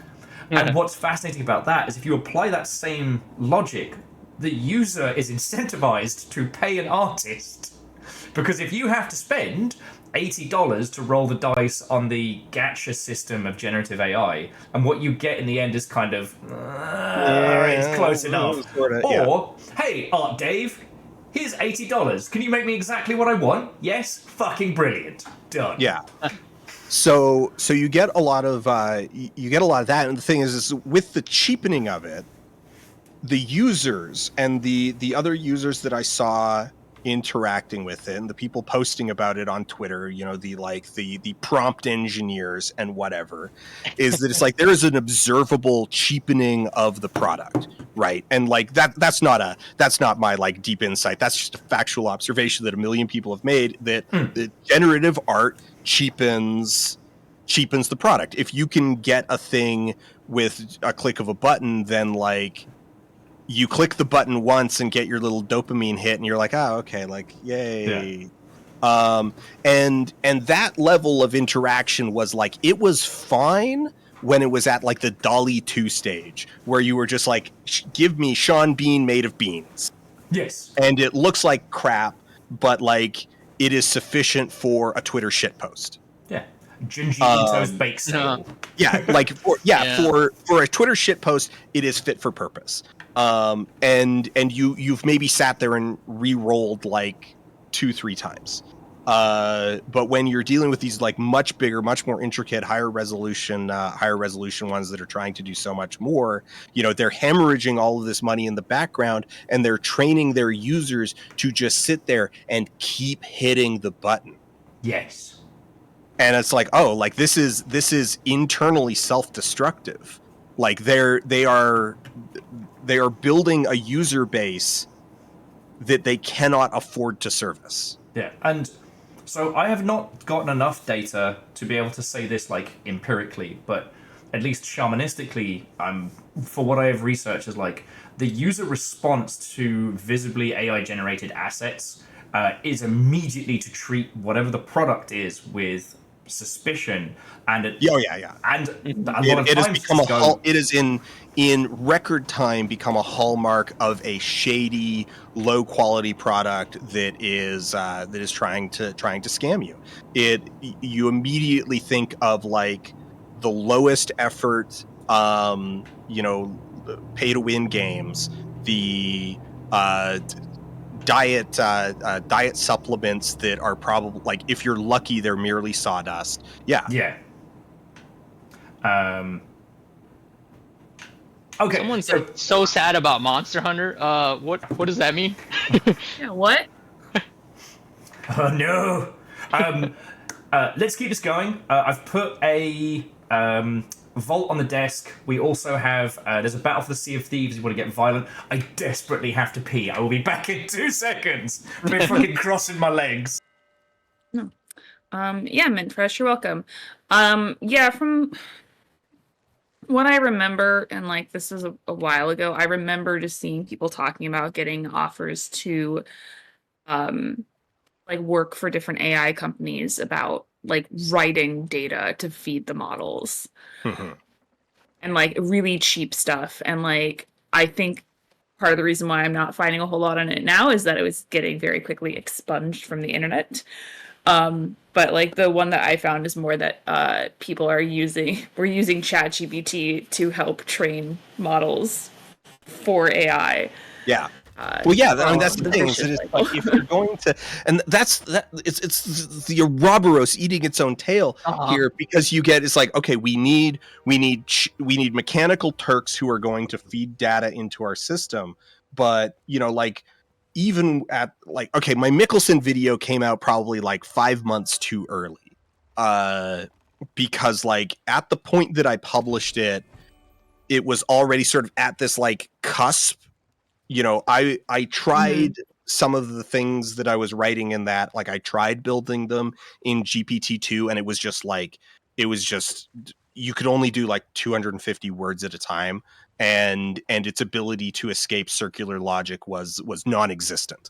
So it was just like you could not build anything even remotely readable out of it that was longer than a sentence or two. Yeah, I didn't know how to build like cohesive plots.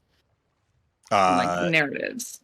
And so but those, you know, the suspicion the whole time that I was making is that it's like, oh, or the thing that I knew is that it's like, okay, once this generative text models can get to even like 4 or 5 paragraphs, all of this ghostwriting slop is going to immediately, like, if you, the like air quote author, are not yourself using AI to generate the slop, the ghostwriter that you're hiring for, $80 is 100% going to be using it because like they have to. Yeah. It's the only way to make their bad job tolerable is to like make it brutally efficient, and they don't care about the quality of your product, so they're gonna just gonna give you words, and AI is gonna be perfect for that. It's a match made in hell. The interesting thing is, because I called out somebody on I forget which social media platform, but I've since been served a lot of adverts for books and novels, predominantly sci-fi, that are absolutely using this. Either ghostwriters who are using generative, or people who are just using generative AI themselves. And again, what's so fascinating is that if users get even a whiff of that, it's done. And as opposed to the things that you talked about in your video, the visual covers, if they contain any glitches or any like hallucination problems, the users won't even go into it. That's kind of like killing the scam, essentially. Yeah. I mean, so I guess on sort of the flip side, like there are a couple, like in terms of how this stuff will stick around, there are a few purposes that like it is fit for and decent for. And the one that I always go back to is like, a large language model auto-generating a baseline for captions. That's an evolution of existing technology that we've been working on for like decades and decades and decades, and it serves a very clear like use of automating something that is tremendously tedious for even skilled humans to do. And we are producing such a tremendous volume of like audio video content that it would take an infinite number of human lifetimes to keep up with, if producing the transcripts of it. And those transcripts are valuable as they are like they're valuable to people in a very like real way. Me as a researcher, text is searchable. Like I can machine parse it. Me as a user, sometimes I just don't want to like listen through something. I want to be able to like scan it. Me as a person who can't always like listen to something, the text version is a way of like engaging with it, or like getting a better sense of it, or like increasing my like interpretation. So deaf and hard of hearing people, like et cetera, et cetera, et cetera. Like there are so many use cases where like a transcript has value to the user, even if it's only like an 80-90% transcript, like quality transcript. Yeah, I have to say, I've been using TikTok a fair wage the last couple of years, and all the videos I make on there will do a really good job of like guessing what I'm saying, and then allowing me to then edit that script to create like subtitles and stuff like that. But again, that's more like existing tech that we've had for a long time, just better. Yeah. And then the other one is again an evolution on existing tech, which is like the procedural generation of like complex textures, right? Like it's like, okay, I need white oak. I need a repeating, like I need a tiling texture of white oak.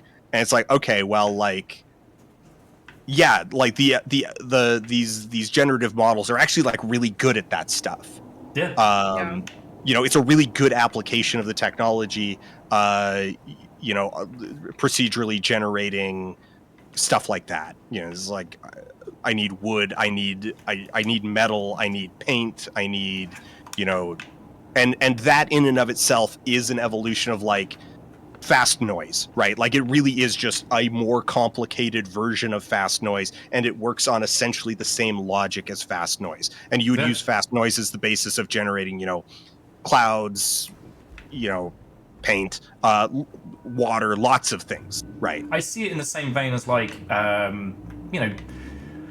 being able to generate UV maps and shit like that, being able to I think this is where we are, by the way. Okay, Yeah, Roger. Yeah, being able to fake complexity by having extra layers and stuff over it. Oh no, fishman.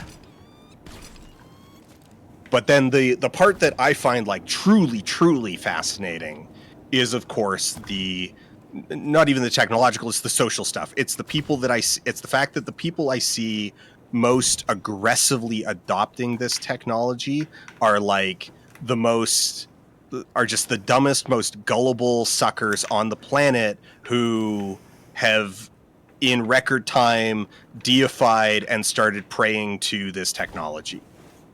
Mm-hmm.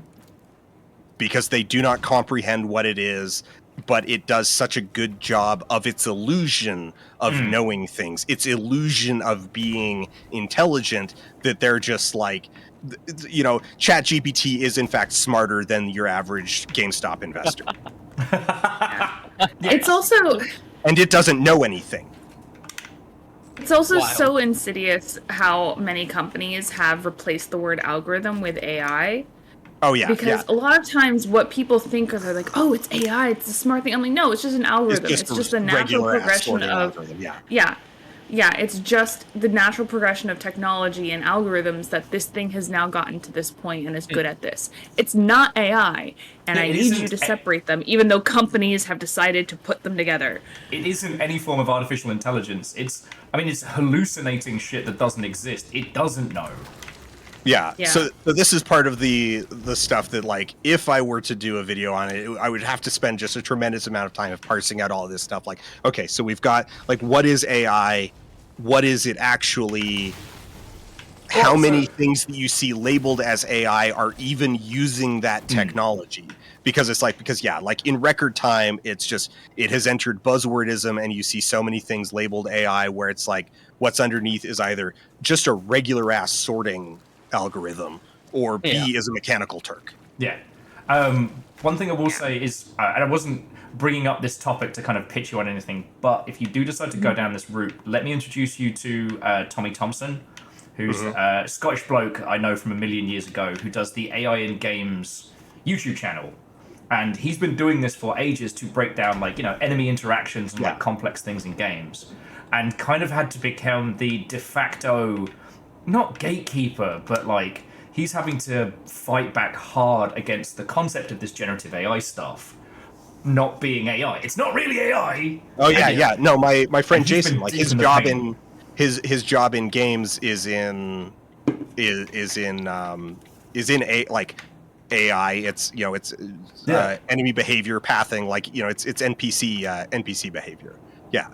And he's like, my job has gotten so much worse in this regard. It's like not my like actual job, but like all of the stuff around my job and like explaining my job to people has gotten just truly miserable. I've been poor bugger. It's been really interesting. Thank you. It was real fun talking to Tommy last year, because while I don't know what the state of like investment around that shit's gonna be like this year, because C222 was saying that, like, with it being the only potential avenue for a lot of tech, that it might be a bit of a weekend at Bernie's year, because there's going to be there's potentially a lot of money about to be pumped into it, with the pretense that there is this golden blue ocean that is about to be explored, which doesn't exist. But last year was the year that the AI companies were splashing the cash, and if you were in that space, oh boy howdy, they were throwing, you know, handheld PCs and very expensive trips and things, as, you know, for whoever they can try to bring into that space. And I'll be right back. It is wild seeing that kind of the rotation in how that spending was. The play to earn year at GDC was fucking hilarious. I still regret not taking the cursed gold. I'm sorry if I told you this last time you were on, but I saw it. I get it. I get how pirates fall for the obvious Fey trap, you know? Yeah. You know, I also genuinely, I mourn for the future that, like, kids and young adults have before them. Because every single one of them is replacing the hard skills that you're supposed to learn in school and young adulthood with these AI models. Wait, is there another one on And- the island? Is there? Oh, it's no. Okay, it's just to starboard. Sorry. Please continue. Yeah, I'm mourning that, like, the loss of all those skills. Like, you should be able to know how to write an email and how to dissect the themes of a book. And, like, you should know how to do these things on your own or reach out to the people who do know how to do them to get help or to have them do it. And, like, and I'm so sad and sorry for the kids that are just getting completely left behind because of this. Like, we already have an education system that is just continuing to be harder to keep up with every single year. And now I'm watching 21-year-olds go, I have ChatGPT write my emails because I'm too scared to write them. Oh my god. No. So I do Oh apologize. my god, we're fucked. I wasn't laughing at what you were saying, Ems. The guinea pigs Yeah. are banging the cage because they jump scared me the other day and managed to get extra treats. So now they've started doing it as a form of protest. They've had so much salad and so many treats. And the other one, which was, I don't know if we talked about this, but that service of making complicated books less complicated as a form of accessibility. And as a dyslexic person, that made me want to start throwing shoes at people. Yeah. That Like, made me want to start I'm already hawking seeing shoes. I'm already seeing the degradation, like Days is saying, of real time of education. But like, I think, like, in like practical terms, I think of how, like, you know, young audiences are reacting to film and television, and how their ability to like actually like dissect a plot or understand like who the audience is for a certain piece of media is just gone. It's dead. I am so worried. Everything's, I mean, but part of that is derivative from like the internet itself, and that like we no longer really we don't have channels anymore, and haven't for a long time, and the internet is just nebulously for adults. And so there's been a real problem for a very long time of like, there's not really spaces for minors to like properly hang out online. They're constantly in immediate proximity to adults who expect, like, who demand the right and privilege to talk like adults constantly all the time. And that has had deleterious social impacts. Yeah. I mean, it's true. The loss of third spaces for kids and adults is like dangerous. I literally saw kids on the fucking top of the train today. Like, because New York City has completely destroyed all third spaces for kids. They have nowhere to go. They are getting rid of the parks and the skate parks and any spaces that are affordable to go to as a kid. And kids are getting like kicked out of parks and stuff. And it's like, and then they're like, oh, why are the kids all subway surfing and getting killed? What else are they gonna do? They're bored and they're 15. They have a million hormones and 30 hours of energy. Like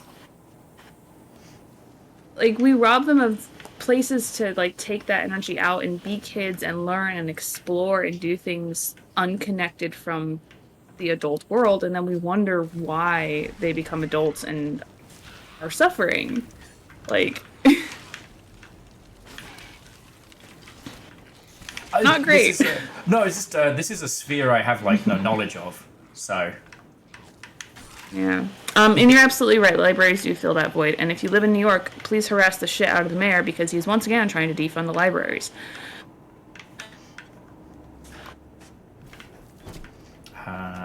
You know what? I don't think we need this Reaper. Oh, it is one of the fancy Reaper chests, isn't it? Beans. Sorry. As we haven't finished digging it up. You want the fancy Reaper chest? Oh, you weren't done? How do I dig? It's one of the big ones. I get my shovel. Yeah, we just. All me and my homies hate Eric Adams. Yeah. Oh, and Deus, I apologize. I meant to DM you, but then we got talking about really good bands. There we go. Oh, I didn't DM him because I thought you had. Yeah, Deus, do you want to swap in? Whenever you're ready, Deus. Because Dan, I don't know how long we've got your good self for. I mean, there's a lot of treasure to grab on these Seas of Thieves, but also I have a penchant for streaming quite a lot, so I have to remember that not everyone streams as much as I do. Well, it's one of the. Oh man, this is a fun subject because like, you know, a lot of times I interact with professionals who don't really like, they don't stream like at all, and so there's like, oh yeah, we're doing a stream, and it'll be like 45 minutes. It's like, yeah, they'll be just like, yeah, I'm doing a little Q&A stream, and it'll be like 45 minutes, 60 minutes, and then it's over. And it's like, oh, like, do you have time to help participate in that? I'm like, it's like, how long is it? It's like, it's an hour. I'm like, yeah. What are you talking about? Of course I can. Yeah, that's nothing. That doesn't even register. What do you mean? I'm like, the other day I streamed for like 7 hours. I've had a I'm couple like, I put my entire workday into just like streaming me editing. It's like, what? Yo, why would you do that? I'm like, I don't know now that we're talking. Why would you do shit out of that? Because I cannot edit and talk. Like, editing is a thing I have to do in like a strange meditative silence. I have so much respect for that. But then, like, depending on the flow of the title and like how much it takes out of you, like, you know, recently I've done a few 12-hour streams just because that was what the game inspired of us, you know? Yeah. Like, the momentum carried forward, and suddenly you're 10 hours deep, and you're like, fuck it, let's just finish this. We're so close. Yeah. Guitar Hero for 7 hours? Probably wouldn't recommend. Not for the average person. Who do such a thing, Virals? Even those freaks out there probably shouldn't do that. One of my big traps ends up being anytime I decide to replay Dante's Inferno for the PlayStation 3. Is I was like, oh yeah, I can finish this in like one stream. No, you can't. The reason you think you can is because huge chunks of the game, like multiple hours of it, are just immensely forgettable. Yeah. But it is in fact longer than you remember it being. Yeah, no, that game's like, what, 4 or 5 hours long tops? Think again. Think again. No, it is actually 12. God. It's still not a long game, but like, yeah, it's definitely like long enough that you're like, oh, I can do this I can stream this in an evening. Maybe it'll be a bit of a longer night, but like, we'll be fine. Oh, pissing shark as we're going into a fucking storm. Yeah, me and Will have a friend that likes to play games in one sitting. Thing with something? You're good. Okay. Can hear a My compass shark though. That's disappeared. fun. Yeah, we might need to work together on keeping the ship afloat as we go through this fucking storm. It's taking on wood. That feels like a job that I can just tell me what to do. I know where the wood barrel is. Yeah. So you go up to a hole, and you put wood on it. It'll tell you, but I don't think there's any holes yet. Wood, Another thing you can do is go to the bottom of the boat with your bucket out, and if you see water down there, you scoop it, and then you throw it outside, like off the boat. There's a painting of a pig down here staring at me. Should I be worried about that? Yeah. That's Admiral Hamshanks. Don't He's a worry about legend. Yeah. It's my Don't guy. worry about it, man. It's Admiral Hamshanks. You All know right, Admiral he's Hamshanks. giving me a look.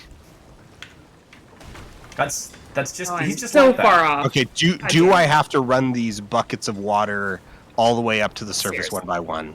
Yes. If Yeah. you go to the map table, right? You throw them from the map table. Yeah, you can kind of. It's kind of not that simple, but you can throw it through this grate up above the map. No. Brace! Uh oh, we're gonna get a shark bite, huh?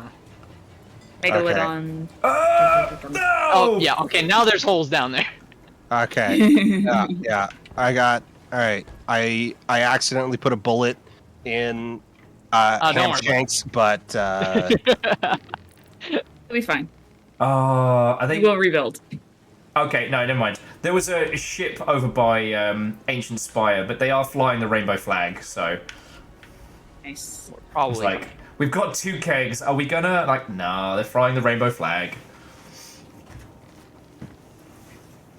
Where are we no. going? Oh, my compass came back. Okay. Yeah. Streaming as a yeah. profession is so weird, and it is...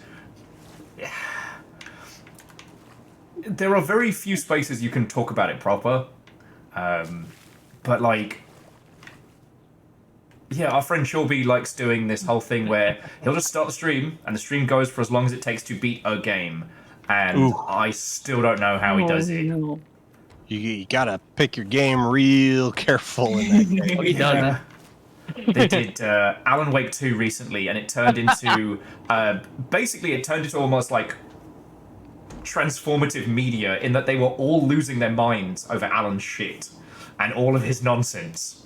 It was a glorious descent into madness. Yeah. Hey, Mint Fresh, at any single time, I can just read out whatever you guys are saying, and Dan will absolutely hear it. So A game keep I that do in need fucking to. mind. I am due to restream soon. Is the worst game of all time. Call of Duty Ghosts. Oh no.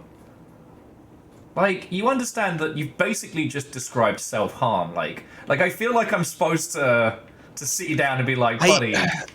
I think the thing is that I'm thinking that I want to make this year kind of like a cleanup year. That it's like that I've got so many like smaller subjects that I've been meaning to do for like going on a decade now. Okay. That I think it's like okay, is 2025 the year that I try and just like churn these out? So I'm finally working on this is how you get Jarhead sequels. Dude, this sounds exactly like when Errant Signal was like, I'm gonna do Children of Doom as a short format. I'm gonna bang out these quick videos. Right. Now he's on like year 4, year 5 of it. Yeah. We think it's here? Just like a game dev. I think it's here. Yeah, it's here. Yeah. All right. Let's park. Woohoo! I mean, I will say I am definitely hoping this is the year I can actually bang out some standalone videos, because I got some crazy shit, and our good friend Ben was posting today that they'd like to get a small budget to do a reboot pilot of Red Dwarf. Not because they think it should be made, but because that's the only way to get it out of their fucking head. And I feel that on a fundamental level. You know? I don't need anybody to see my insane shit about Wanted Dead. But if I don't make this video, it's gonna eat at me like indigestion. Like, it's gonna do me a damage. Okay, so know. how's this tower work? There's obviously a gate that needs some whatnot to open. Hey, if you, to tutorialize this puzzle for me. I was gonna say, if you wanna, like, we've got time to do it. Oh yeah, we can. It looks cool down there, so that's a good thing to show off. I'm assuming it's actually pretty simple. I climb to the top of this tower, and then there's a button or a torch or a brazier or a winch cracking it that open is the easy that I part. light twist something. Yeah, it's just that, it's like a handle on the front door, isn't it? Or at very least, it's two torches at the main Oh, you door just to light light. these?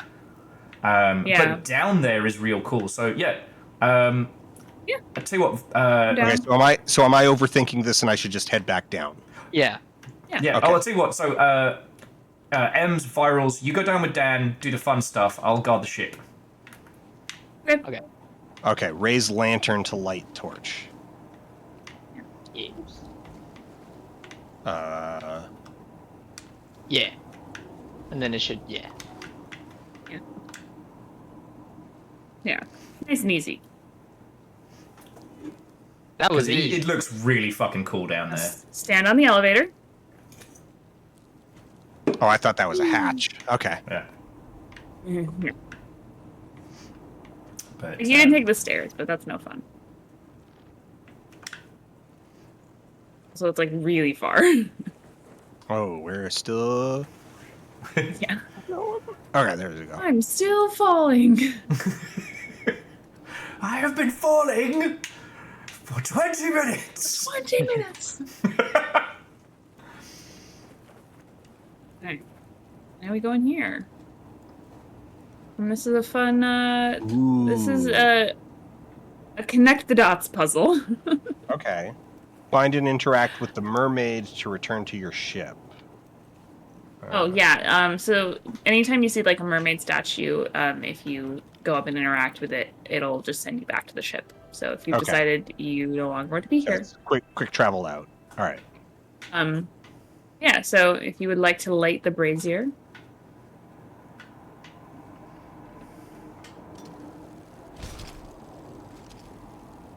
Light the stockings. Woohoo! I'm just I'm lifting anchor because that brig that we didn't attack is underway.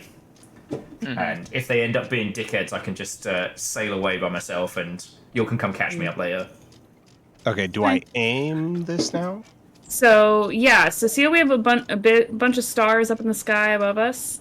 We want to draw these different designs, and I will be back here. I will be rotating the sky, and as you pass the stargazer over the different stars, the constellations will kind of appear, Or and you just have to draw and connect the dots. Also, Verdant Flow. No, I don't think he has. Okay. Oh, I see. There you go, How. see? Okay. So, I start rotating. See the different ones as they appear. hey, Oh, that one. Yeah, there we go. That's Wolf. Hey, Virals, would you mind? So then, how do we Okay. lock in? So this is Tiger. Yeah. Yeah.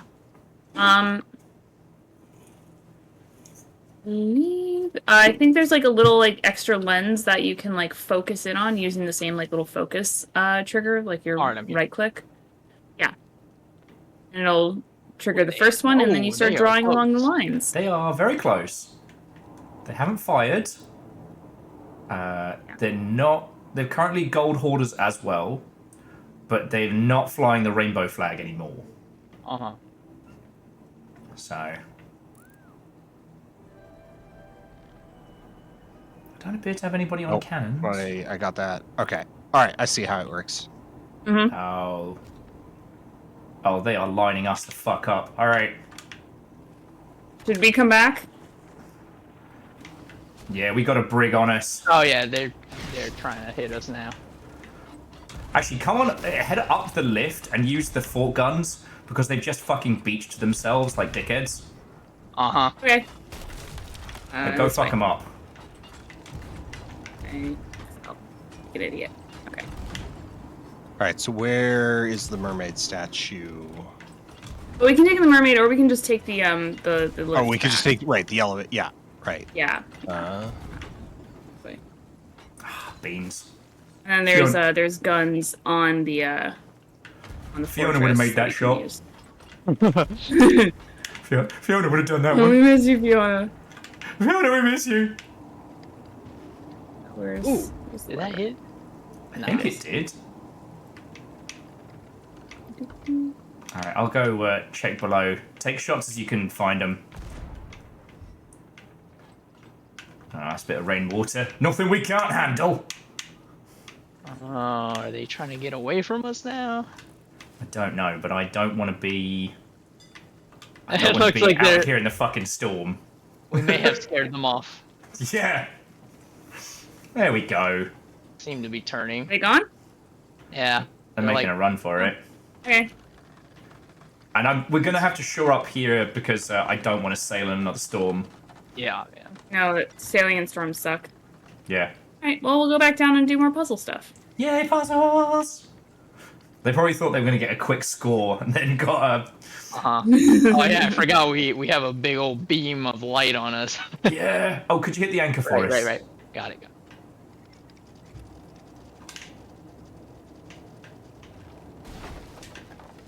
You're good. We're fine. We're good.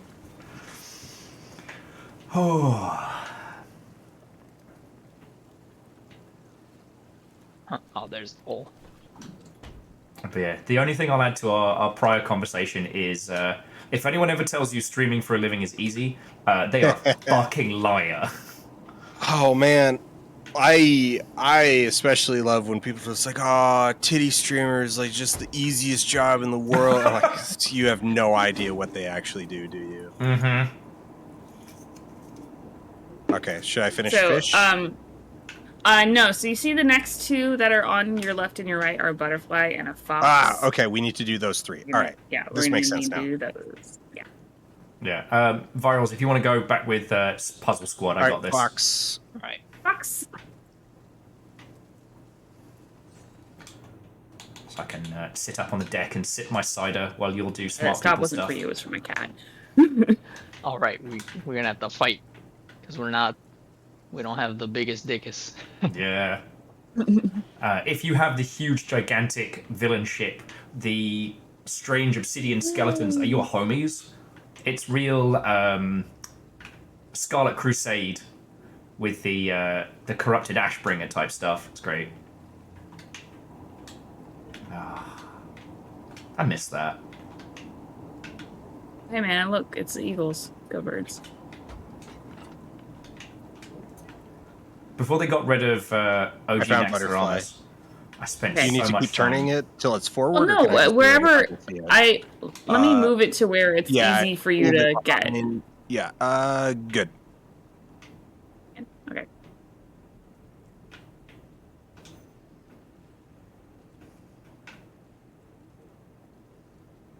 Oh, it's all. That one always to the gets. middle. Yeah. Okay, Glaclius, one of the things I always like talking to with people that are considering getting into streaming is just like, you gotta love the process. Because, like, some days you stream to 5 people, some days you stream to 200 people. You can never guess when those days will be. But you gotta love it enough that when it's just like I you believe that's the Skelly Wave. and your two homies, Yeah. that you're still having a good time. Because I know so many people who they start doing it and they're like, I'm gonna have, hundreds of people watching me by the end of the year, and Uh-huh. yeah, Haha. I mean, the truly beautiful thing about that is that you don't even necessarily. It's like, are you sure that that's even a thing you want? You think Right. you might think you want that, but I think you just want friends. I think you want people to pay attention to you.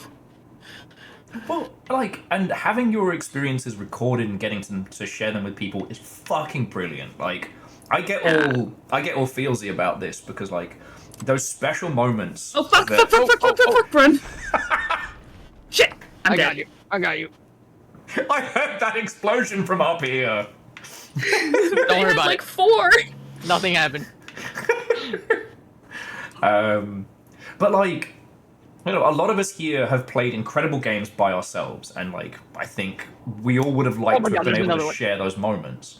And if we're lucky enough to have like binged game on a weekend with friends or partners, then we've gotten to have that experience there. Like, streaming means you're getting to have that with a whole bunch of homies, and it's great. Yeah. Just There's thinking- an exploding I'm guy at it. chasing you. Don't. Oh god! Oh, now he's after me. I saw an ammo barrel around here somewhere. There we go. I got him. Big bada boom. There's still another one. Something like But standing man, on I'm the so deck happy that there's no friendly fire in this game, except for like cannons. and vomit. Like Even yeah, then, I and don't, vomit. I don't think Can't it forget actually vomit. hurts you. It just like knocks you around the fuck. cannon. Dead again. I'm just hearing these explosions. So good. Oh. Also, I mean, if you need ammo, these little like bags everywhere. On the ground, yeah. Yeah. Also, Well, There's still more. I got you. I got you. the radius was a titch larger than I thought it was. Bigger than gonna you be. think, yeah.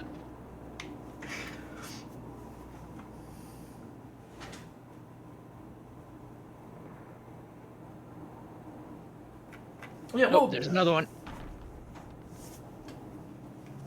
I would say streaming-wise, I'm a talker, right? Like, Yeah. I usually block No out like idea, an man. hour to two. I know, shocking.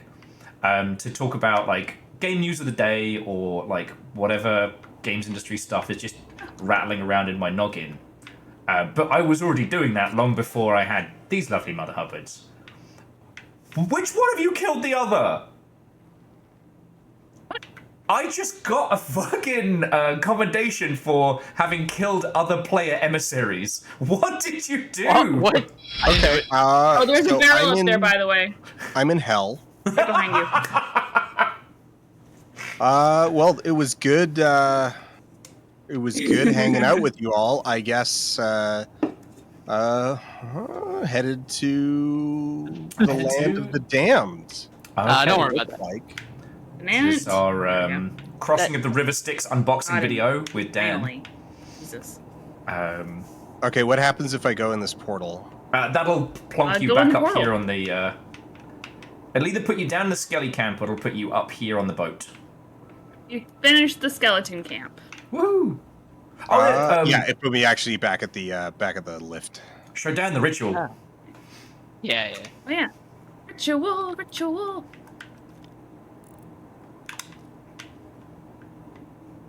Follow the sound of our gamer tags. It's also like, okay, not to pad egos. Like, I have a massive amount of respect for anyone that can do video essay type stuff. Not just Dan, but everybody in that space. Because I don't know if I could do it. At least not well. I love on streams when you can pick at a thread and just like deep dive into its entirety. And when someone's like, oh, well, actually, this obscure video game from 1987 actually had this box art. And you're like, oh, shit. And then you learn together. Whereas I Yeah. find in, like, a lot of YouTubian, you'll just have people in your comment section being like, oh, you didn't know about the alternate art for Fart Puncher 87? What are you, a fucking dork? Forget if there was something I missed about the ritual burials. I actually can't remember. I know there's I can't something else remember has to either. happen. So we lit the things. We have Oh, the What orb. was there things? something? Oh, did I? Okay, no, never mind. No, I think we're supposed to have the orb. Well, the orb Well, was was there anything there you and missed? was doing something. I interacted with the orb. It played a little mermaid song, That sounds about right. and then it's over. Okay. And it was Yeah. Was that it? It's Okay. the So orbs I like a few I air quote ended the ritual before these things were lit. So if there was something you were trying to show me, I fucked it up. Yeah. Oh, and just to jump on what That's probably it. about it. Scenariac? Okay, I'm just going to say Sin. Mentioned some of the incredible writing over at Aftermath. Nathan Grayson is a homie, and holy crap, the writing over there is amazing. I couldn't do that. But Richard says you broke the ritual. God damn it, Dan. Yeah, it said end. I pressed R to end the ritual. Oh. Oh, okay. which I think means you win, but we still need more map pieces. Yeah, so I sorry, I didn't understand what you were trying to show me. Oh, you I have an thought it orb was to that, ponder now. and it Yeah. played a really nice music sting, and I got The this. important this part is bitchin' the orb. And Yeah. so Yeah. I was like, I'm never putting this orb of secrets down. It's full of secrets. Yeah. It might lose a couple secrets if you place it somewhere. Hmm. You think you could eat that? It does look delicious. It does. If you try hard enough. It also looks like an old-timey soccer ball or volleyball. Oh, You know, the yeah. ones like made out of leather. It also looks like the orb in Abiotic Factor that Chorby almost ate, and Yeah. I'd have been. Will, where I did you still go? think he should have. Oh, I'm still up. Oh, I'm on the other side of the island. Oh. I just lined us up neatly for a broadside in case they came back. Uh huh. Okay. Remember, friends, everything's edible once. I often think about the guy who, God, I want to say he ate like uranium or something. He ate something radioactive, and as he was in the process of dying, he wrote down the whole like details of like what it felt like and what it tasted like. Do you know the worst part is? I actually think I read that as a fucking kid. If we're thinking about the same, one of the earliest, like, you know, research your own topic things at school, I chose nuclear weapons as mine because I'd only seen them in fucking video games and I didn't realize how fucking horrifying they were.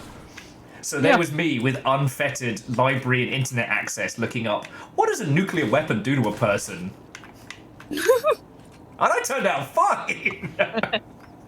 Did you? Are you sure about that? I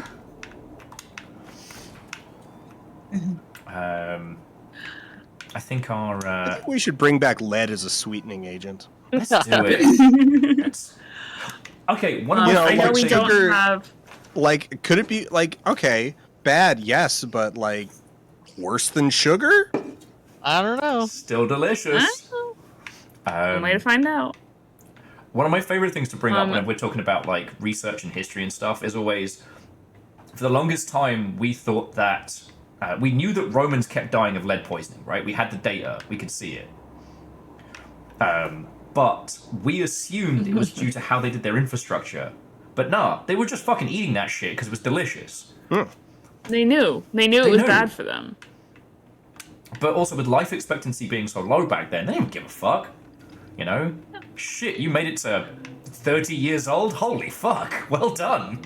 The lead lobbies be making inroads to MAGA to allow lead in paint and foods. That does sound horrifying. I will say, like, that I mean, obviously this is, like, probably motivated by evil, but, like, I do think we overcorrected on lead in paint. Taking lead out of household paint, absolutely, 100%. Like, that was... Okay, but if you get lead back, then I want cocaine wine. All right. Oh, I'm 100% down with cocaine wine coming back. Yeah, no, that's what purity culture cost us. We could have had, like, this little sloop is shooting at us, by the way. Is it? Yeah, I saw it. I know this is such a fun moment, no, and I know the skellies are shooting at the ghosts. Nice. Fucking yo. Will, I know we don't have a dais yet, but I am hitting my wall. Then let me. Sorry, the conversation has been exceptional across all chats, so I apologize that I've not been on point.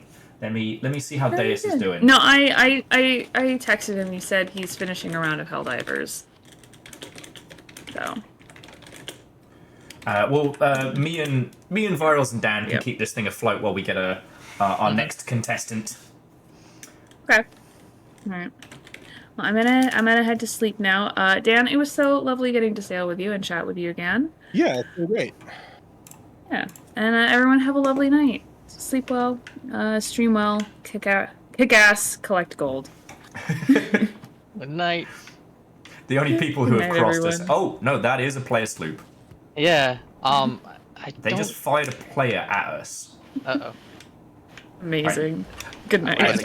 So lead has some very useful properties in like industrial paints that, you know, I think in a informed, conscious context, like, you know, maybe we overdid it a lot. All right. I do agree. Like I said, I want my cocaine wine back. Because I love the fact that the reason Coca-Cola exists is because the wine in cocaine wine was what got banned in the US. In the UK, we have Buckfast still. It's not good, but it's caffeinated wine. It is... Of course, I say all that about like informed, conscious use of like lead in like lead paints, but like then there's the part of me that realizes that like we're talking about corporations here. Like they're not gonna, they're gonna be like, oh, like we can use lead paint again. They're gonna coat everything in it, and like, you know who's not gonna know about that? The employees. No, they are not getting a heads up that that's going down. Are they chasing us for real? I think they there will are.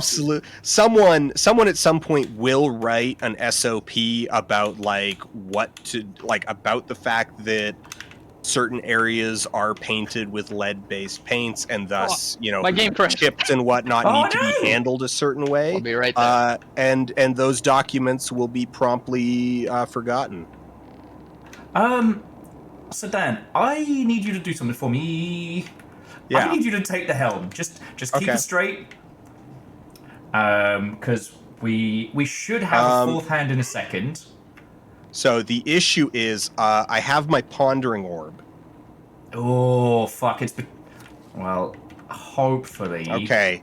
If I put it down, no one's gonna take it from me, right? Like, you're not gonna. This isn't just a trick to get my orb. I'd love to tell you this was some orb grabbing, but Okay. I'm going to gonna go put it make friends with safely our over would-be here. followers. Right, where are they? Because they decided. I hate and ooh, you got him. Sup, nerd? Enjoy! Later. Wow, that was beautiful. Ah. I was so busy watching Dan. Oh. They're both Tuck Reapers, so yeah. When you've got a sec, yeah. Dang, they caught wide up.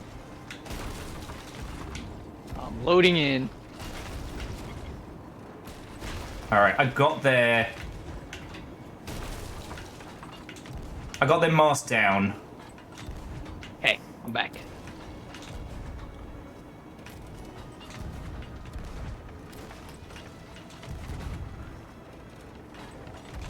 Oh shit! Should I try All and right, give you a shot? All hands on Balin. Actually, no. Dan, you keep sailing. You're doing great. Virals, Yeah, got it. just. I'll get on the Balins. You get underwater and patch them holes. Right. Sorry, I heard the creaking of the hull. Uh-huh. We're relatively straight. Should I, like, hands off the helm and help, or are you too good? We're good. If you know what, if you've got an angle on those dingleberries, I think you can take it. But otherwise, we're all good. For those of you that haven't played a lot of Sea of Thieves, so those are what we call tucked players. They are adrift. They're dead in the water. Fucking yeah. There's no point us trying to murder them person to person because they'll beat us in a straight fight, but they can't beat us ship to ship. Oh yeah, so Minty Fresh, you can play what's called Safer Seas, which is like just you and your friends and no one else. And we're playing on what's called the High Seas, which has PvP available at all times. Those individuals are people that will pretend to have the most basic ship as if they've just started playing the game, so that they can ambush you, so that you'll go easy on them and then they can get the jump on you. And you could tell by all the stuff they were wearing. Yeah. And They set themselves back up. they're referred to as tucked players because what they tend to do is hide on your ship and use like a little tucking emote to hide.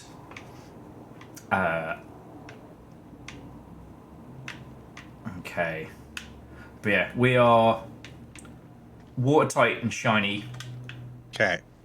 Well, currently Jesus is steering the ship. So I don't know if they we really want to do coming anything back? about that. Oh, good old. Are they coming back? It's Yeah. probably because we have the Reaper chest, right? Oh yeah. We should go sell it. We should go sell that. Right in front of them. Yep. All right. Well, I'm going to spin us around. Okay. And while we're waiting for Deus to come join us,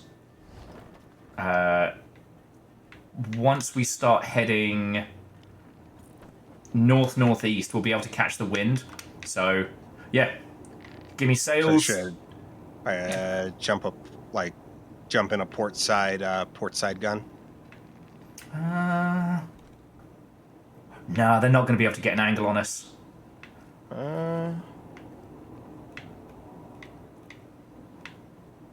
be able to get an angle on us. We're about to... I mean, if they cut, because we're flipping around. If they cut hard, they...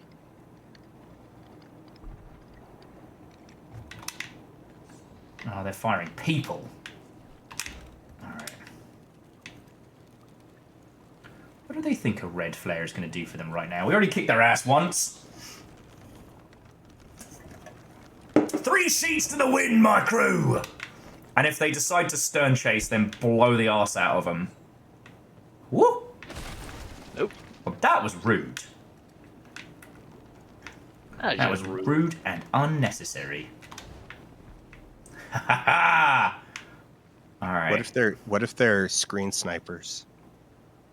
Then they can see their demise before it happens. I mean, what information can they infer? Like, on genius tactics? They'll know where we are. They can see my orb. Oh no. Fuck, they've You're probably right. seen the orb. Is that another Alright. player sloop in front of us? Is it? Yes. I don't know if they're doing anything.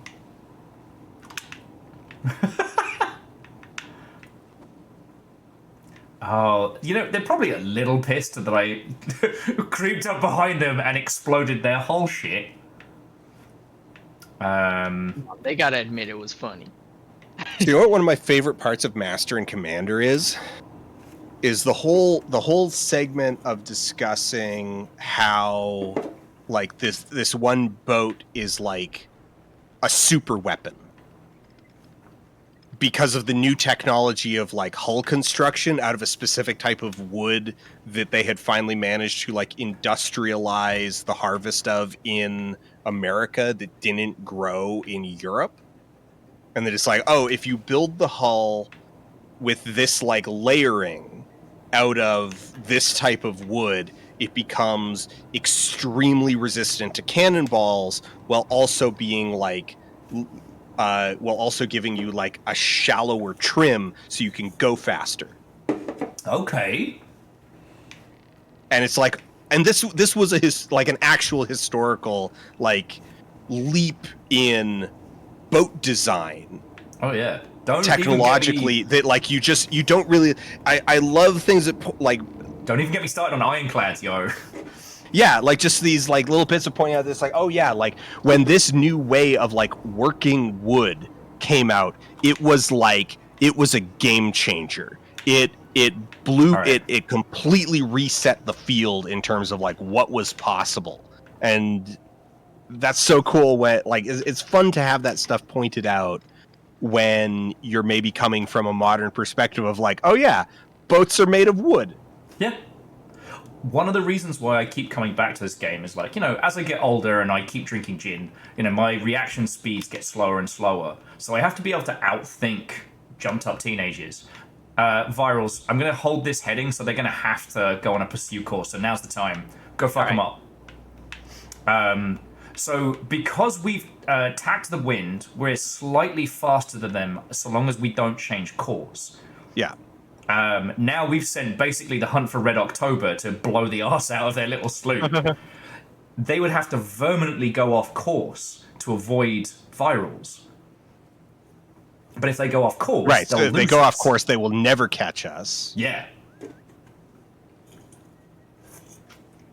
And now... Did it get him?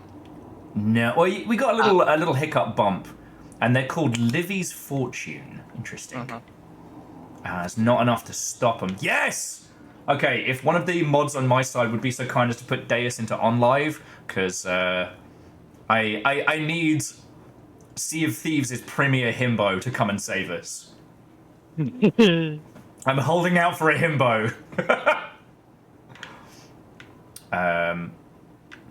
What I will do is navigate us around this. I'm going to adjust our course ever so slightly, Virals. Will you grab the helm when you get back from the world of the dead? I'm going to go... And I'm back. I'm going to Okay. give him a crispy surprise.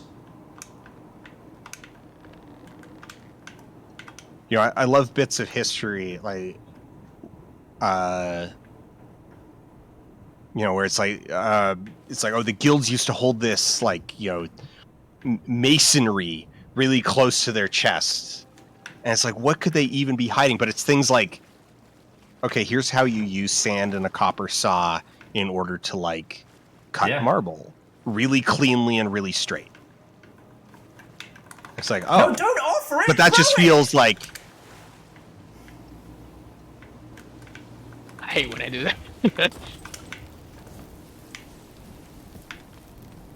You know, it's fun to remember this, like, oh yeah, there was a point in time where, like, that kind of, like, science knowledge used to be rare. Yeah. And that's 2! Alright, I'm gonna crank their they anchor. look Alright. on fire. There. Be able to- A little present from me to them.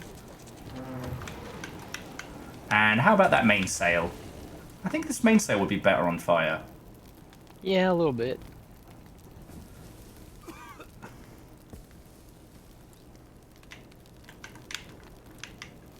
wonder if they know if I'm up here.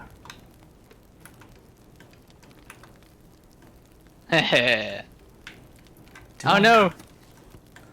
There's no! It's not good. I'm turning on the lantern to taunt them. You know, just give them a little, you know, hey, we're still... Yeah, you're getting real dim in the fog. Just keep going on without me. I'm on their ship. I'm up here. What you gonna do? What you gonna do, nerds? Oh god, I wish I had more throwables. Yeah. Check if they got any. Yeah, might have to go and have a quick look at that.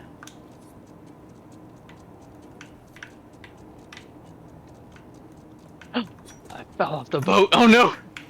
Get on the wheel. Real quick. So Deus is trying to join. I'm currently on their I ship. cannot see what's ahead of us because the sail is in the way. Ah, the gentleman's tuck.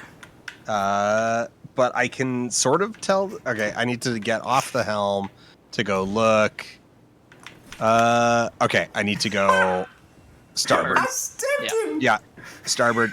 I don't even know how I fell off. I'm in their crow's nest. They have no way of getting rid of me. Oh my god. Every time they come up, I just stab them in the gob. They're clearly yelling at me, but I have comms turned off. Uh-huh. So I will assume that they are about 13 years old and yelling racial slurs at me. Yes, I did hear them, and they are 13 years old, probably. I don't know what they said, but, one of them is probably wasn't called great. Yo Mama. Well, that's Joke's about on the them. level we're expecting. Joke's on them, my mom's dead. What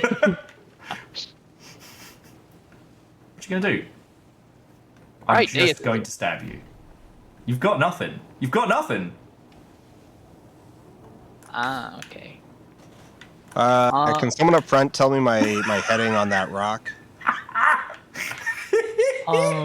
Actually, let's Weird. turn all the way Oh, west. Deus. I'm doing crimes. I'm doing so much crime. So I've been seeing. And as for intros,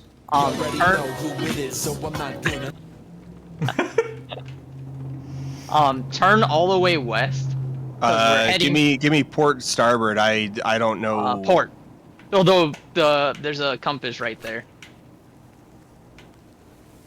They're so mad. One of them just exploded. All right. That's good. Oh, they're trying to use the, I guess the bomb darts. Huh. They got me. Little bit of fire. Because we're heading towards the zone of our boat just falls apart if we go that far. Get my froggy lantern glowing. And Minty Fresh. So, PvP feels stressful in this, but there's not. So the way it works, you can never lose anything permanently. You can't lose your ship, and once you have banked your gold and your treasure, it can never be taken away from you. It's only whatever you have on your ship at that time. Now we have Himbo to the Stars Deus JZ. Dan, that's the guy who made the video that had you cackling with laughter earlier. Glad to hear my work is appreciated. Yeah, I love that. I love how that is my fucking legacy, Deus. Thanks for that. I love that. You're welcome. I don't No have sarcasm. a good sense of where, like, of my rudder's relation to the helm. Oh, there's a clicking noise, or if you're on control, there's a vibrate that you can feel Yeah, I got when it. it's in Okay, the central found point. it now. There we go. All right.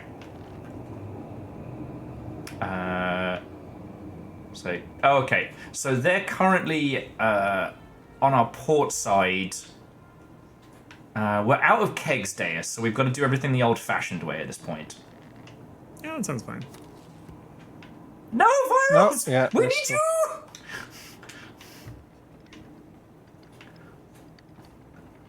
Shall I end myself and toss myself over? Virals isn't responding, which leads me to believe they're having internet problems, not game problems. So just portside guns, just loose on them. Okay. All right, Orb, I'll be back for you in a minute. Have you named the orb yet? It's Orb.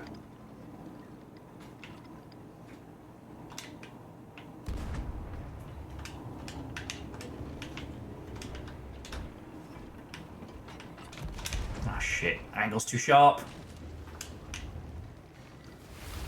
Perfect timing. Oh, now it's a party. All right, prepare for borders. All right, he's on me. He's not very good. All right, he's going He's up in into the nest. Captain's. Oh, he's trying to return the favor.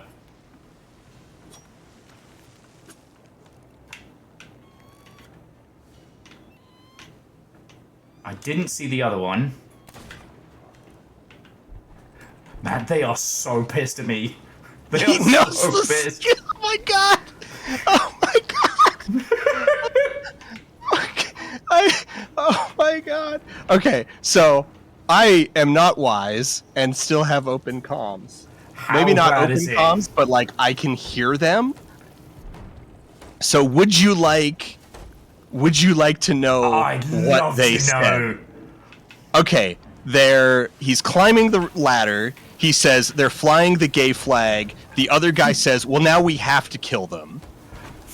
But then he looks and sees me coming up the ladder behind him. He's like, what the fuck? He knows the strat. And then I chopped his head off. Oh, all right. Now we're in for party mode. Okay, we're airtight, watertight below. Right, I Once, guess we got to deal with the skeleton ship, right? Yeah, we probably want to do something about that. I can start it. Yeah, the sloop's coming up on our backside, and I got to repair the fucking helm. Virals, of all the times for you to fucking lose internet.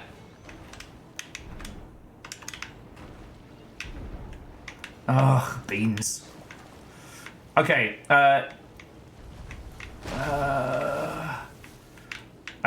Deus, can I get your help repairing holes? Sure. Oh, and Yeah, bailing, I guess. Yeah, bailing now. Fuck. There was We too might many... actually be borked. Nah, we got this, mate. No, we're mid-deck flooding. All right, all hands bail! All hands bail! Drop all sails to wind and point. Beans? Oh, fuck. We're up against a rock. Seriously? Beans!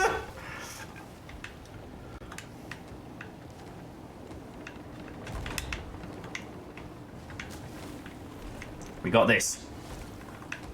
Virals, get back here!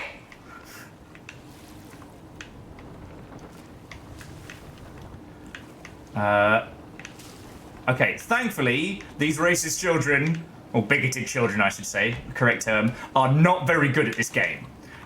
If they were any good, we'd be fucking dead right now.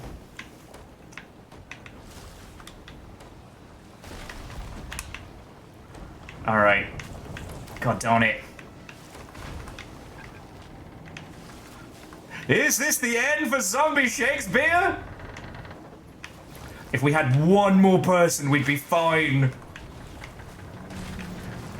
No! Never give up! Never surrender!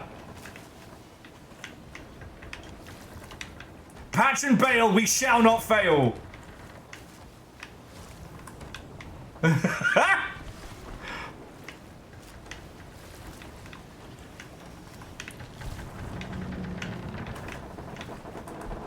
Oh, she is groaning. All right, what can I do to improve our odds of survival here? Just keep bailing. I was going to say, I just turn the got wheel shot. to any direction completely. Okay, roger that. I'll get the wheel, just keep helping on the bail. Yep. Oh, it's broken to fuck. Just keep turning.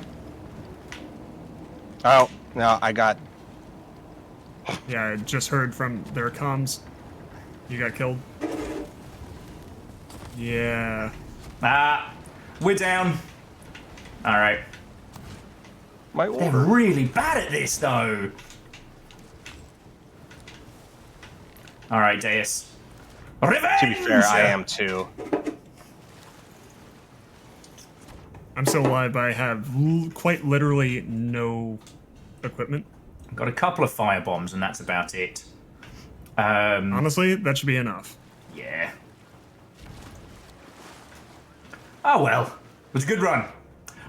If we hadn't lost virals... Oh, holy shit, I think I killed the guy who was on the cannon. Oh, nice! We have one shot. Go ahead and throw that firebomb. Hit him. We need them preoccupied if we're going to take them. Good. Alright, their mast is on fire. One of them is back. They're taking water Pop up, as well. drop anchor.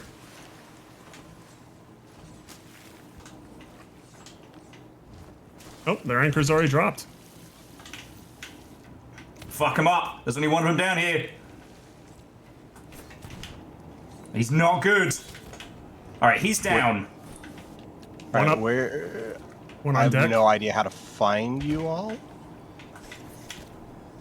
Should I start sailing Our names back should be to you? somewhere on the horizon. Alright, they don't have any munitions to steal, so we just fucking eat their food and kill them. Sounds good to me. I got the stab, ready to go. There they are. That's one.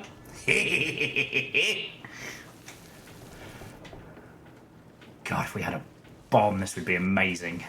Wait, Will, you still stay in the corner? Yep. So that way I can deflect with, Wait. I can get you back off if something happens. If we hear that dun dun dun of them trying to repair.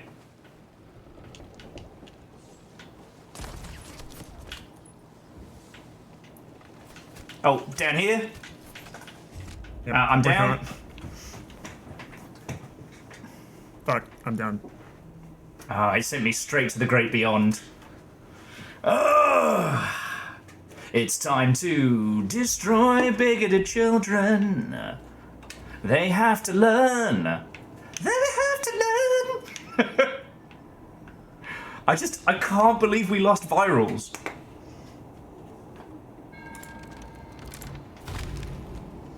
And I'm here too.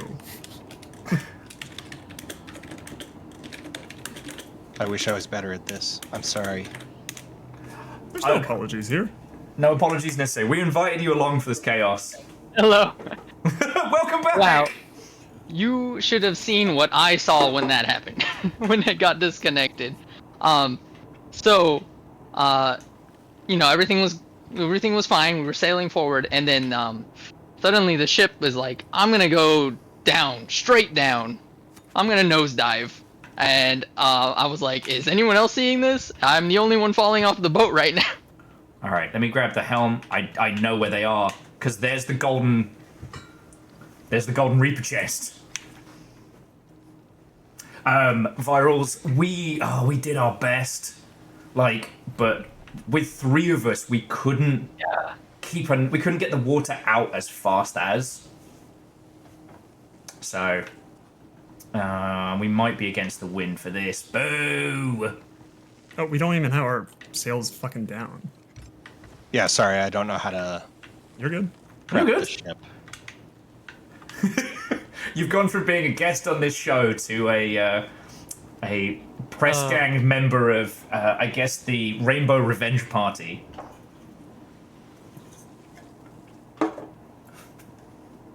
Our gay pride is now our gay wrath.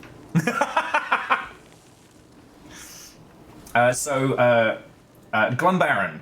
So that golden spark jutting up from the sky is one of the Reaper chests. It's supposed to be something that promotes PvP.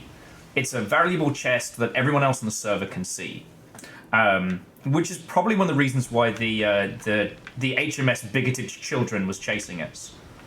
However, revenge swings both ways, and we now know where the fuck they are. Do they have my orb too?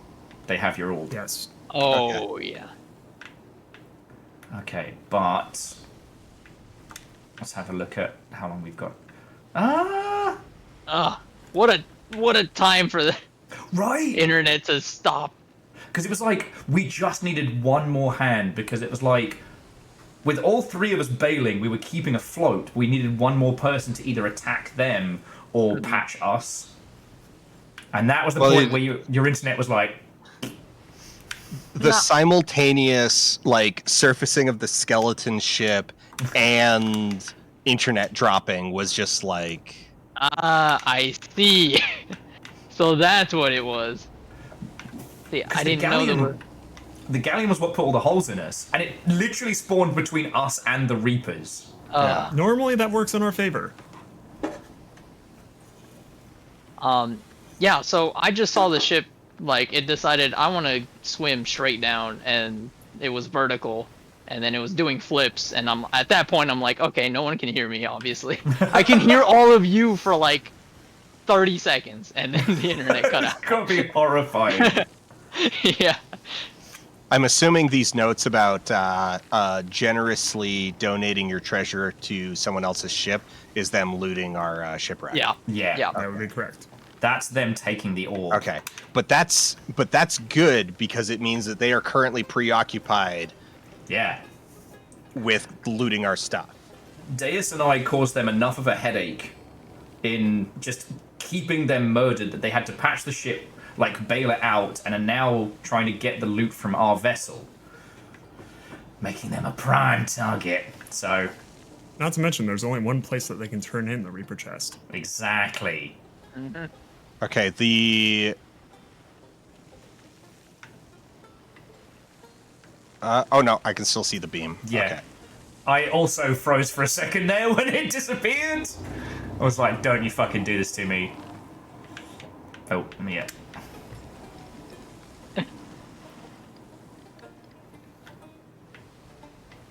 I don't think we've got time to pick up any kegs. But honestly, between myself, Deus and Virals, we will be able to wreck them in close quarters. And we have literally nothing to lose on board. See, Mintfresh, they're moving. This is why Sea of Thieves is so Okay, good. they are few degrees to starboard, maybe like 10. Alright, I see him. Sorry, Mr. Deus. Take the Are they helm. heading right for that volcano over shit. there? Oh, don't worry about it. I got it. Heading right for us. Yeah, maybe. Are they heading for us? Yeah. Yep. They are headed. They are headed to port side. All right, Deus, I definitely need you. We're gonna try and cut them off around this rock. I'll find a mermaid. Because once we catch the wind on this side... See, and this is where this game really shines, because a sloop is faster against the wind. A galleon is faster with all 3 sheets. Yeah, that's our orb! For the orb! Blood It's for the blood Morbin orb. time. It's They are caught up on the rocks, actually. Oh, did they crash into? Oh, I so think what you're they tried saying to is turn free shooting gallery. too sharply, and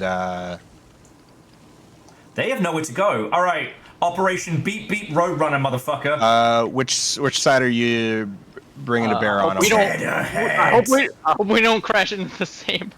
Yeah, no, I'm pulling up our sails. That way we can I see, glide I see. right. Okay, they're coming up on port side. All right, portside guns ready. Loose. Good shot.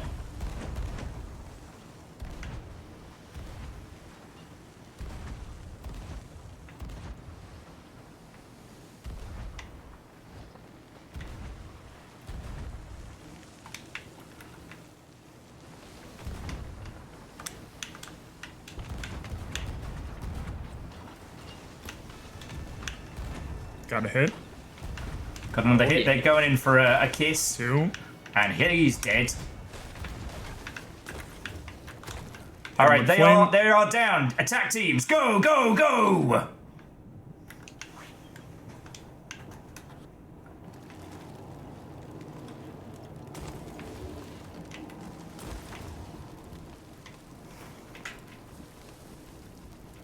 They got our treasure, and they're desperately trying to patch it. I should be able to get the anchor before they can get underway.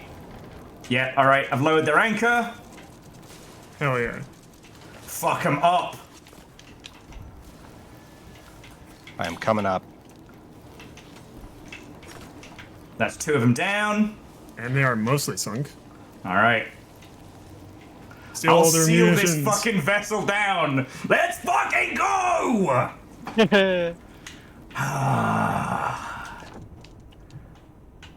Boarding. For you, if you will not respect our pride, then you must feel our wrath. They are sunk. My orb! The orb. It was right here on the middle deck. All right, virals. Just hit the brake. Got it. No, don't make me. Button. Okay, Got good. Swung right around. Did I not promise you we'd get you your orb back? I deeply appreciate it. Sorry, we've just had a raid over here at exactly of our moment of triumph. Yeah, love wins. I got their book. Ooh. I also got their flag. Wait, no, just our flag. I got their book. We got our flag back. And we should be able to... Oh, one on deck! One on deck. Oh, shit. God, they're not good at this. Babies. He's a very, very bad assassin. Possibly the worst. All right, let's get ourselves a little bit closer. Yeah. And we should try and hoover up their resources as well, because we don't have a lot of shot. It might be all of ours too. Yeah, he's hoping. And Imperios, we'll see you in a second, friend.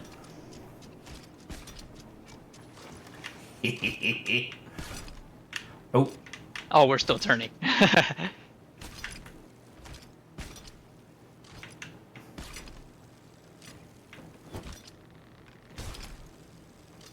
Gets your heart going, doesn't it? Oh yeah. Like, that was not a challenging battle, but that was, like, the kids had to go.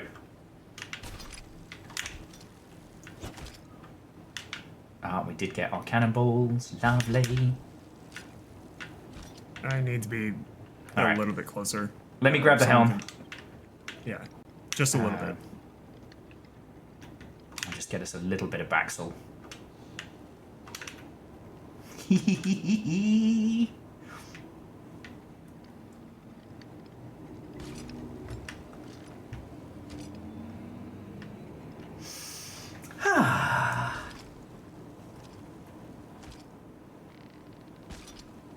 So HD mode, I've played things like EVE Online and God, PlanetSide and things like that. Like, the only one I haven't really done is Foxhole, just because of hours in a day. But there's something about Sea of Thieves where, because every session is its own little story, right? You know, it's in EVE, if you lose your ship, like, that could be a throwaway that you've kept, or it could be something you've been working on for fucking years. Deus, I'll help you with hoarding. Yeah, that Yeah, should. is appreciated. What can I do to help here? Pick up the storage crate and start draining that. Storage crate is the Okay, one right there. Oh, it's empty now. Oh, sweet. and then I Shot bring and it back panic. down and use F to. You Wait, should no. see a What do I button do? that says take when you face that barrel. Just keep pressing and holding that until it goes empty. Which barrel? Oh, this one. Okay, Yes. got it. And Unless once it we, says empty. yeah, once we've cleaned all those out, then we drop them, and we just keep using the There's- storage crates for as I much only as we see have. store. R for store. Cool. Then it's empty, yeah. Okay, And once again, this one's got a lot in it. So give me a sec here. yep.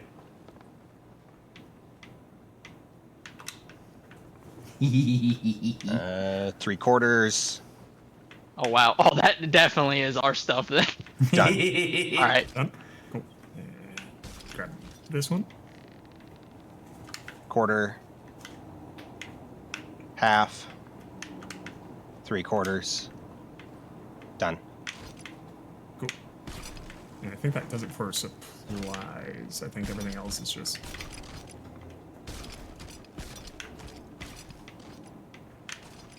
Now, I am going to make a tactical decision, though. I think we should drop the... You can drop the chest. Yeah, I'm thinking we drop the Reaper chest here. Oh, just to lure them here. Yeah. So I don't think we have enough munitions and equipment for another, like, proper knockdown Oh, we've got. fight. Oh, yeah, we got all have our stuff munitions back. now. Oh, do we? Yeah, we got Yeah, all we our got stuff. all of the stuff. Yeah. Oh, then fucking let them come. There was me being like, oh, you know, I don't know if we should fight. We should be careful and sparing. All right, oh. should I get started on the anchor? Hell's yes. I forget what we were doing before we got into this fight. We have We were slowly heading to sell the Reaper chest. Yes. We were gonna do that. And we have a vault. I think we still have it, right? Yeah, we've still got a compass and a map that needs to be finished. So what do you reckon? Continue with the vault, or go get us? I think we should sell this first, and then the Reaper chest. Okay. Well, friends, make sure you're grabbing the meat and whatnot, just in case we get sunk again. Okay. Reapers would be due east, right?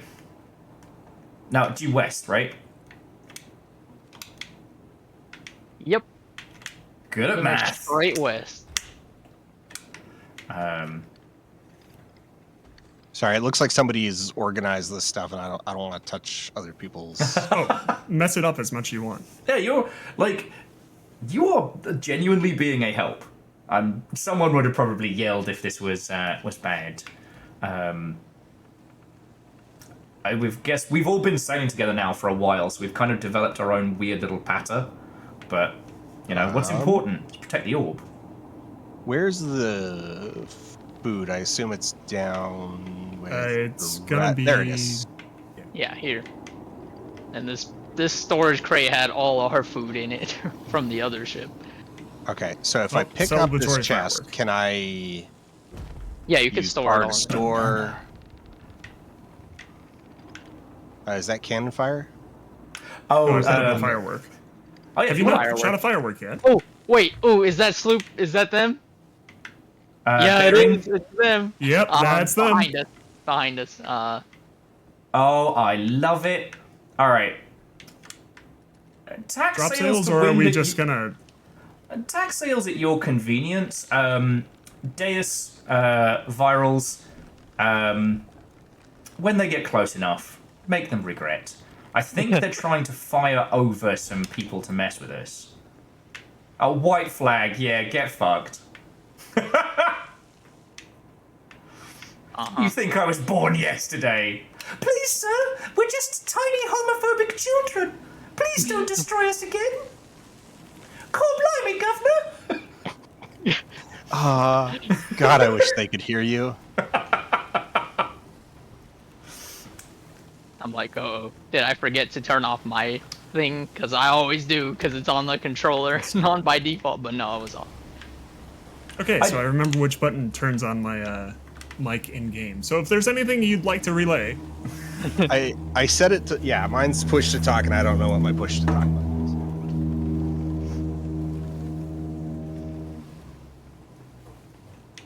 No one knows how cool we are.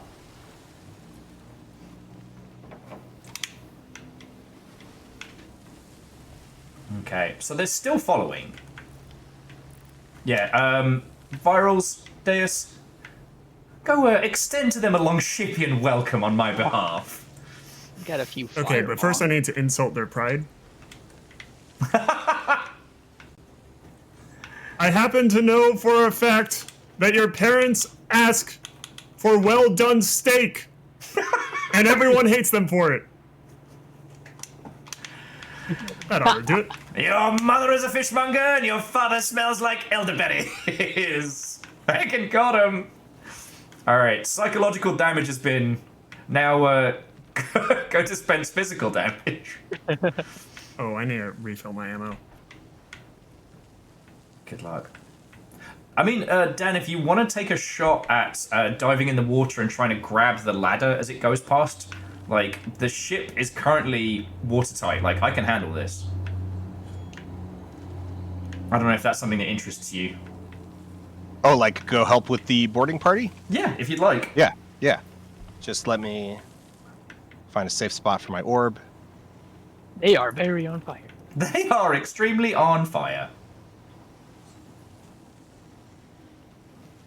Oh, that was a shark. Okay, I failed at the, like, swing your sword to launch yourself forward off the boat trick.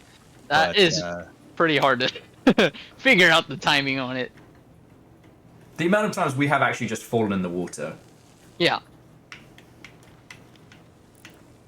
Like,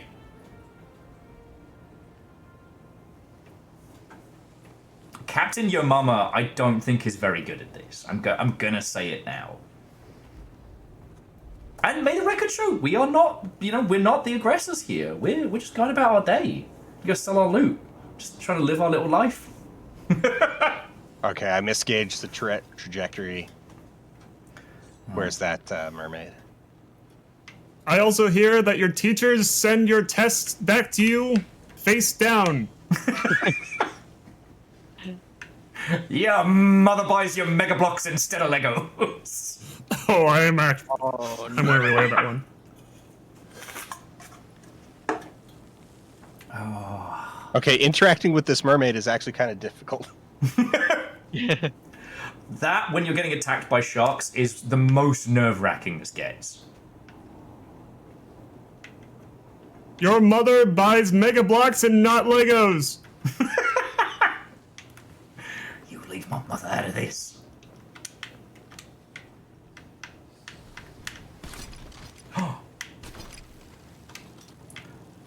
Guess you got a crate of tea out of this. Fuck yeah. Hell yeah. I'm having the good tea. Wait, did one of you just anchor them? I did not, but I did attempt to. Sorry, it's an illusion. Are they just going at same speed as us? Well, Yeah. I hope they like sandbanks. This little island here is the bane of my life. It Just looks, missed it. It looks tiny and cute, and it is all sandbanks. All you have to do is go right around it Yeah. and give them their experience on everything else. Right? Uh-huh. I do not hold their skills in high regard. Ah, beans! Don't worry about it. Hoisted by my own crunchy petard.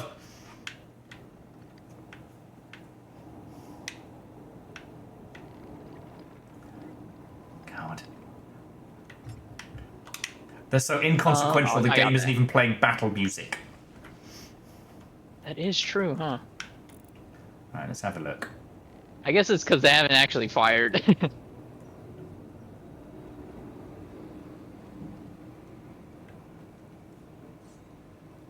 Oh, come on. Come on.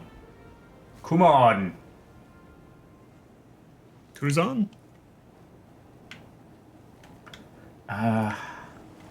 Deus, do you mind taking the wheel for a sec? I'm gonna go with Dan and have another shot at messing Yeah, him sure. up. Thank you, Deus. We're just going to Reapers. Yeah, it's like more north. North. Oh wow, there's another sloop in front of us, but they're parked there. I don't think they're gonna do anything. Well, north is around Let me like see. 360, so Northwest is Right. the direction you want to be going. And there's the anchor. And here's their world on fire. how about yours? That's the way I'd like it. I'll never get bored. Oh, and also pop a little food on their stove. Banana. Oh, that's good. Right? The secret technique. We're getting crispy. Deus, thank you for sending off bag full of bees with "Hey now!" I have stolen their captain's log. And I got an achievement for it. Yeah. Oh, sleep in their bed. That's another one. Ooh. Let's have a little sleepy sleep. We can afford to nap. Oh, I got shot. Oh, I mean, I'm still alive, but Oh, that's the first hole. all right. Chivo! nice. He killed me, but I still got it. Ah, beans. I couldn't bring you back to life. That's like Evanescence lied to me.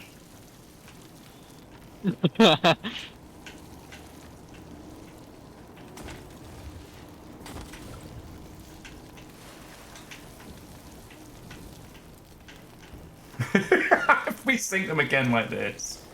Oh, so help me. All right, yo mama just respawned. Well, not my mother, obviously. Otherwise, I might have some very strong words for the Catholic Church.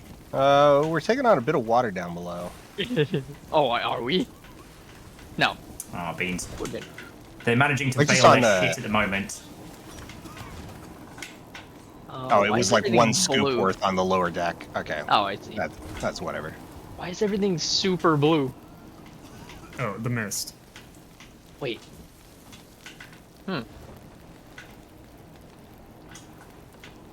Ah, beans. Sailed our way into a Stephen King novel. Yeah. Well, I've taken all their bombs, so... Oh, you're way over there. This is why we don't be bigots on the internet. What's the quote from the Enfield?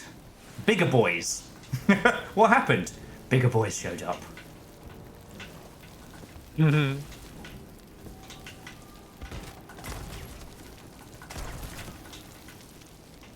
Noteworthy Captain's Book. Let's see what it says. It doesn't say anything. Yep, because they've never met anyone noteworthy. Oh my god. Stop And we making me don't feel like give I'm good at autographs. this game, Jesus.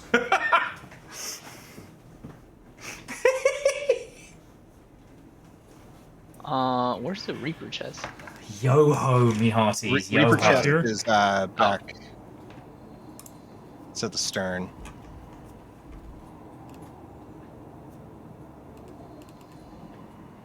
Okay, so in Battle for Azeroth, World of Warcraft, Okay. There was a boss battle that takes place like the first third of it takes place on a It's gonna boat, hop off and sell and this. you've got like other boats that are coming and attacking it, and you need to you need fire cannons off the sides and all that stuff. And so I forced the guild to learn nautical terminology. Okay. Oh, damn it. I see a keg. Fuck. Almost. So you got them on Additionally, full I think we've lost them. starboard aft nonsense.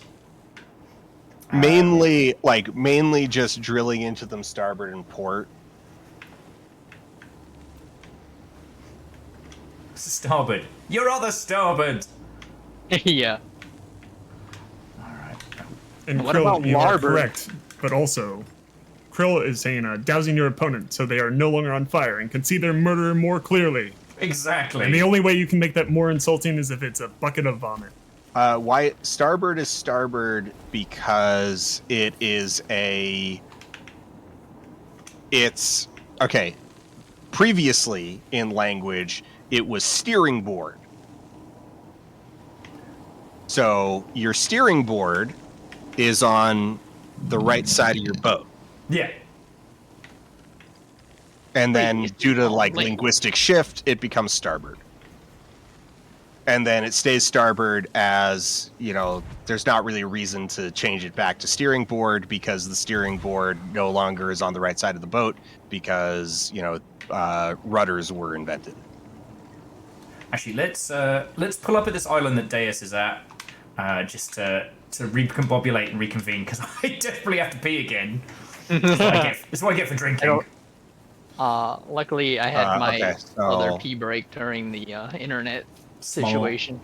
Now, the one I get why, but I don't know the actual etymology of it is larboard because you had starboard and larboard, and I get why it changed because it's fucking confusing if you have to yell it in a storm. Did you say starboard or larboard? Everyone dies. But I don't know where port came from. Port is docking side. Port side. Of course. Port side. Because your steering board is on your right-hand side, so you don't want to dock on that side because you're going to scrape it against the... Yeah. No, that makes a ton of sense. There's a wonderful TikTok channel just explaining nautical terms that have become part of everyday vernacular. Mm-hmm. And I don't know why. I've just got a big weakness for that. Oh no! Uh-oh. Are we gonna crash? A little bit. It's gonna get crunchy. We crunching. You're good. We're good. Everybody Begins remember industry when we was done with the parked. crashing. No holes. Perfect. Oh wow. See, all good. And we got a cheeky cannon dinghy out of it. I don't know what you're talking about. I'm captain. I'm captain of the dinghy. So yeah, do you want to continue trying with this vault? Yeah, I could finish it up. Finish what I started. That can be. Yeah, I got about 45. We can do it Okay. in that time. Yeah, we can do it in that. All right, so I'm gonna nip to Lou, and I'll be back in just a second.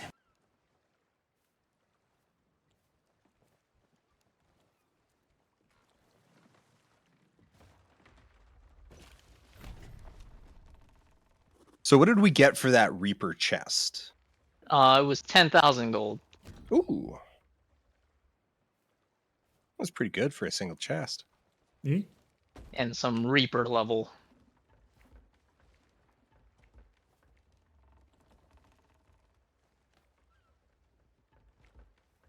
Okay, so hypothetical situation for you all. Yeah. You get $100 per every time someone in a specific building that you designate says a specific word that you designate. It cannot be One an World Trade injunctional Center word. synergy. Sorry, what? One World Trade Center synergy. Millionaire by the end of the day. Damn. You just had that answer like right off the bat. I'm guessing that there's a story behind it. Like you have been there, you have heard it enough times. No, it's just a giant office building in Business District, New York. The problem is I don't think I've ever heard someone actually say synergy aside from I could aside probably from twice. Okay, I guess also I should say that was not actually like a calculated word choice, just a funny one. That's fair. I accept those answers.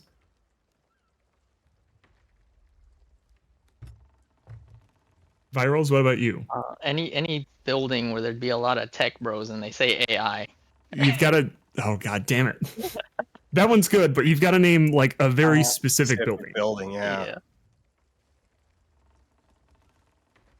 Ooh, Slifter with a very smart one. LAX and the word flight. That one's pretty good. Oh, Yeah, no, I think one infinite way every time somebody says brand.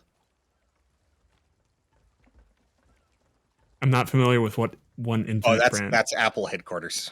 Oh shit. Oh damn. Or one infinite loop. Damn it.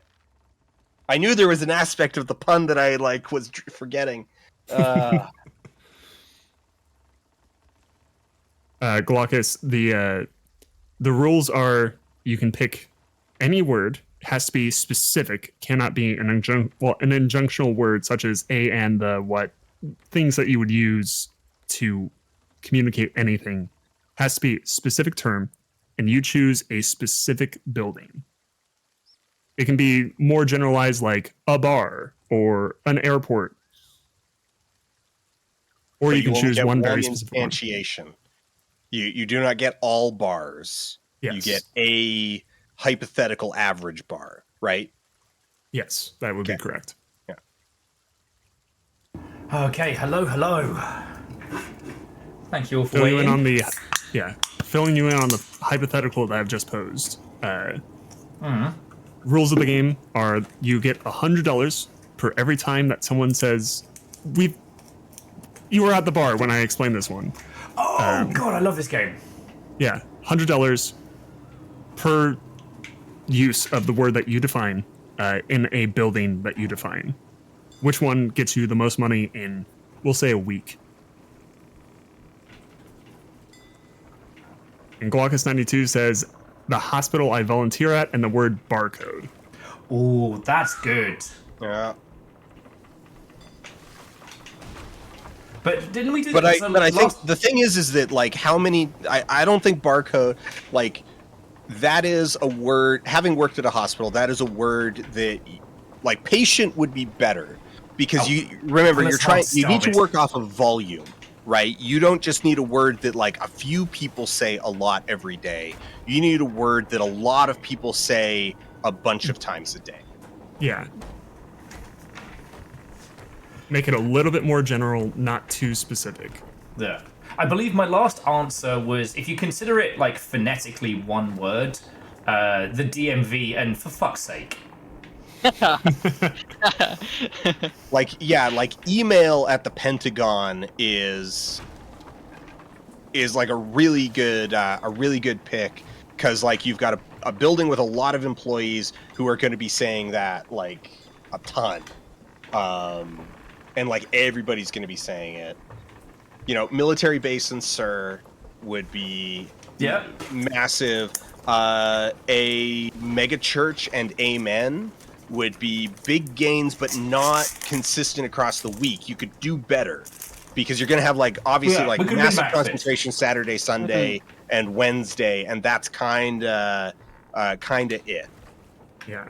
Church and God, congratulations, you're set for life. No, again, you're only getting 3 days a week, and also amen would be said more often by more people.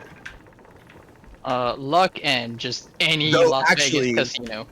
If you're doing churches, I think amen in a mega church would do you better, but you could get really competitive with like a really large Catholic church and God, because then like every time, God is good all the time, and all the time God is good. So you've got that repetition multiple times per service. You know what? KFC and peace, I think, is actually a smart power move. No, a KFC's only going through. They're only clearing a couple hundred customers a day. Oh, yeah, you want volume? I don't want that much money. See, I mean, this is also over the course of a week. Obviously, in comparison, like there's different. All of these are successful, and there's only one cheater's answer that I'm aware of that breaks the entire system. And I'll chime in with that in like 5 minutes. Well, so the one I was going to add, this only works in the UK, but Charing Cross Station, and sorry, can I just get past there? Sorry, I need to get through there. Sorry. The whole of Canada. Sorry. I actually think LAX and something like flight, time, gate, shoes, guaranteed multiple times a day. Put your shoes in the bag, put your electronics in the bag. And it's the one that everyone always goes. Yeah. Oh, do I have to take my shoes off? LAX and shoes. LAX and Atlanta. LAX is child's play. Atlanta is the play. Well, I would say Heathrow, except that you don't have to take your shoes off at Heathrow. Heathrow and Surrey is also going to get you some good... That's a... Because you have to understand that the use of sorry in the UK is both a kind of like a, hi, I'm here, I need to get past, or a, I'm sorry to bother you. But it's also a sarcastic, like, are you fucking with me right now? Like, sorry? Sorry? Sorry? Excuse me? Yeah. Yeah, so, As a Canadian, sorry means I apologize. It means excuse me. It means say that again. It means that sucks, but it sucks that happened to you. Yeah. I got a better one for any casino in Las Vegas. Damn.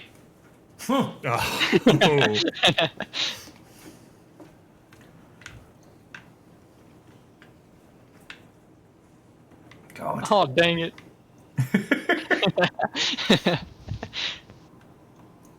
Ooh.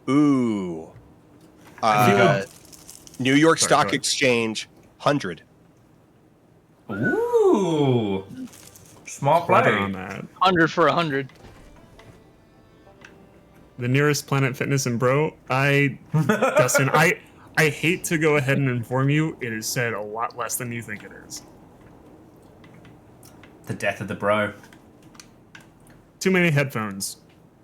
All right. There's like no words. Still a rather small population for the New York Stock Exchange, yeah.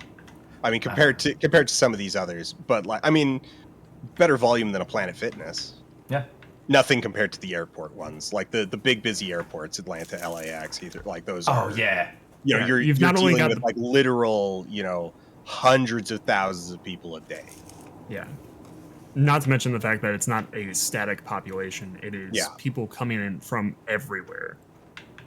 The compass is pointing like behind us. Exactly opposite, yeah. That storm kind of shook us up. Yeah. I kind of want to, again, like LAX I think is a prime one, and really? I think it would work very well. Ooh, Vert and Flow with the call center and hello. Oh. Call centers, I think the Windows passed on that. They're Call center and help. How can I help you? How can I help today? Did this help you? Did we resolve your issue? Was I helpful? Both.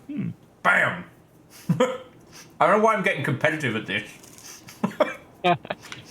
Will's tasted blood and now wants more. Is it Agelous? with any major auction house and do based on the sheer speed of which auctioneers talk. I Do I think hear 50? Do I hear 50? All right, we're going for 50. Yeah. I think good one.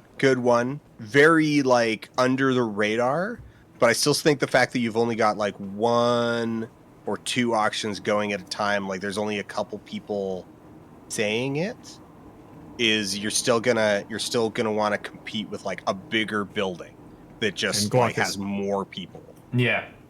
Glaucus, yes. Every time someone says the word, you earn $100. Yeah. I think airports are the win here. I want to hear the hack answer. Like, what was the what's the cheat answer? The cheat answer is very simply you as the person go buy an office space, hire 10 to 20 people, and you tell them to walk into that room for 8 hours a day and just do whatever so long as they say your word out loud. Right. Sponsored by Carl Jr. So One World Trade Center, LAX, Atlanta Airport. Is it this tiny island next to us? John Malkovich universe, and it's the word is Malkovich. Yeah. Because if people could say it enough times, you'd be able to pay them hefty salaries and still make a massive profit. Yeah, you tell them that you'll pay them $125 an hour, and that's so cheap in comparison to how much money you just made. Yeah. Underground rap battle scene and like that's got to be, even if you're not making the most, you're definitely making it in the most entertaining way. Why do I not have Fish Hunt like queued up on my soundboard right now? Oh. Actually, so Dan, as a complete aside to anything, have you been introduced to Value Select by any chance? Value Select? No, I don't. A wonderful piece of YouTubian nonsense. How do you describe Value Select? Musical shitposting doesn't cover it because it's not disingenuous. I don't know. Fish Hunt is possibly one of my favorite things on the internet to have happened. Sorry, I know, where did my soundboard go?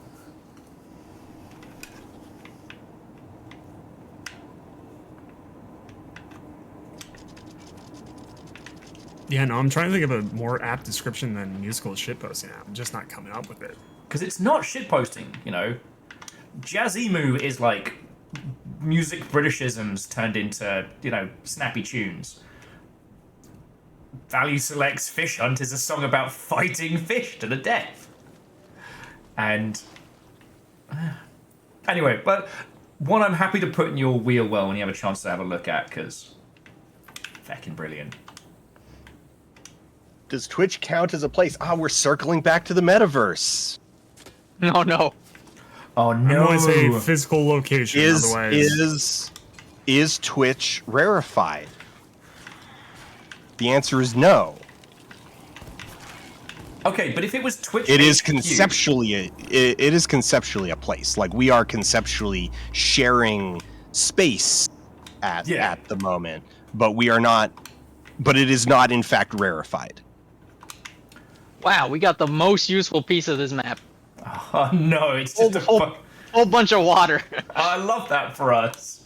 This is payback for that first one being a one and done. Okay, but if it was at Twitch HQ, what do you think would be the word to make the most amount of money? Ooh, chat. Chat's got to be a banger. I do again think, really? Just for every internal email that's like, so and so said this on stream. Really? Oh no. Or ban? Ticket partner. I'm trying to think of what they. Probably user. Yeah, no, that's gonna get mad bank. Because I'm thinking of the other ones like stream, streamer, ban. Viewer. Like, it's like these are probably not actually words that they use that much. They probably use user, viewer, like they probably have some internal like, not like a prohibition against like using the word streamer. It just like it gets exhausting, and so they actually just say like something more generic. Because like, I mean, that's what we do in. You never say gamer in video games. It's always user. Yeah. Or you never gamer or player. It's always user. Yeah, I say player a lot. Because you work for yourself. That's true. Your company policy. Yeah, and is he's what always you referring to decide it himself is. as a player. Yeah. Sure and okay would probably just be quite really prevalent. I think things like sure, okay, yes, That falls under those the falls injunctional. under like yeah. Actually, with especially Sure, like, because any kind of like tech company setup, you're probably not gonna have. You're probably gonna avoid anything that might sound like a passive aggressive agreement. You know. Don't wanna fall on the wrong side of company culture. So I wonder if Sure doesn't end up being in there. Yeah, no, that's the reason why there's the rule of the injunctional words. That word. Whatever is people's thinking noise. Still, one of the funniest Twitch moments for me. Yeah. I'm at VidCon. I'm with Harry. Yeah. We're in the Twitch lounge. A Twitch employee is passionately telling the two of us about Which how Harry? much they. A bomber guy. Oh yes.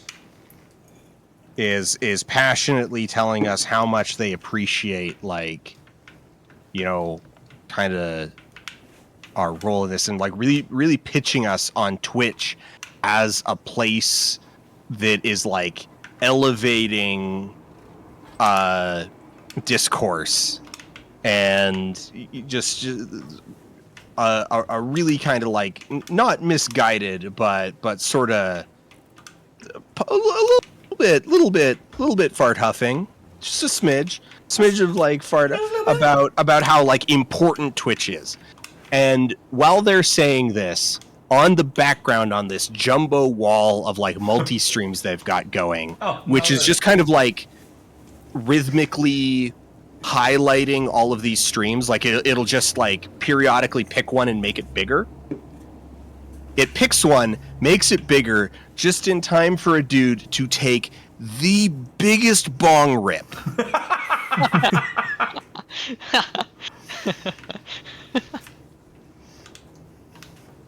That honestly sounds like it's a scene right out of Silicon Valley. It felt like it. And like Harry and I, like we thanked it, like it's like da, da, da, and it's like, did you see that? And it's like, no one's gonna believe us. On your mark, Deus. That's so good. Yeah, this it's is here. it. It's here. Drop. That's so good. But is it here or the middle island? God, I haven't been to Twitch HQ in 1,000 years.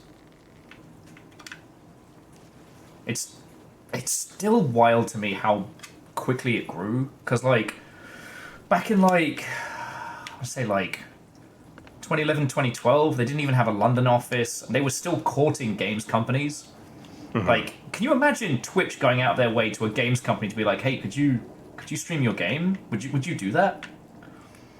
Seems wild now. We actually had an in-game I have streaming set client. foot on 9 out of 74 islands. Woo!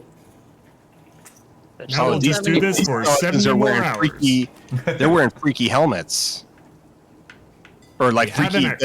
They've got freaky sacks on their heads. Hey, we didn't need the last beat. Oh my god, we're gonna blow up. Oh. I will remember you. We got this. We got this. Oh, Muffled explosions from the island. Come on. He's good. That's one dead. Only No one one's dead. I'm sorry, I'm rusty. Yeah, Krill, damn, this blew up. But yeah, we actually had an in-game client in Rome too that would let you just directly stream the game to Twitch. No mic, no camera, no nothing. Just the game. Because for a while they thought that's what users wanted, was like uninterrupted, no commentary gameplay. Yeah. So that's why my Mixer streaming career didn't take off. God damn it. So I participate a lot on Reddit on like the various YouTube subs for like YouTubers, small YouTubers, new YouTubers, Yeah. you know, all of this stuff. And there was one person recently who was like lamenting you know, like, hey, my channel's not really taking off, like, you know, and then they're like, I do video game let's plays with light commentary. Okay. And he listed the games that he did, and it was like he was doing like the Resident Evil games or something like that. And I'm like, mate, here's the thing. Here's all right, here's the skinny. No one, like, what you have described is a thing no one wants, because you have two kinds of viewers for Let's Plays. One, they want a lot of they want you to be funny, they want you to be insightful, they want you to be a dumbass, but they want you to be like saying a lot. Yeah. Right? They want heavy presence of the person playing. Yeah. Two, they want no commentary, not light commentary, none, zero, nothing. And also, like, you have chosen probably the most heavily LP'd series that isn't Five Nights at Freddy. Like, you picked number 2. Like, it is so saturated, and you have hit the perfect inflection point of, like, somebody's going to start watching your thing and they're going to be like, oh yes, just gameplay, and then you're going to pop in and say something and they're going to immediately leave because they're like, no, I want zero commentary, not light, none. And like, the Resident Evil lore is dense as dark matter, and you better believe that any person who has clicked your video knows it all. They're not watching you to be informed, they're watching you to have the knowledge that they have reinforced. And when you get it wrong, and you will, oh boy, they're going to make sure you know about it. Okay, funniest random YouTube thing is 1,000 years ago when Hitman, what was then Hitman 3 of the new trilogy, now World of Assassin, dropped. And we had this whole bit going for a while, which is, you know, the greatest assassin of all time is Jessica Fletcher, because she killed them all. Like, Murder, She Wrote is not a whimsical title. She killed them and then wrote about it and got away with it. You know, so we did like a bit where we played the introduction to Murder, She Wrote while I killed people as Agent 47. Haha, funny, right? It got added to a Murder, She Wrote super playlist, which I can't remove it from. It's somebody else has made this. Right, and so they manage it, yeah. Every couple of days, I get a hate comment from someone being like, this isn't Murder, She Wrote, you piece of shit. I can't believe you've done this. And it's still one of my most watched videos. That's when you make a sequel video where you've modded in Jessica Fletcher as Agent 47. Oh, now you suggest that. Fuck, that's a great idea. Who's that? Oh, Skellies were good. YouTube's a wild place.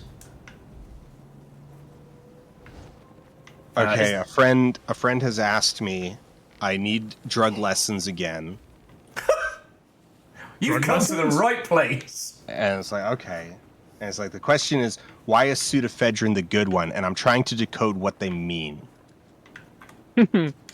Like, by the good one.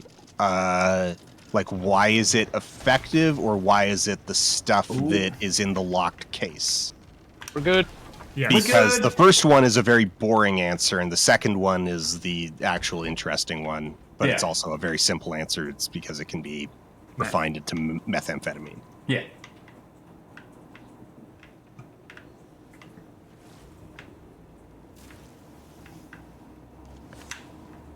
What do you say? It prevents death and turns into meth? God damn it, this. But yeah, like, and the answer to the other one is just like, it's the one that actually works. The other ones don't. The other one does nothing. Spooky Cave? Oh, it just goes, wait, no, it keeps going. And going. And going. Ooh, there's a nice little hole in the middle of this, God. Oh, wow. Of course, now we've just gotten the key. Guess what just respawned?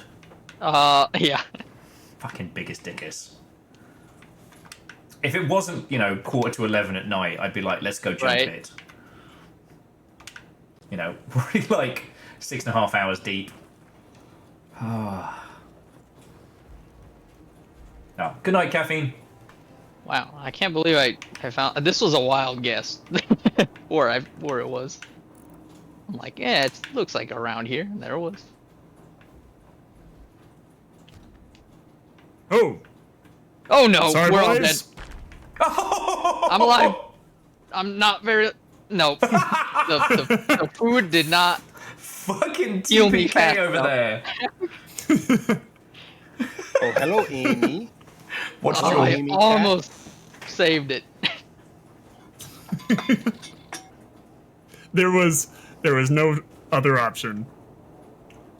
do we have the true star of the stream? Hello, kitty. Tell you what, I'm gonna. If you're showing off Amy, I shall match your energy and see if Cleona wants to come say hi.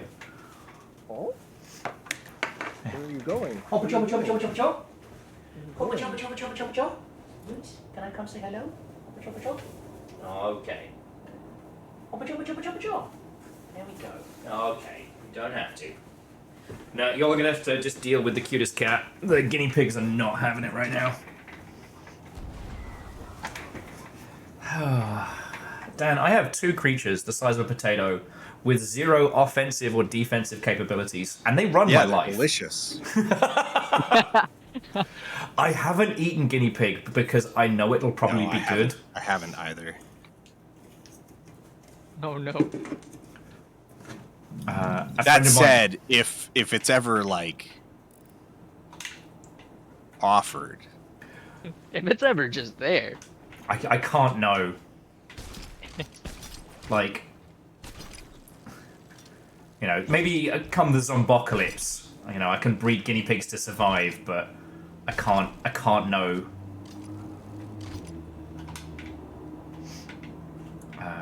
Guinea pig yeah, blankets shit. are upsettingly so. Wait, where's the key? It's right here. Oh, And it's actually for this island. Oh shit! Should we bring the ship around first? Yeah. I don't remember where the entrance is on this one. Off to the side next to the waterfall, I think. Yeah, I think so. oh, is this another Yeah. vault? Yeah. Look what's coming like right towards us. It really does. Yeah, whether or not we get to do this vault is now entirely up to the biggest dickus. I'm going to bring us slowly round the island. Hope it doesn't fucking notice us.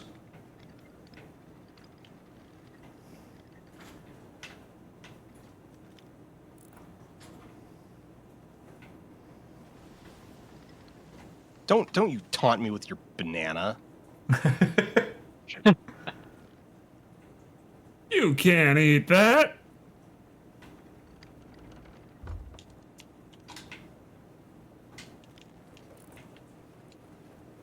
Yeah, there we go. It's right by here.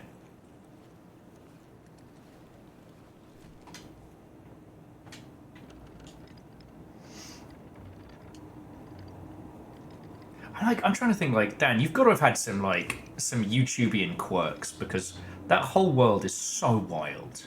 Oh yeah, it's nuts. Like what? Feed me a prompt. Video that ended up doing gangbusters that you never would have in a million years expected. What's your Jessica Fletcher? I mean, I did not expect Suicide Squad I knew it was okay. So, well, okay. Oh wow, that is a pretty cool, spooky looking ship. Yeah, it's fucking massive as well. The music just changed. Does that mean that it's coming for us, or is that because I'm Nah, looking at it with my spyglass? Yeah, if you look at it, it'll play a little They'll play the little same. theme. Yeah. You know,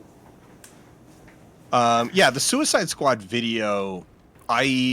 As I was finishing, I see another it, ship I- coming too, yeah, probably for it. So but we'll be in its eye line once we're done. yeah, unless it I goes mean, away we from can us. do this fast. Yeah. Yeah, okay. Let's do it quick. I just Yeah, so we don't have a as- lot of. Oh, sorry. Please continue. As I was finishing the video, I kind of had a sense like I had something a little special on my hands. I didn't expect it to blow up in the way that it did, nor that it would end up having the like extremely long legs that it would, and I didn't anticipate that like that was going to be the video that transformed the channel from something that I did to keep my skills sharp to my full-time job.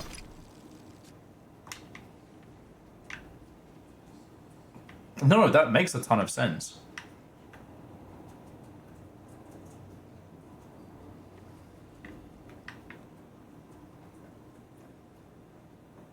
Okay, I think we're going to be all right to crack this open. Just do it like we practiced. Because the other option is that instead of going out with treasure, we go out with a bang and we just jump the biggest dickus and let nature take its course. I definitely could have phrased that better, and I'd like to acknowledge that immediately.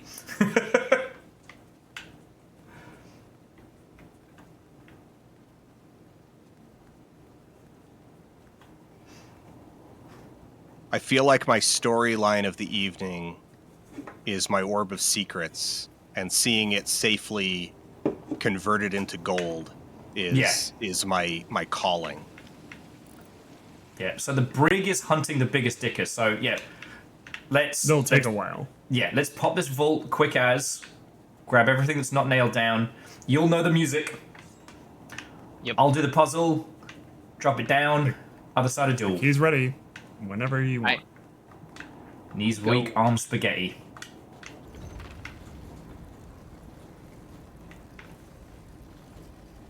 Whatever happens, the orb must return.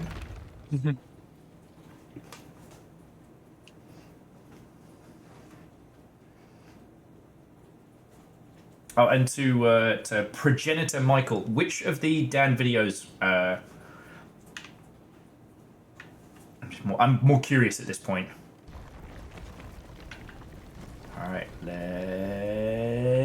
fucking go!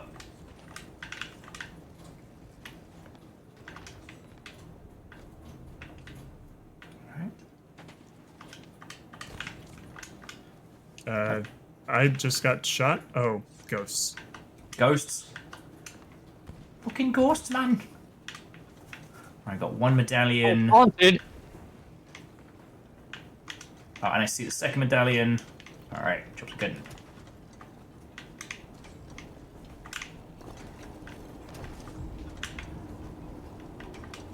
Wait, what was that noise? Okay, no, it's cool. We're good, we're good. I'm paranoid. It's fine. Everything's fine.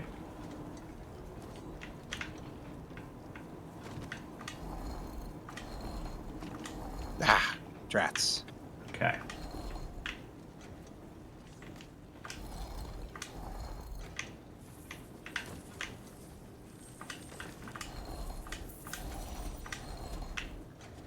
And there we go. Got it. Yeah.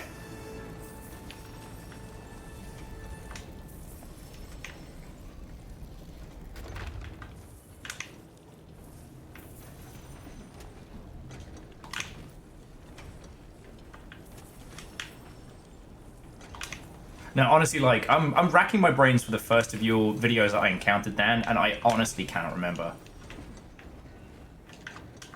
Oh, I mean, I don't know, like, because I was running into all y'all and, you know, at PAX and whatnot when, you know, I was still using the puppet.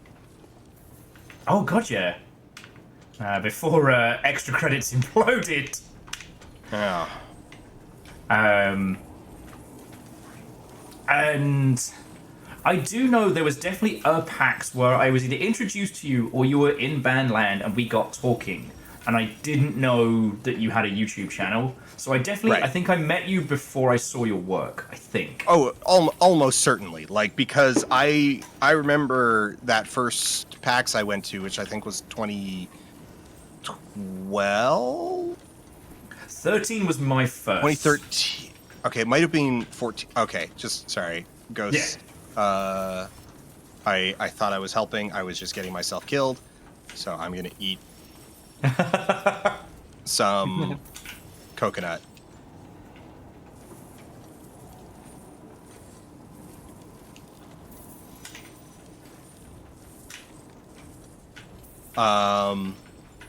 You know, I know how to, I absolutely know how to fact check myself, and will do so once we're no longer dealing with the pressure of a literal ticking bomb. Well, with a lot of these, I'm not too fast on like the specifics of it, but I've realized, you know, as my memory fades into gin bottles, you know, trying to keep my timeline of PAXs is like a maintenance into itself. All right, there's a couple left. Good luck. They're at the top. Okay, yeah, I see him. Good thing they're at the top, otherwise this would be near impossible with water.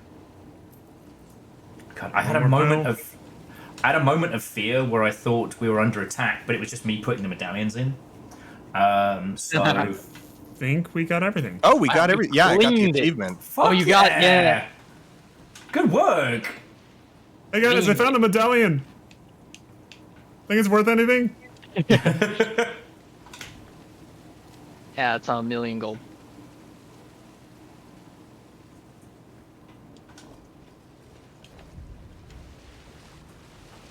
No, I think it's always fascinating to hear like how people get found in this digital age, right? So like, Glacius found you through the H-bomb stream. Silverage found you through the Neon Genesis rabbit hole. Farid says an Undertale playthrough. Yeah, I did years and years ago. I did for I think 3 years in a row. I did Christmas Eve and New Year's Eve on kind of a 2-night Undertale playthrough called A Night of Friendship and Monsters.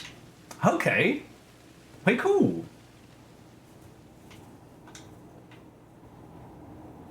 Whereas Dad was saying that, I only I only saved one of them, so like that's still I think like buried in the depths of my channel. Like it's still you can find the playlist on my channel.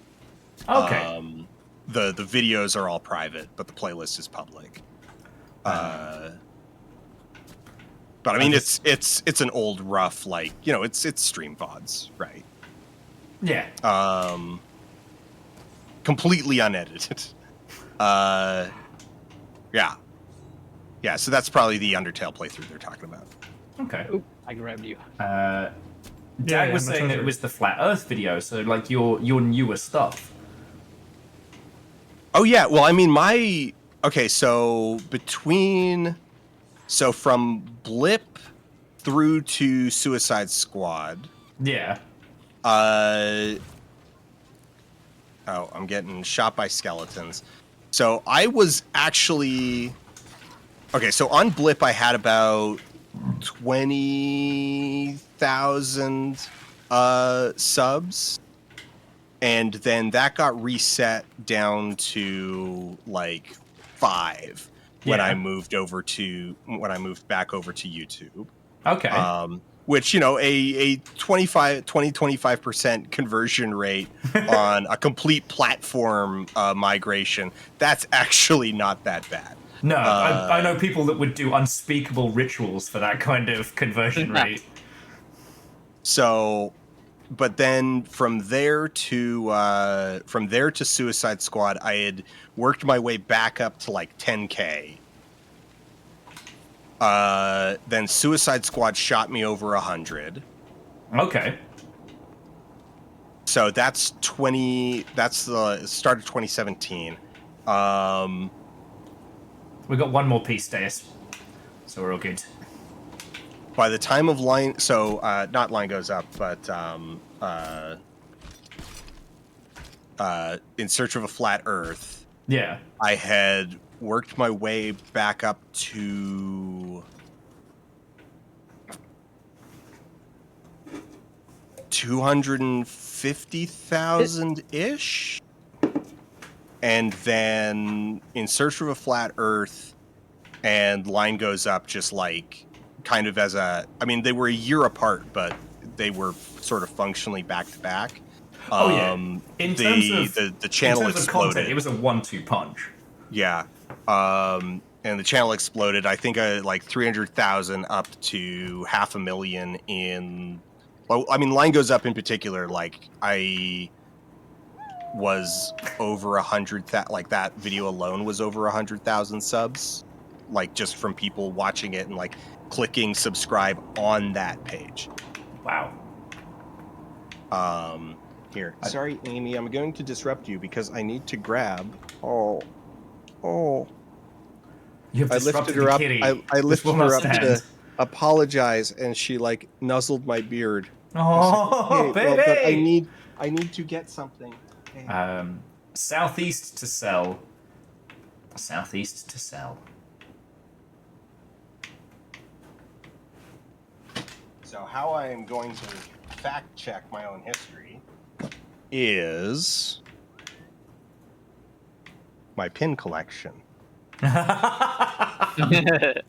No, you don't understand. I saw Dan's collection of packs, and I'm like, it's not bad.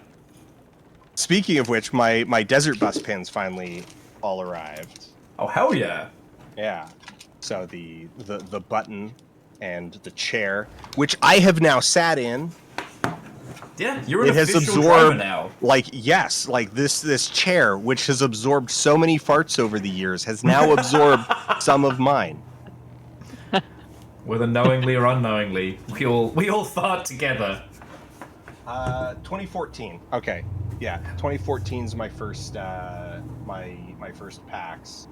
So then I met you at 15 because Brad was saying that they found you from doing the PAX videos, and I think that's how you were introduced to me, probably through like Dave or somebody. Okay, so like I didn't do. So my first, that first. Actually, what did I shoot at that first PAX? Come on! We're trying to have a conversation here. Is there a shark? Oh my god! What the? Oh, it's the Edgelord as well. They're kind of big. We might have to fight. Maybe we can clip the fortress, but... I got hit it twice.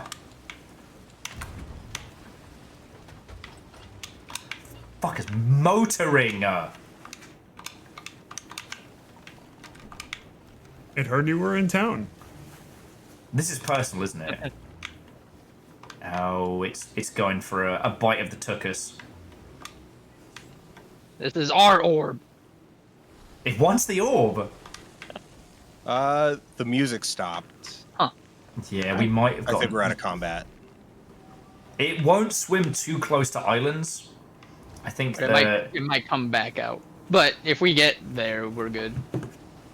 It wants Dan's autograph. I'm a big fan. Oh, I loved you in 50 Shades of Grey. Sorry, did you say fan or Finn? Deus, how dare you? How dare you come on my show and be funnier than me? How dare? Oh my god. Oh. I'm just once we get to... I opened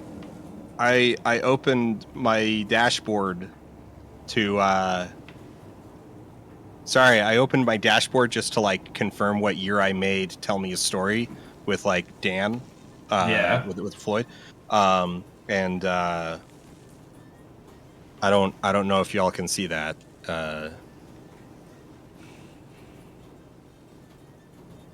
Yay! Fucking yo!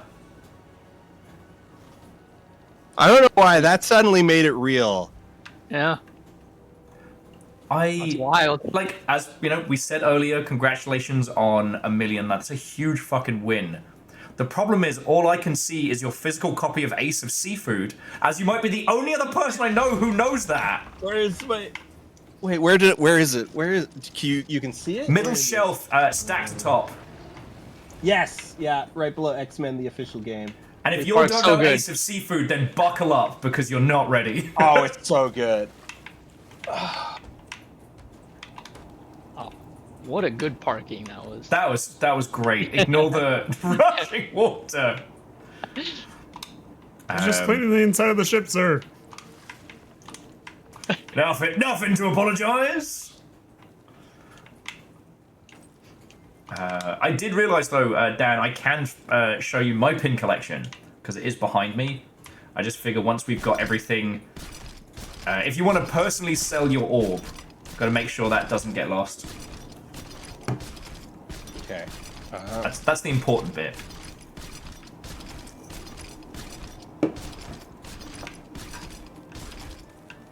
Reactor online. Sensors online. Weapons online. All systems Mine, nominal. heckin' thank you.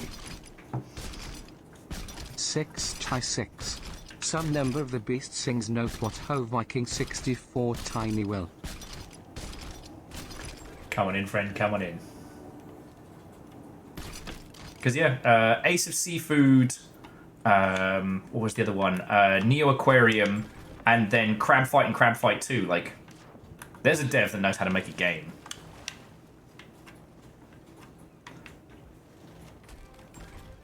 So if you haven't heard of them, so Neo Aquarium is like,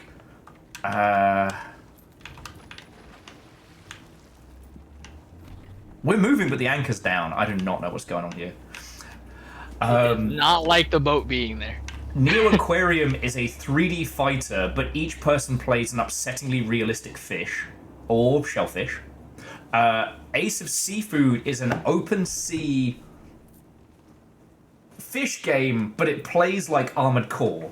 You comprise your own school of different kinds of fish, but you have like a laser targeting reticle, and you do like speed dashes and shit. Like, well, and you eventually like you go through a series of upgrades. Like you're upgrading your fish, and eventually you upgrade your fish to the biggest fish in the sea, which is an aircraft carrier. Yeah. Oh, but right. It's a model aircraft carrier. Yeah, you're still the size of a shark, but you're an aircraft carrier. A real model aircraft carrier. So you've been Swimming out of the around core. underwater. Yeah. Crab Fight is amazing, and Crab Fight 2 might be one of the weirdest roguelike fighting games to ever exist.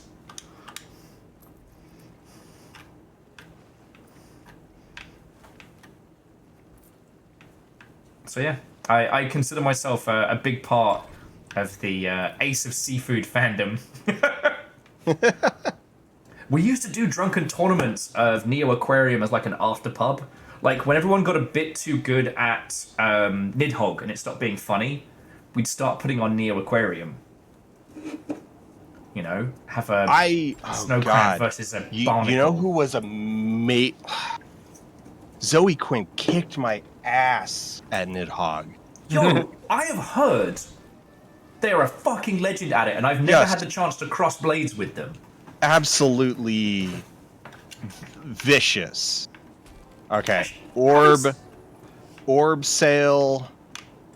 I haven't seen them in donkey 20,000. Yeah, told you it was big money.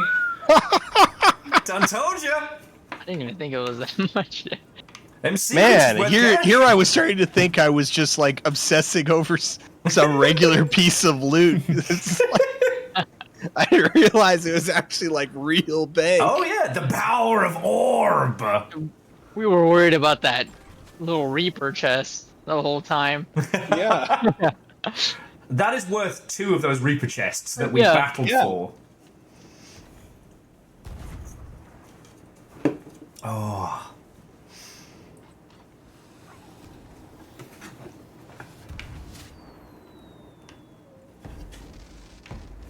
Yeah, I think this is the smoke 'em if you've got 'em part of the evening. So, fire fireworks cause chaos. We can't set the ship alight because it's lightly raining. We can't set it alight yet. Yet. But yeah, just jumping back like Dan. So yeah, I think I got introduced to you 2015. Yeah. Good old classic Bandland. I do kind of miss that old location. You know, I don't. Our setup. The place that they had us this past PAX was like actually like really good. It was Yeah. nice. The previous one was garbage. That was fucking awful. For those who dude. didn't do PAX last year, it was like a small, thin kind of walkway, but it connected to nothing. And it was very, very hidden. Yeah. Like- So we were. God. You could see loading ready run if you knew what to look for, let alone anybody else. Yeah, no, they had us down. The idea was that it's like, oh, well, if we put Bandland kind of outside the entrance to the fighting tournament arena, plenty of people will come by and, you know, like there'll be a lot of traffic in and out of that. The problem is that the people going to the fighting tournament, well, one, you could get into it through board games. The entrance to board games was closer to the escalators. Yeah. And people going to the fighting game tournament and people going to Bandland or people who want to see people in Bandland, they don't have zero overlap, but the overlap is not meaningful. It's definitely a sliver. Yeah. And it was not a very pleasant part of the building to be in. And it put us like personally far away from the stuff that we wanted to go see. Yeah. So then this recent one, they moved us. So same building, but they moved us to a different floor. They put us like right next to the escalators, and we were right across from a bunch of stuff that like people who like Bandland stuff were like actually going to check out, and we were like just down the hall from one of like the big merch booths. And no, it wound up being a really good spot. Okay. But Sorry. I kind of. Martin said that the Venn diagram of those 2 groups is called lightly kissing. What just Oh happened? god. What? It really did not like that parking job. Where's the fucking boat? I sold it. What do you mean you sold the boat? What are we gonna sail on? I thought you'd be impressed. This has never happened to me for as long as I've been on Sea of Thieves. The boat just disappeared. I was gonna say something stupid like, oh, bag of bees, it's called Bandland because that's where the band characters go. And then the boat dropped out from underneath me, so... so long, comedic Your timing. band. Your band!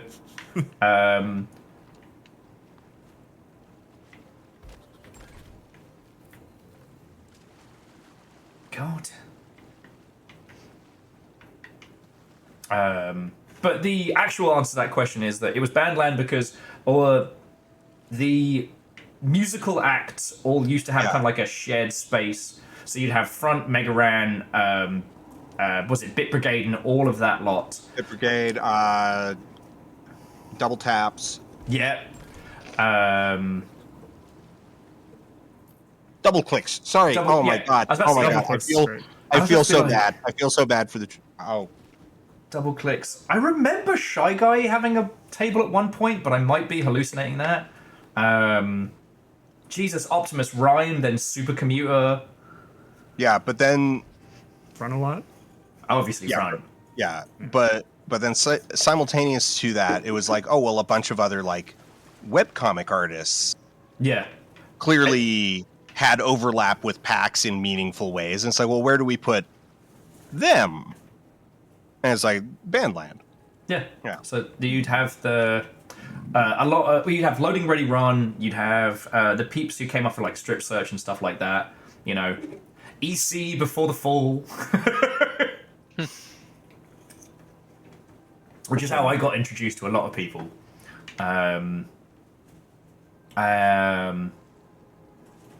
Oh, Chris fucking Straub would be over there. Fucking legend. Oh yeah. Yeah, no, Straub's over there all the time still.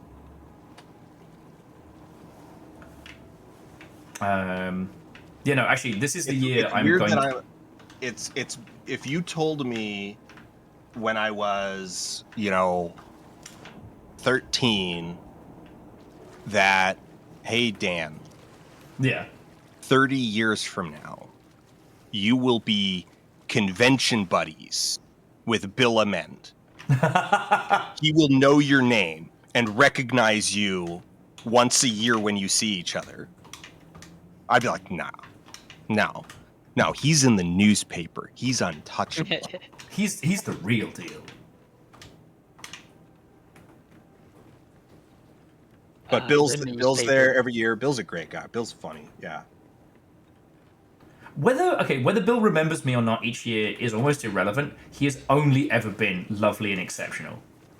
Okay, And yeah. I first did Tell Me a Story in 2014. So it was that first that first PAX that I made the video, the PAX video. The 2015 must have been the time that I went and actually did like a bunch of like dev interviews. Like I talked with like the Frostpunk folks, and that was the first time I got invited to the Polish the pierogi party. Oh my god. Yeah. I'm gonna go find out where our boat went. That is the stuff of legend. The food, incredible. And there's a little old man with a table. And that table, he has a vodka. And you can have as much vodka as you would like. And that's it. He just sits there, he drinks vodka, he serves you vodka. And you can get a special ribbon for your badge that says, I survived the Polish party. And that's not a bit. I don't say this with pride, but one year I got so drunk I forgot a person. Had to profusely apologize. But that food. That last one that we were both at, where it's like I showed up, stuffed my face full of pierogies and kielbasa, said hi to everyone, and took off, and then rode a scooter back downtown. Perfect. It was a smart play because once again, it has the construction of like a village hall and no AC. So you put, was it like 100, 200 games industry people in one space, and it turns into a little hot box real fast. Yeah, it was so hot in there. Yeah. So it's like you've got people nipping outside, not for a quick smoky smoke, but just so they can get some air and not die. This was a great evening. I had a lot of fun. No, this was fucking excellent. Like, mate, I normally don't inject something that's such a clear intent to depart, but I did just notice it's midnight. Oh yeah. Well, like I was gonna bring our adventures to a close, and so let me hop back onto the ship so we can set it on fire. But like Dan, like thank you for jumping on, especially on super short notice. Like I think I messaged you like yesterday. Yesterday, yeah. I mean, well, it was fortuitous because I've been sitting there for a couple, like basically since the video came. I'm like, it's like I should message Will, just be like, hey, you doing a Thieves? So it was already on my mind when you messaged me. So hence the immediate like, yeah, I'm down for that. Some wonderful serendipity. Yeah. But no, seriously, like, thank you. I'm going to disconnect our streams in a second so I can roll credits because I have a lot of people I got to thank today. Like I was late because they reduced me to tears today, so I gotta a lot of people thank.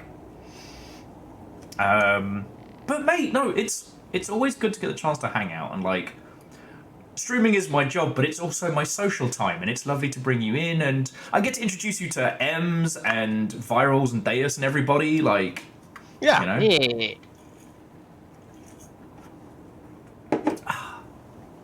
I've been muted the entire time. Of course. The classic. One of my favorite parts of playing games over Discord is the point where you like ask someone something and then you give it a couple beats and then you're like, you're muted if you're talking. Uh-huh. Because there's that like awkward pause of like no response, and it's like, okay, did they go AFK or shut the mic off? Dude, you remember? Oh, I can never pronounce it, but the Egyptian 40-man raid back in WoW.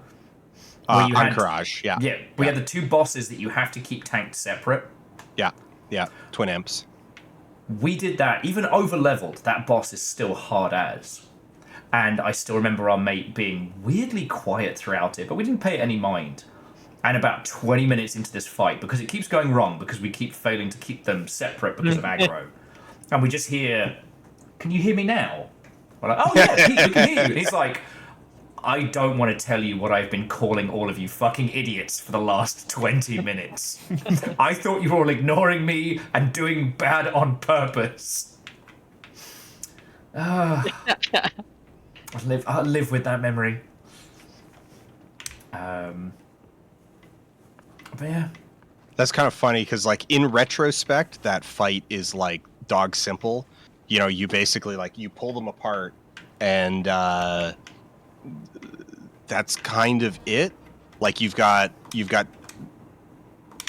a ranged tank on Vecnage, and you've got your melee tank on Veclor. I might have those names reversed, but yeah, you just kind of you just get them apart, and that's sort of the fight over. Because I mean, there is the teleport. Never mind, there is the teleport. There is the teleport. There is the teleport. We got to pull them apart again. But you are leaving one thing out from your calculations, and that is inebriation. Because we all perceived it to be an easy boss because we're over leveled. We're going back. We're just doing this for hoots and giggles. We're getting some transmog gear or whatever we were after at the time. So we are drinking, and we are making like what would have been like full-on raid wipe mistakes back in the day. Right. But because we don't die, it just keeps happening. Good times. What is this thing that I just picked up? Ooh, so that's chain shot. Okay, so it doesn't do any damage to the hull, but if you hit the mast, it snaps it. Yeah. Obviously, in real naval combat, chain shot and oh my god, basically the shotgun equivocant were fucking grape shot were devastating against hulls and people. Hulls, people. I mean, yeah, it's like, okay, primary purpose. Well, I mean, grape shot is anti-infantry. That one's job is people. Chain shot is it's rigging, it's sails, it's people in the way of the rigging. The only thing this doesn't have is drop shots. But that's just how they've built the game, and it's understandable because it would basically be an insta-kill. Right. A drop shot, for those who don't know, is basically a lob arc where the cannonball would come straight down through the deck and just go straight out the bottom. And yeah, the speed with which you would need to patch that hole IRL is almost impossible, so you're fucked. It's one of the reasons why full guns were so high. Assuming the boat is small enough to penetrate. Yeah. Oh, there isn't even bottom holes in this. The downside of drop shot, I mean, because like the it's like why would they not just only use that? It's like, well, because like the physics is actually sort of against, because you need to arc. You're arcing up and then down. And even though the ball itself is like really aerodynamic, it is not in fact perfectly aerodynamic and won't preserve 100% of its momentum coming out of the arc. So your penetration power is reduced and then reduced again and then reduced again, and so it's like really good at sinking thin boats. Yeah. There were many experiments of putting like mortars and stuff on vessels, but the sheer chance to hit somebody else with it was like it wasn't worth it. Yeah, versus just artillery. Just shoot at them. Annoyingly, The mortar it's is already basically just a cannon. Oh yeah. Annoyingly, it's trapped behind old Valve game multiplayer, but there's a like TF2 but Age of Sail game called Black Wake, and it is stupid fun. It's just 3 ships v 3 ships. It is just realistic enough to be interesting, but chaotic enough to be hilarious. And I think about that one so much. The problem being, it only works with dedicated servers. And if you play on public servers... The rain started. Oh, it'll no! work either way. Believe me, I've tried this. Well, I tell you what, friends, Dan, do you have a firebomb? Probably. Let me pull up my... I used... If you, Wait. Dan, if you come to where we're at, we've got your Yeah, C. Yes. Okay. Yeah, I got one. So, I've got a side-on view of this perfectly. If you would like to blow the fuck out of the ship, you are cordially invited. All right, watch me miss. That's the miss! Do you have any more? Oh, that was like the other kind of firebomb, the knockback one. Here, maybe this is a bigger one. Yeah, that was a bigger one. But that one summoned skeletons to do your bidding. I didn't even know you had one of those. Oh. Okay, then. I'm coming to shore. we have some. Here, you could take from my hand. Because I figure before we split our streams asunder and I say my thank yous, you know, as the guest, you should be allowed to blow the fuck out of the ship.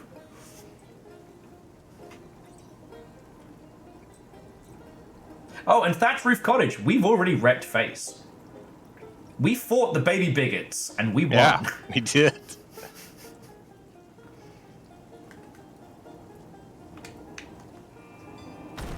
Yeah! Oh, okay. There we go. Oh, yeah. Then the that's That's how you do it. I don't even think we set off every explosive. There we go! Oh, there we go. Ah, Deus. I wasn't going to let that one go to waste. Exactly. Thank you. Wow, that's so man. one These of the fire fastest bombs are things. like kind of a little underwhelming. These edibles ain't shit. And that's the thing. Those aren't even the big explosives. Those are the little ones. Okay, Dan. I'm gonna mute myself on mic. Yeah, thank you so much for having me. I'm gonna dip. It's an honor and a privilege to sail with you, friend. And may this not be the last time that we do chaos in the Seven Seas. Yeah. And to my chat, take care, everybody. You all have a good night. I'm gonna push the button and go feed these angry cats. Good night. To my wonderful lot, I can't imagine any of you by this point aren't aware of Dan's work. But if you aren't, please, please, please, on YouTube, Foldable Human. On Twitch, also Foldable Human. A huge thank you to the rest of the squad, to Deus and Ems, and to Virals. Deus, when are you streaming again? We need you back, homie. Sometime in 2025. Yes! And if you would like to support Virals, please, please, please, check out The Void Rains Upon Her Heart on Steam. But yeah, right. Now I must say my thank yous. Because, Without you lovely Mother Hubbards, I would not be able to pay my rent and exist. You lot went fucking above and beyond today, and I don't know how to fully thank that. Alright? For those of you that came in late, the longship basically destroyed me in the lovely way. So thank you. Now, to Boxing Cat SLW, Mint Fresh Guileless Monk, Insufferable Lee, Wet Socks, Ham Raffle, The Ragged Noble, and Live Possession. Thank you for the follows. I hope I get to talk your ear off about video games in the future. To Aeon Digital, Wolfcrad, Mr. Blobby. Why is Mr. Blobby in this? Fuck. Emotional Damage, because I'm Dan Jones, Dan Floyd, Playframe, Foldable Human. That's a 4 Dan deep combo. Nice. And Martin, thank you. But the huge bombastic thank yous to HF Alexander, Red Viking Warrior, Zeke, Caffeine, Fearless, Dustin. Holy shit, you lot donated enough. I don't even know how to process, so thank you. And to Eriman, Wolfcrad, PVS, Akira Zero, Favor 6 Fearless, Vanderbeest, Navala, Citrin, Jesus is a lot, Bacon, J-Boat, and Unholy Glee. Those are bits on top of breaking my fucking brain. So thank you. Thank you to the whole moderation team. That is Nova, that is Caffeine, that is Moose, and that is Tal. And to Perios and Restless Roots, thank you for the raids, you beautiful Mother Hubbards. Okay, now we have so many lovely folks with us. I would love to pass you all over in a raid to one of our friendos. I'm gonna thank my friends for it and Krill in the chat. Yeah. Wait, we know them. We do. We know them. Okay, so let me see what I've got to offer you for this Friday night. Joe Cat is finishing up Baldur's Gate 3. Yeah, but they're right at the end, though. Yeah, I know.